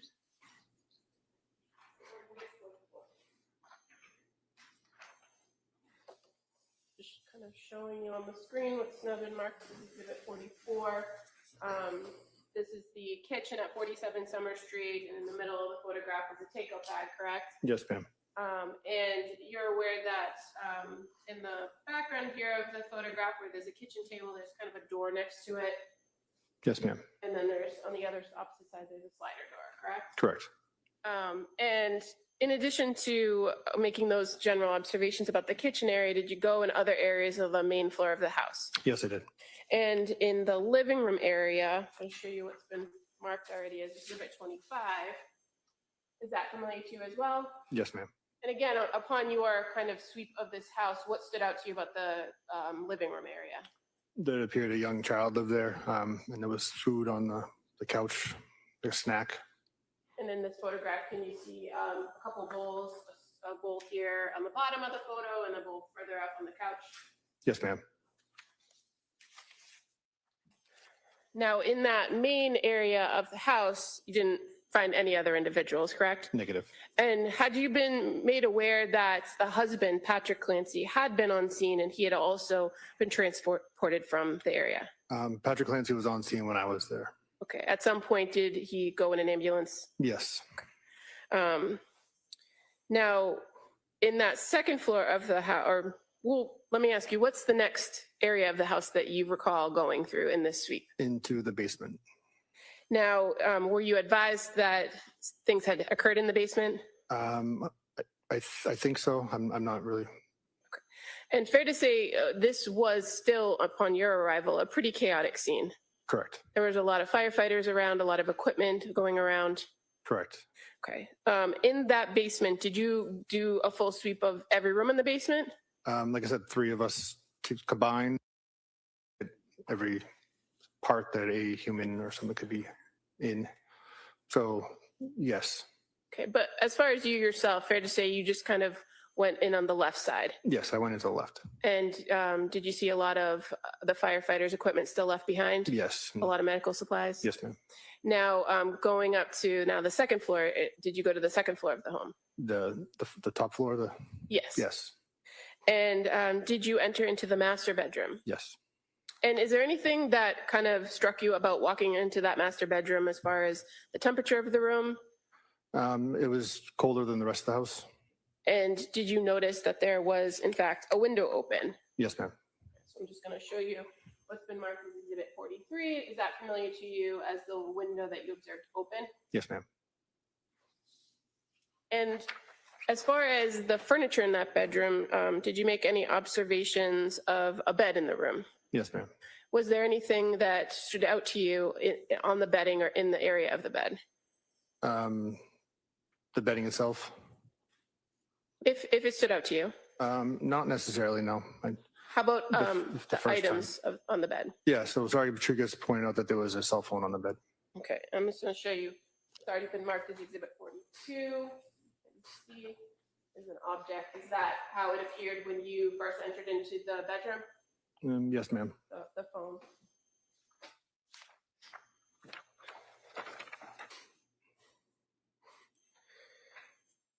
At some point, were you able to go out to the backyard of the home? Yes, ma'am. So after leaving the upstairs, we went back through the kitchen, and that's what we talked about earlier, and went up through the back slider.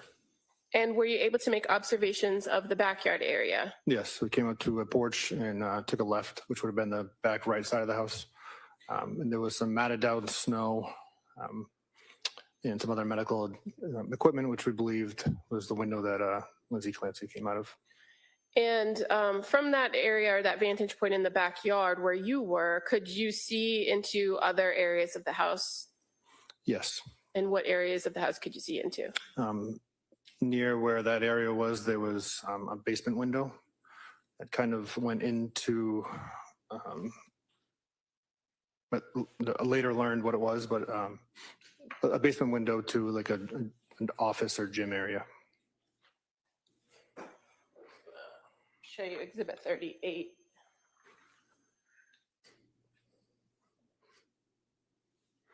Is that familiar as the backyard view?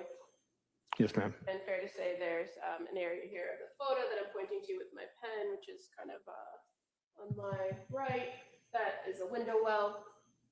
Is that the window you could see into? Correct. And then again, in this photograph, do you see the open window that you observed when you went into the bedroom? Yes, ma'am. As far as that open window, when you were in the backyard, did you see any screens or anything around the property that would give you any indication of how that window was open or the condition of the window? No, to me it appeared that the screen was just pushed up.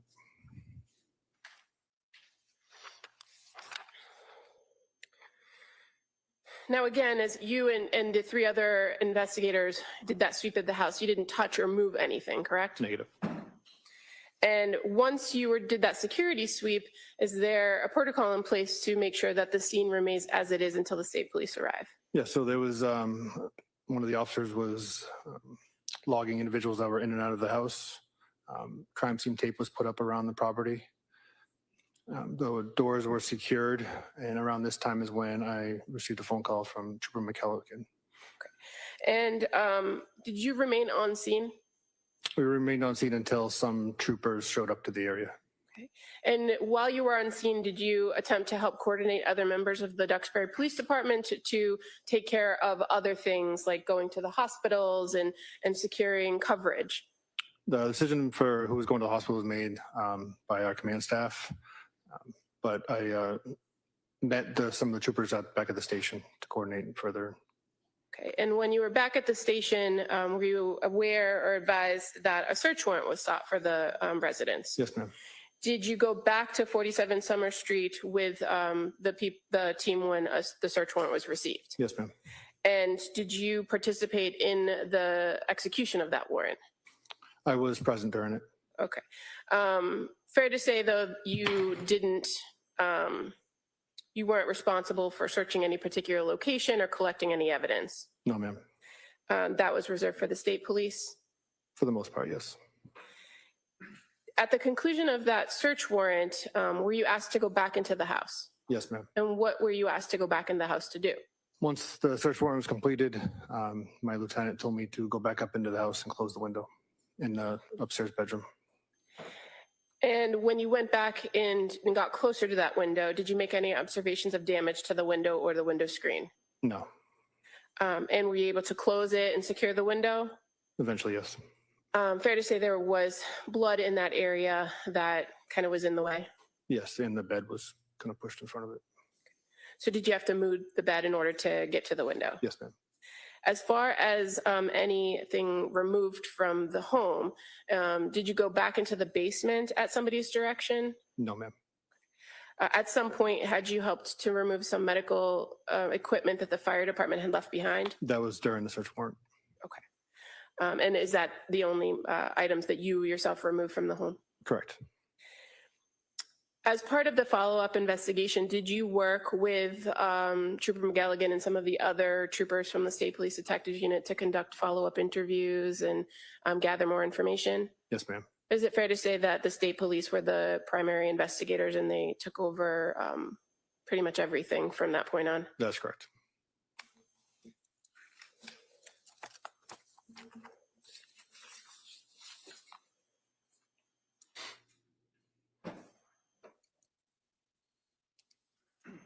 I have nothing further. Thank you. All right. Mr. Reddington.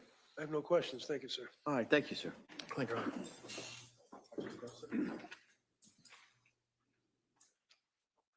Commonwealth calls Mark Farioli.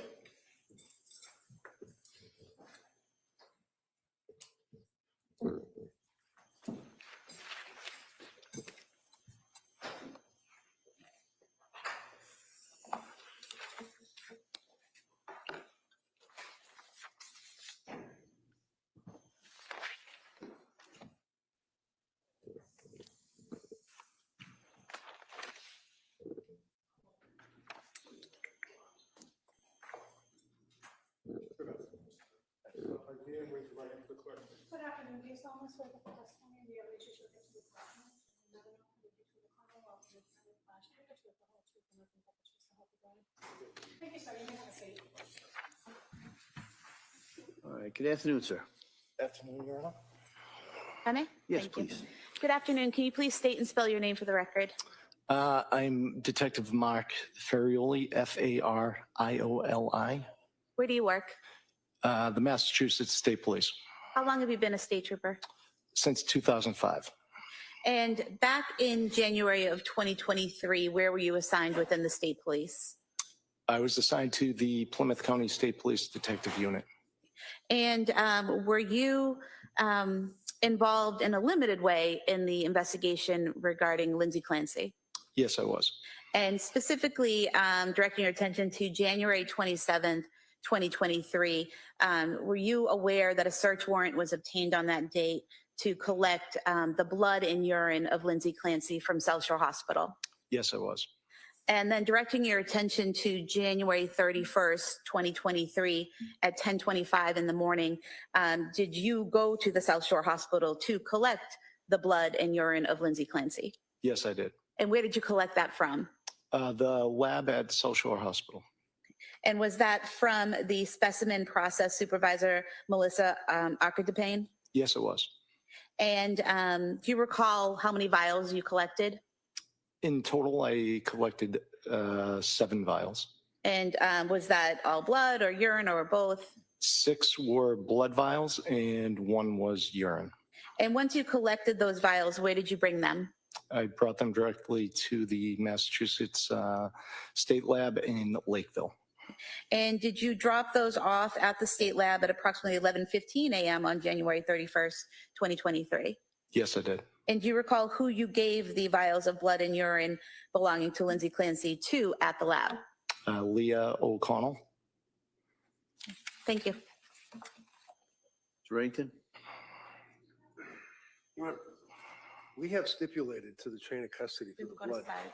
All right, any questions? No, I don't have, thank you, sir. I have no All right, questions. all right, thank you. Thank you.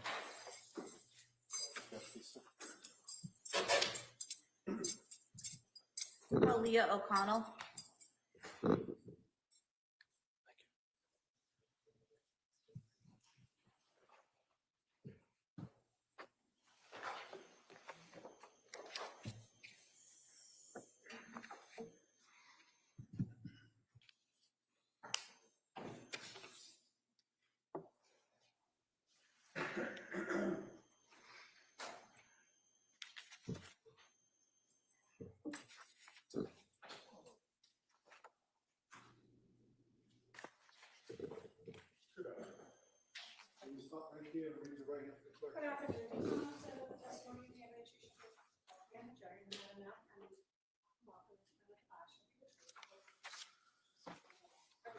Thank you. You may take a seat, miss. Watch your step, please.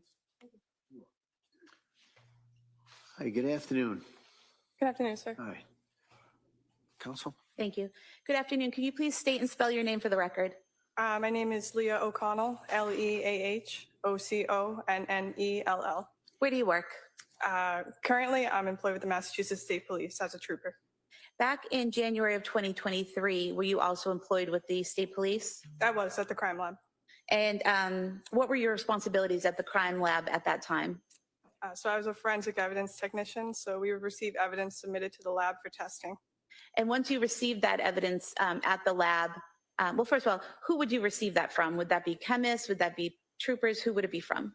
It was local, state, sometimes federal agencies, but there was also scene evidence gathered by chemists that we would have to log into the system. And so would it be your responsibility to take that evidence, log it into the system, and move it along for a process through the lab? Yes. And were there tracking numbers or lab numbers that you would assign to evidence in order to keep track of it as it progressed through the lab? Yes, every case gets its own number. And directing your attention to January 31st, 2023 at 11:15 a.m., do you recall receiving 6 vials of blood and 1 vial of urine belonging to Lindsay Clancy from Trooper Mark Farioli? I did. And when you received those items, did you log them appropriately into the system with her case number? I did. And how were they stored after that point? So they go into a heat sealed pack. So it's like a plastic bag that gets heat sealed, initial and dated, and then it goes right into a fridge. Thank you. Attorney Rankin? I have no questions. We stipulate to the blood, so. Okay. All right, well, thank you. They stepped out. Thank you.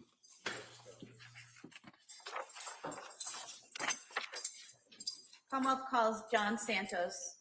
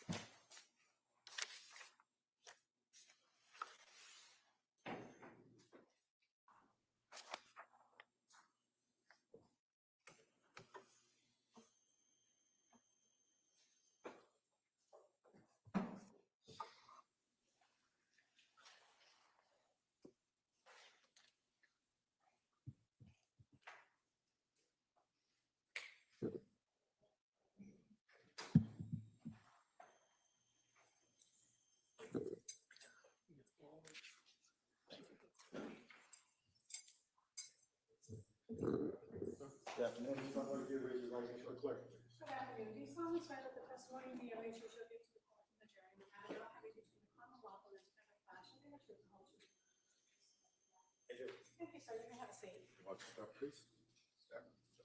Good afternoon, sir. Good afternoon, Your Honor. Tree Sprague, please. Thank you. Good afternoon. Can you please state and spell your name for the record? Good afternoon. My name is John Santos, JOHN-SANTOS. Where do you work? The Massachusetts State Police. And what department are you currently in? I'm assigned to the Division of Investigative Services. And back in January of 2023, what was your assignment? I was assigned to the State Police Detective Unit in Plymouth County. And were you, specifically on January 24th, 2023, were you part of a search warrant team at 47 Summer Street in Duxbury? Yes, I was. And what was your role in terms of where you were assigned to search within the home? I searched multiple locations to include the basement, the kitchen area, and then the master bedroom on the second floor. Okay. And specifically directing your attention to the kitchen area, did you search a cabinet in the kitchen above and to the right of the stove? Yes, I did.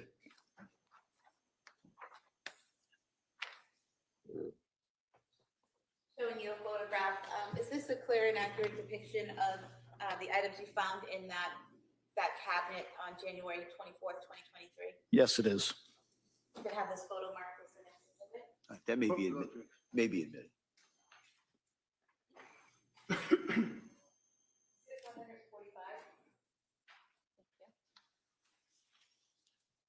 Showing you exhibit 145 on the screen here. Focusing your attention on the top shelf, there were several notebooks and books that were seized. Is that correct?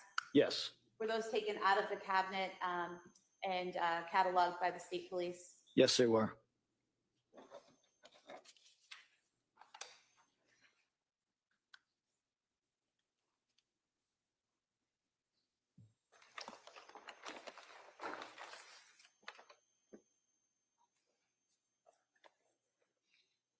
Show you 5 items. If you could just look through these and let me know if these were the items that were taken. We'll stipulate that those are the items that were in her kitchen. Okay. If I could have these marked as the next 5 exhibits, please. Do you want the 5 separate, 5A through? 5 separate, Okay. please.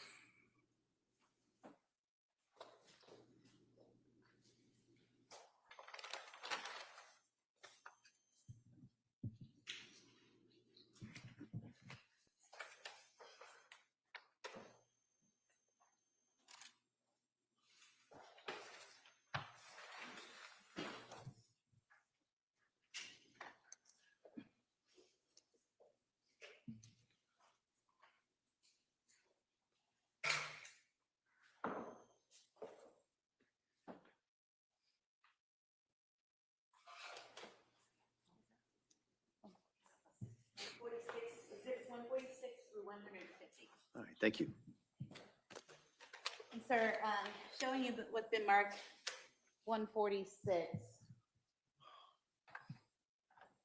Those appear to be discharge paperwork from McLean Hospital for Lindsay Clancy. Yes.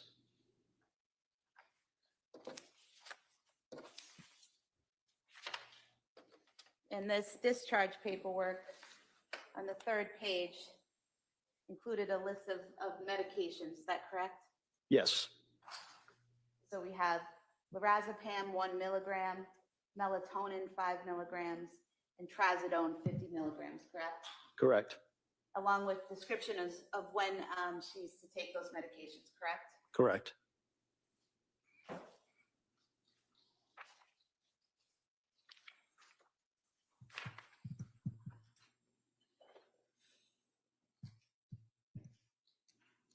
There's also instructions on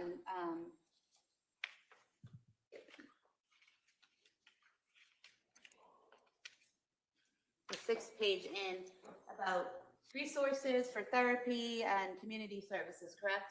Correct. And then exhibit 147 is a notebook. Inside, it had postpartum depression and anxiety patient information sheet, correct? Correct. And then a detailing of different medications and the amounts taken and the dates they were taken, correct? Yes, correct. Then there was the book, Good Moms Have Scary Thoughts, item 148, correct? Correct. And then 149, a postpartum, pregnancy and postpartum anxiety workbook, correct? Correct. And nothing is filled out in this workbook, correct? Correct. And then finally, Exhibit 150, a notebook labeled Callan Patrick Clancy, correct? Correct. And inside this were messages back and forth between Lindsay Clancy and the nanny, correct? Correct.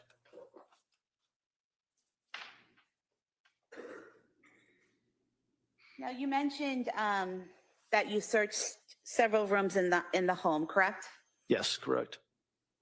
How do you divide that up? How is it decided who's going to search where when you're doing a search like this in a home? It's somewhat fluid. We try not to send too many people in one room at a time because we end up tripping over each other to a certain extent. So usually it's kind of as we go along because we don't have an idea of what the layout of the house is before we get there. So it's difficult to plan that. So the supervisors who are overseeing the search will direct different troopers or investigators to search different rooms. And so you said you searched the kitchen area, correct? Yes. Were you present when prescription medication was found in the kitchen, or had you already moved on? I don't recall the medication being found while I was there. And when you search a room, are you the only one searching, or are there other team members searching different parts of the room, kind of a divide and conquer? Exactly, that's how it is. We divide and search different sections of the room. And you said you went to the basement area. Do you remember what side of the basement you searched? I was in the office portion of the basement. And had anyone already been in that room, or were you the first to go in, or did you know? I believe somebody had already been in that room when I made my way down there. I don't recall who was in there, but I don't think I was the first person to make my way in that room. And you didn't collect anything in that room, correct? I did collect some did, items okay. in the office, yes. What items did you collect in the office? There was, I believe, 2 laptop computers and a external hard drive. And so you collected those items from the office. And when you do a search warrant, is there one trooper assigned to keep track of everything that's found, where it's found, who found it? Yes, there is. Okay. And so do you recall who that person was in this case? I don't recall, no. But when you do find something, is it you bring it to that person and they kind of log it and then you move on and keep looking for other things? Normally, the evidence officer would come down. We assign them and label them the evidence officer for each search warrant. They would come down to the area where the item was being recovered from, and we'd also have crime scene services photo the item in place as well before it was collected. So the evidence officer would come to us. Okay, so for example, with the laptops, photos would be taken of them in the office, and then they would be logged, and then they'd be taken out of the office. Exactly. And is that what happened with the books and the notebooks that we discussed earlier? Yes. And you said that you then went up at some point to the main bedroom, the master bedroom? Yes. And what did you do inside the master bedroom? I assisted with searching the master bedroom. I don't believe I recovered anything within there. Do you recall ever looking in the nightstand drawer or anywhere near the nightstand by the open window? I don't believe I did, no. Okay. And is there any reason why you wouldn't have gone into that drawer or looked in that drawer? Somebody else was probably already searching that area, would be my guess. What area did you search in the bedroom? I believe there was a closet. When you walk into the bedroom, I believe there was like a closet area to the left. I was in that area. And then I made my way at some point to the left side of the bed as well. And did you find anything in the bedroom of note? No. Now, when you're doing a search warrant, right when an investigation happens, how do you know what to look for? Well, it depends on what you're investigating. This case specifically, we knew the facts what we knew at that time. So, I mean, when I noticed those notebooks in the cabinet, certainly I thought that information was pertinent to this investigation. based on what we knew. But every investigation is a little bit different. The facts are different. So, I mean, clearly you want to look for items that relate to the suspect, victims, or any associates of them, and it might relate to the incident that's being investigated.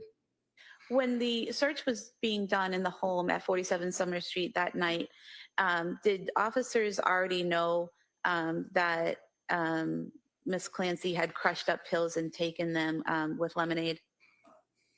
No. Had you learned from Patrick Clancy, the husband, that Miss Clancy had been prescribed some medication? I did, yes. Okay. And were you aware at some point that medication was found in the kitchen? Yes. I have nothing further. Thank you. Thank you. Mr. Reddington? Who found the medication in the kitchen? I don't recall, sir. It certainly wasn't somebody randomly off the street. It was a cop, right? Yeah, a police officer and State investigator, police. sir. Yes. And- Well, we had some local officers there with us as well. Yeah. So it was law enforcement that found the pill bottles in the kitchen, right? I believe so.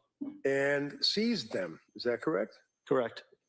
And documented that they had seized them in the kitchen, feeling someone, whoever it was, that it was relevant material to this investigation, right? Correct. And the books that we've just gone through, someone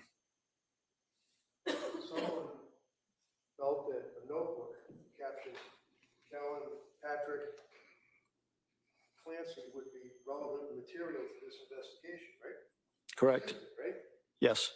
Along with the pregnancy and postpartum anxiety workbook, right? Correct. Along with the good moms have scary thoughts, right? Yes. Along with the documents pertinent to the McLean Hospital where she had been discharged from, right? Yes. Along with another notebook that had postpartum depression and anxiety, correct? Yes. There were also other documents that were, items, I should say, that were seized in the house that have already been introduced for the record. Exhibit 81, and looks like a diary, Exhibit 83, slept well last night, things of that nature. That was seized as well, right? I believe so, yes. You know why all these were seized? Why the books that I seized were seized? No. Your investigation. Are you a lieutenant, a sergeant? I'm a captain, sir. Yes, sir. And back then, what was you a captain? I was a lieutenant at that time. You were the ranking officer in the search? No, there was also a detective lieutenant assigned unit commander at that time. So, but you're up there enough and you knew from the investigation what was relevant and material in the investigation, right? Yes. And obviously you or somebody else working with you determined that all of these items, the pills that were seized, the books that were seized from the kitchen, et cetera, were relevant and material, correct? Yes. Do you know who searched the bedroom? I know you said you were in there. Did you search the bedroom? I was part of the team that searched the bedroom. There were a number of other officers that searched the bedroom as well. I believe in the report, it documents who seized what from the bedroom. Okay. So I don't know off the top of my head who that was, sir, but I know it's clearly labeled in the report. Okay. Do you have the report? I do not, no. Do you recall how many law officers were actually involved in that little bedroom searching? I would have to guess approximately 5. 5? And as counsel asked, when somebody discovered something that appeared to be relevant or material, they would log it in. Somebody that would kind of be the record keeper would log it in, correct? Yes. Is there any, one of the things that you would also, you yourself, I believe, seize would be the laptop computers that were downstairs in the office, right? Yes. And you seized also, collectively you, I mean, you or the other 5 people, seized the cell phone that was on the bed. Yes, I believe there was a cell phone seized from the bedroom. So it made sense as an investigator that electronic media and things of that nature would be important, correct? Yes. Was there an Apple Watch involved in this investigation, if you know? I believe there was an Apple Watch recovered after the fact. We didn't recover at the search warrant, if I recall correctly. Do you know when it was recovered? I don't know exactly off the top of my head, no, The sir. Apple Watch that I recovered with Pat Clancy? I believe so, sir. Yeah, I believe there was a watch that was turned into us after the fact? It wasn't recovered during the search warrant? So looking at this drawer, do you recall that next to the bed or in the bedroom, there was a nightstand and there was a drawer? And inside the drawer were a bunch of pill bottles, an Apple Watch, sleeping aids, things of that nature. I didn't search that drawer, sir.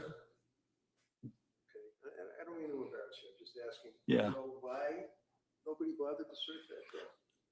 I don't know that it wasn't searched. I just know that I didn't search it, sir. So it may have been searched, and maybe whoever searched it didn't feel that that information was pertinent to seize. I can't speak for them, but I can tell you that I didn't search that drawer.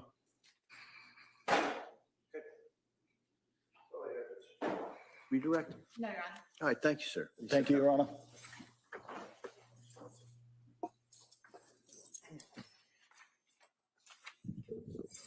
The Commonwealth would call Cora Mello as its next witness.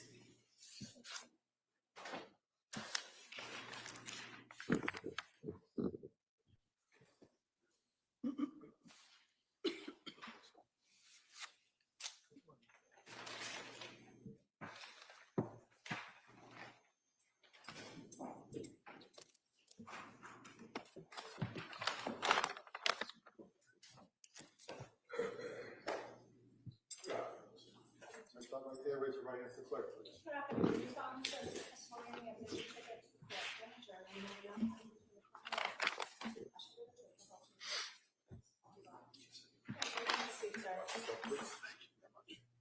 Good afternoon, sir. Good afternoon, Your Honor. Bring Buckingham, please. Thank you. Good afternoon. Could you please tell the jurors your first and last name? Corey Mello, And can you spell your first name for the record? Corymelo. And your last name? I And how are you employed? work for the state police. In what unit or what's your current assignment with the state police? Currently, I work for the commercial vehicle enforcement section. Going back to January of 2023, what was your assignment then I work for the Plymouth County District Attorney's Office at that time. with the state police detective unit? Correct, yes. And I'm going to draw your attention to January 24th, 2023. Were you involved in the investigation into the incident that occurred at 47 Summer Street in Duxbury on January 24th? Yes, I was. And fair to say that when state police got involved in that investigation, a large group of the state police detective unit went out to Duxbury to work that investigation. Correct. Were you the case officer in that case? I was not the case officer. Your role in that case, was that to assist in things like search warrants, neighborhood canvasses, interviewing of witnesses? Correct, yes. And in this particular investigation, you're aware that there was a search warrant executed at 47 Summer Street after the incident had occurred, correct? Correct. And as part of the search warrant execution, were you involved in searching the home? Yes, I was. And did you search the various floors of the home, meaning the basement, that first floor, and the second floor? Yes. In searching that home, there were a number of other detectives and troopers also searching, correct? Correct. Do you recall locating a phone in the upstairs bedroom, a laptop, some workout bands in the basement that were hanging on the door? Yes, I do. And when you recovered these particular items or located these items, did you then turn them into an evidence officer, or direct an evidence officer to things that you thought might have some evidentiary value? Yes. At some point after the search warrant was over, you're aware a lot of items were brought back for further examination, correct? Correct. Is that common that when you're working on a search warrant, things are kind of... Mhm. You all right? Is it common that a lot of times a search warrant, things are collected and brought back for further examination? Yes. Is that because it's kind of chaotic there and can't really examine things thoroughly on scene? That's correct, yes. So in this particular circumstance, were you asked to review some books and journals? Yes, I was. And I'm just gonna...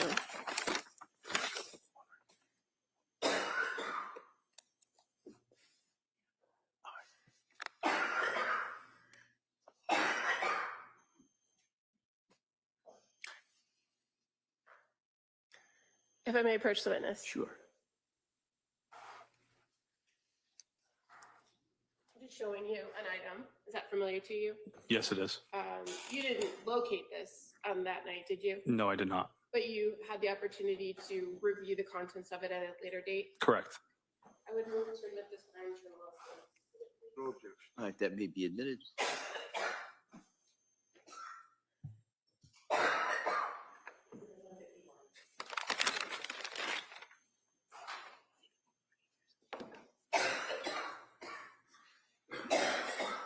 Kels, can I see you sidebar just for a second?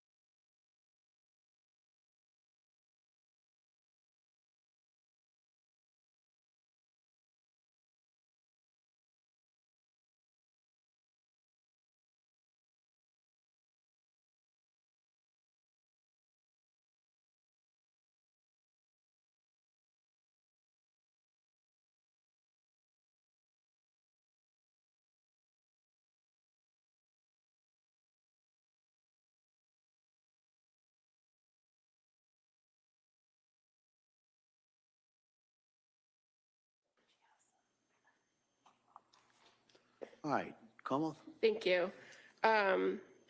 Trooper Mello, just in relation to now what's been marked as Exhibit 151, the Brown Journal, and just noting that when the journal opens to the first page, there's no dates on it, correct? Correct. And in those first few pages, just highlighting page 1, you reviewed these handwritten entries, and at some point in this paragraph, it says, obsessed with his sleep and nap schedule like to the minute. Says hearing him cry for 1+ hours and not intervening just about killed me. I even said the words, "I want to die" to Pat while he was crying. After that, I became obsessed with his sleep and nap schedule like to the minute. That's one of the entries you reviewed and Correct. noted. Yes. Page 2 says, I also feel like I did it wrong because I did it when he was overtired, so it made it harder. Now I have horrible insomnia and anxiety. You recall reviewing that in the journal. Correct. Yes.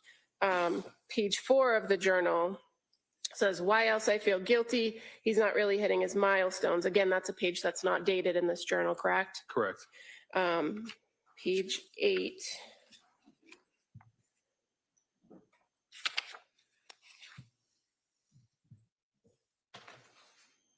I'm completely overwhelmed trying to take care of the 3 kids. I feel like I'm drowning every day. Again, another page that's not dated. Correct.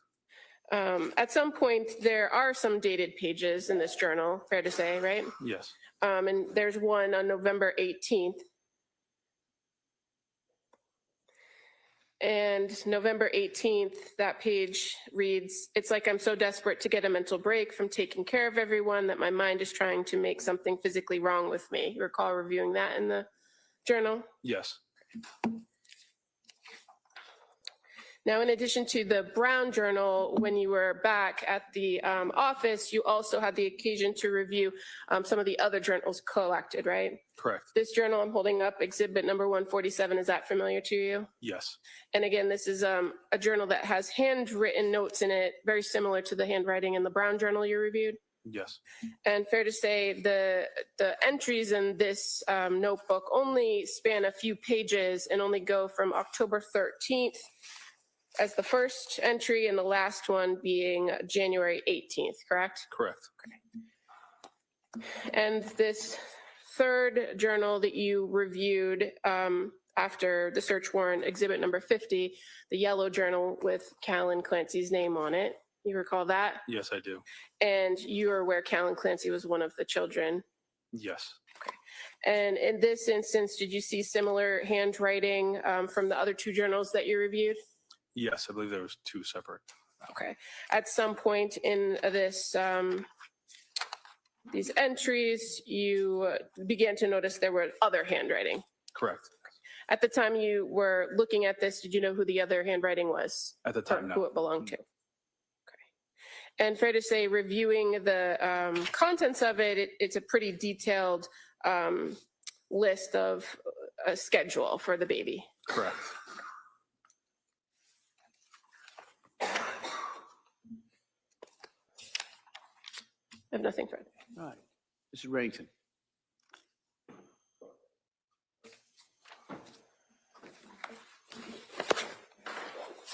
So one of the things that the district attorney did was read to you certain entries from what is referred to in your report as the Tree of Life Artisan Journal, correct? Correct. And when you refer in the report to the Tree of Life Artisan Journal, is that this here? What do you call the Tree of Life? Is there a diagram or a picture of the tree on it? Should have a tree on it, yes. But in any event, you would recall that that particular diary or notebook set forth on a number of pages her feelings dealing with her children. Is that fair? It's fair to say, yes, sir. And you wrote in your report on page 19 of 63, counsel asked you first about her stating that she had horrible PTSD from sleep training Callan, hearing him cry for 1 hour plus and not intervening just about killed me. I even said the words, "I want to die" to Pat while he was crying. He would be the baby, right? Correct. And this is her saying that not being able to go to her child because they were trying to do sleep training, she indicated that it was just about killing her, correct? That's what was stated, yes. And after that, I, meaning Lindsay, became obsessed with his sleep and nap schedule. Like to the minute, I would tell Laney, and you know who Laney is, right? Yes. Who's Laney? The other child. The what? I'm sorry again. What's this? Laney. Laney. Laney. Laney. Laney. Don't recall this time. Do you recall that she had a young lady, or they had a young lady that was in their home helping with the baby while she was I supposed don't to? recall this time. Okay. That she would tell Laney to put him down at 10:36. I would also drive him around for car naps for hours every day, feeling guilty for doing this to my baby. Do you recall making that notation? Yes. I also feel guilty we did it too young, parenthesis, 1 week shy of 4 months, end parenthesis, right? Correct. You also noted in your report that I also, quote, I also feel like I did it wrong because I did it when he was overtired, so I made it harder. I now have horrible insomnia and anxiety, which is causing depression. I have no appetite. I don't know what's wrong with me. I want help. I want to be well. You saw that in there, didn't you? Yes. And then she went on and said, I think the anxiety started after sleep training. Doctor said it was okay to let him cry. I need to get a good night's sleep and take care of him, rocking him to sleep every nap in bed in the middle of the night. She noted that, right? Yes. Noting further on separate occasion, he's still a very happy baby despite his sleep training. Why I feel guilty is not really hitting his milestones, not rolling over, although he almost is, exclamation point. And he's babbling, which is a new milestone. She wrote that, right? Correct. She wrote, I have crazy brain fog. I feel like I can't make a plan. I can't carry it out. Like I just live moment to moment, waiting for the next nap time. I'm terrified of Cal getting overtired now because I feel I can't help him. She wrote that, right? Correct. She then wrote, I'm really worried about going back to work and not being able to function with the brain fog. I feel like I should start with a 4-hour shift and see how I do. I can't tell if I am withdrawing from Ativan and Benadryl, or is this my new baseline? I feel completely disconnected with my baby. I feel like I'm going through the motions every day. She wrote that, right? Correct. And there were a number of other entries that you put in your police report about that. One of which was that I feel horribly guilty about my marriage. I want to connect with Pat again. I know he needs it. I need it. I'm terrified because I'm terrified of the relationship. She needs to get birth control first. She made reference to her inability to have conjugal relations with her husband, right? I believe so. She indicated further on into her travels, I am completely overwhelmed trying to take care of the kids. I'm drowning every day. I feel guilty that I'm spending my family's money and not making any. I feel like I spend way too much. She wrote that, right? Correct. I'm terrified of Callan getting sick. He's a sick baby. A sick baby is miserable. He's sick now with a double ear infection, clearly has a bellyache. It's miserable. I feel like the other kids are going to get him sick all winter long. She wrote that, right? Correct. I always feel strongly against sleep training. I feel like it's abusive to let the baby cry and not respond. But I made the decision. I did it with Cal. It is way too much crying. It's incredibly stressful. She wrote that, right? Correct. He's okay. He will be okay. It's not harmful in any way. The doctor said it was okay. Plenty of people sleep train their kids at that age. It's necessary as a third child, is what she wrote, right? Correct. I feel incredibly sad and guilty about not breastfeeding anymore. That was the one thing I could do to help his immune system, and I can tell he really doesn't like the formula. I'm very sad about this. I know at this time it's what I needed to do for my mental health. She wrote that, right? Correct. And then the statement started getting smaller and smaller as time went by. One occasion, it's like I'm desperate to get a mental break from taking care of everyone. My mind is trying to make something physically wrong with me. My mind never shuts off. It's constantly thinking of the next thing someone needs. I can't shut it off. I desperately want to go back to work, but now I don't know how I'm going to function, and it worries me. Wrote that, right? Correct. There were two pages that were blank that she didn't even write on. And then on the third entry, affirmations. She wrote affirmations. On November 22nd of 2022, I am calm. I will remain calm today. There is nothing that needs to be on my mind. The weight is lifted from my mind. I will sleep tonight. She wrote that, right? Correct. Continuing on into November, I slept well last night. I will sleep again tonight. Today will be a great day. I will go back to work on Sunday. I will thrive. I can feel like myself again. That was November 23rd. She wrote that, right? I believe that's the day, yes. Gratitude. I'm grateful for Sue, who's always listening. That'd be a mother-in-law. You knew that, right? Yes. Sue, I'm grateful to Sue for always listening and trying her best to help me. Kids are sleeping great for Pat. Pat is handling nighttime stuff. Julie for making a plan for me. A big thing is I feel disconnected with myself. Time, reality. I think going back to work will help with that. She wrote that, right? Correct. And then there are numbers of pages, 22 of 63, 24, 25, 26, 27, 28, all reproducing what counsel asked you about and what I just went through that were from those journals, right? Correct. Did you have anything to do with the search of the house? Yes. Did you search in the bedroom? Yes. How many other people were with you searching in the bedroom? I don't recall how many other people were with me at the time. You know why nobody looked in the drawer and found pills and sleep aids and Apple Watches? I'm not aware. Did you see the drawer? I don't recall. What? I don't recall. Okay. That's all I have, Judge. Redirect. Nothing further. Thank you. All right, thank you, sir. You may step down. All right, counsel, can I see you at sidebar?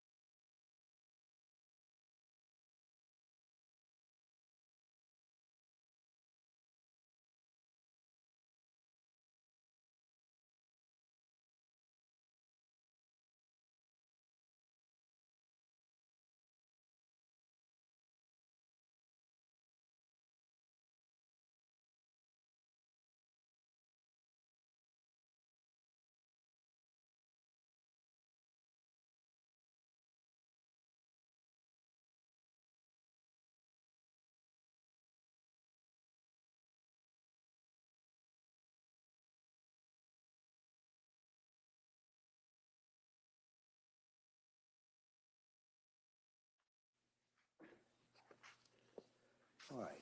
So, members of the jury, we're going to break at this point till tomorrow. All right. And talking to counsel, my expectation is we'd have a similar schedule tomorrow. The hope would be we'll go in the morning and it should go into the afternoon. But just to give you that's the best estimate that we have. All right. And so I'm going to excuse you till tomorrow. Remember, I'm going to ask you those questions. Don't listen to anything. Don't talk about this. Don't take any road trips or do any research on this. Put this out of your head as best you can till tomorrow morning.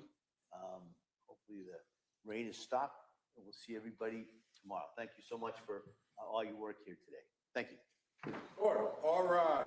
Jurors, please close your notebooks, place them on your chairs. Follow me.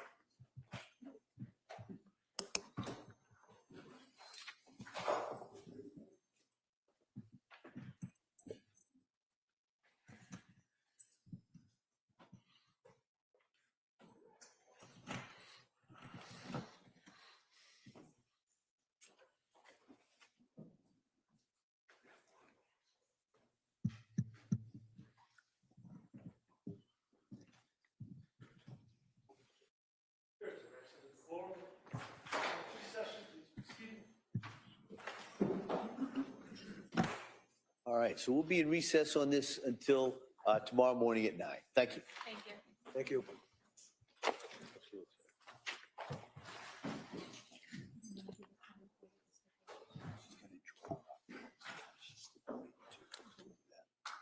Order, all rise.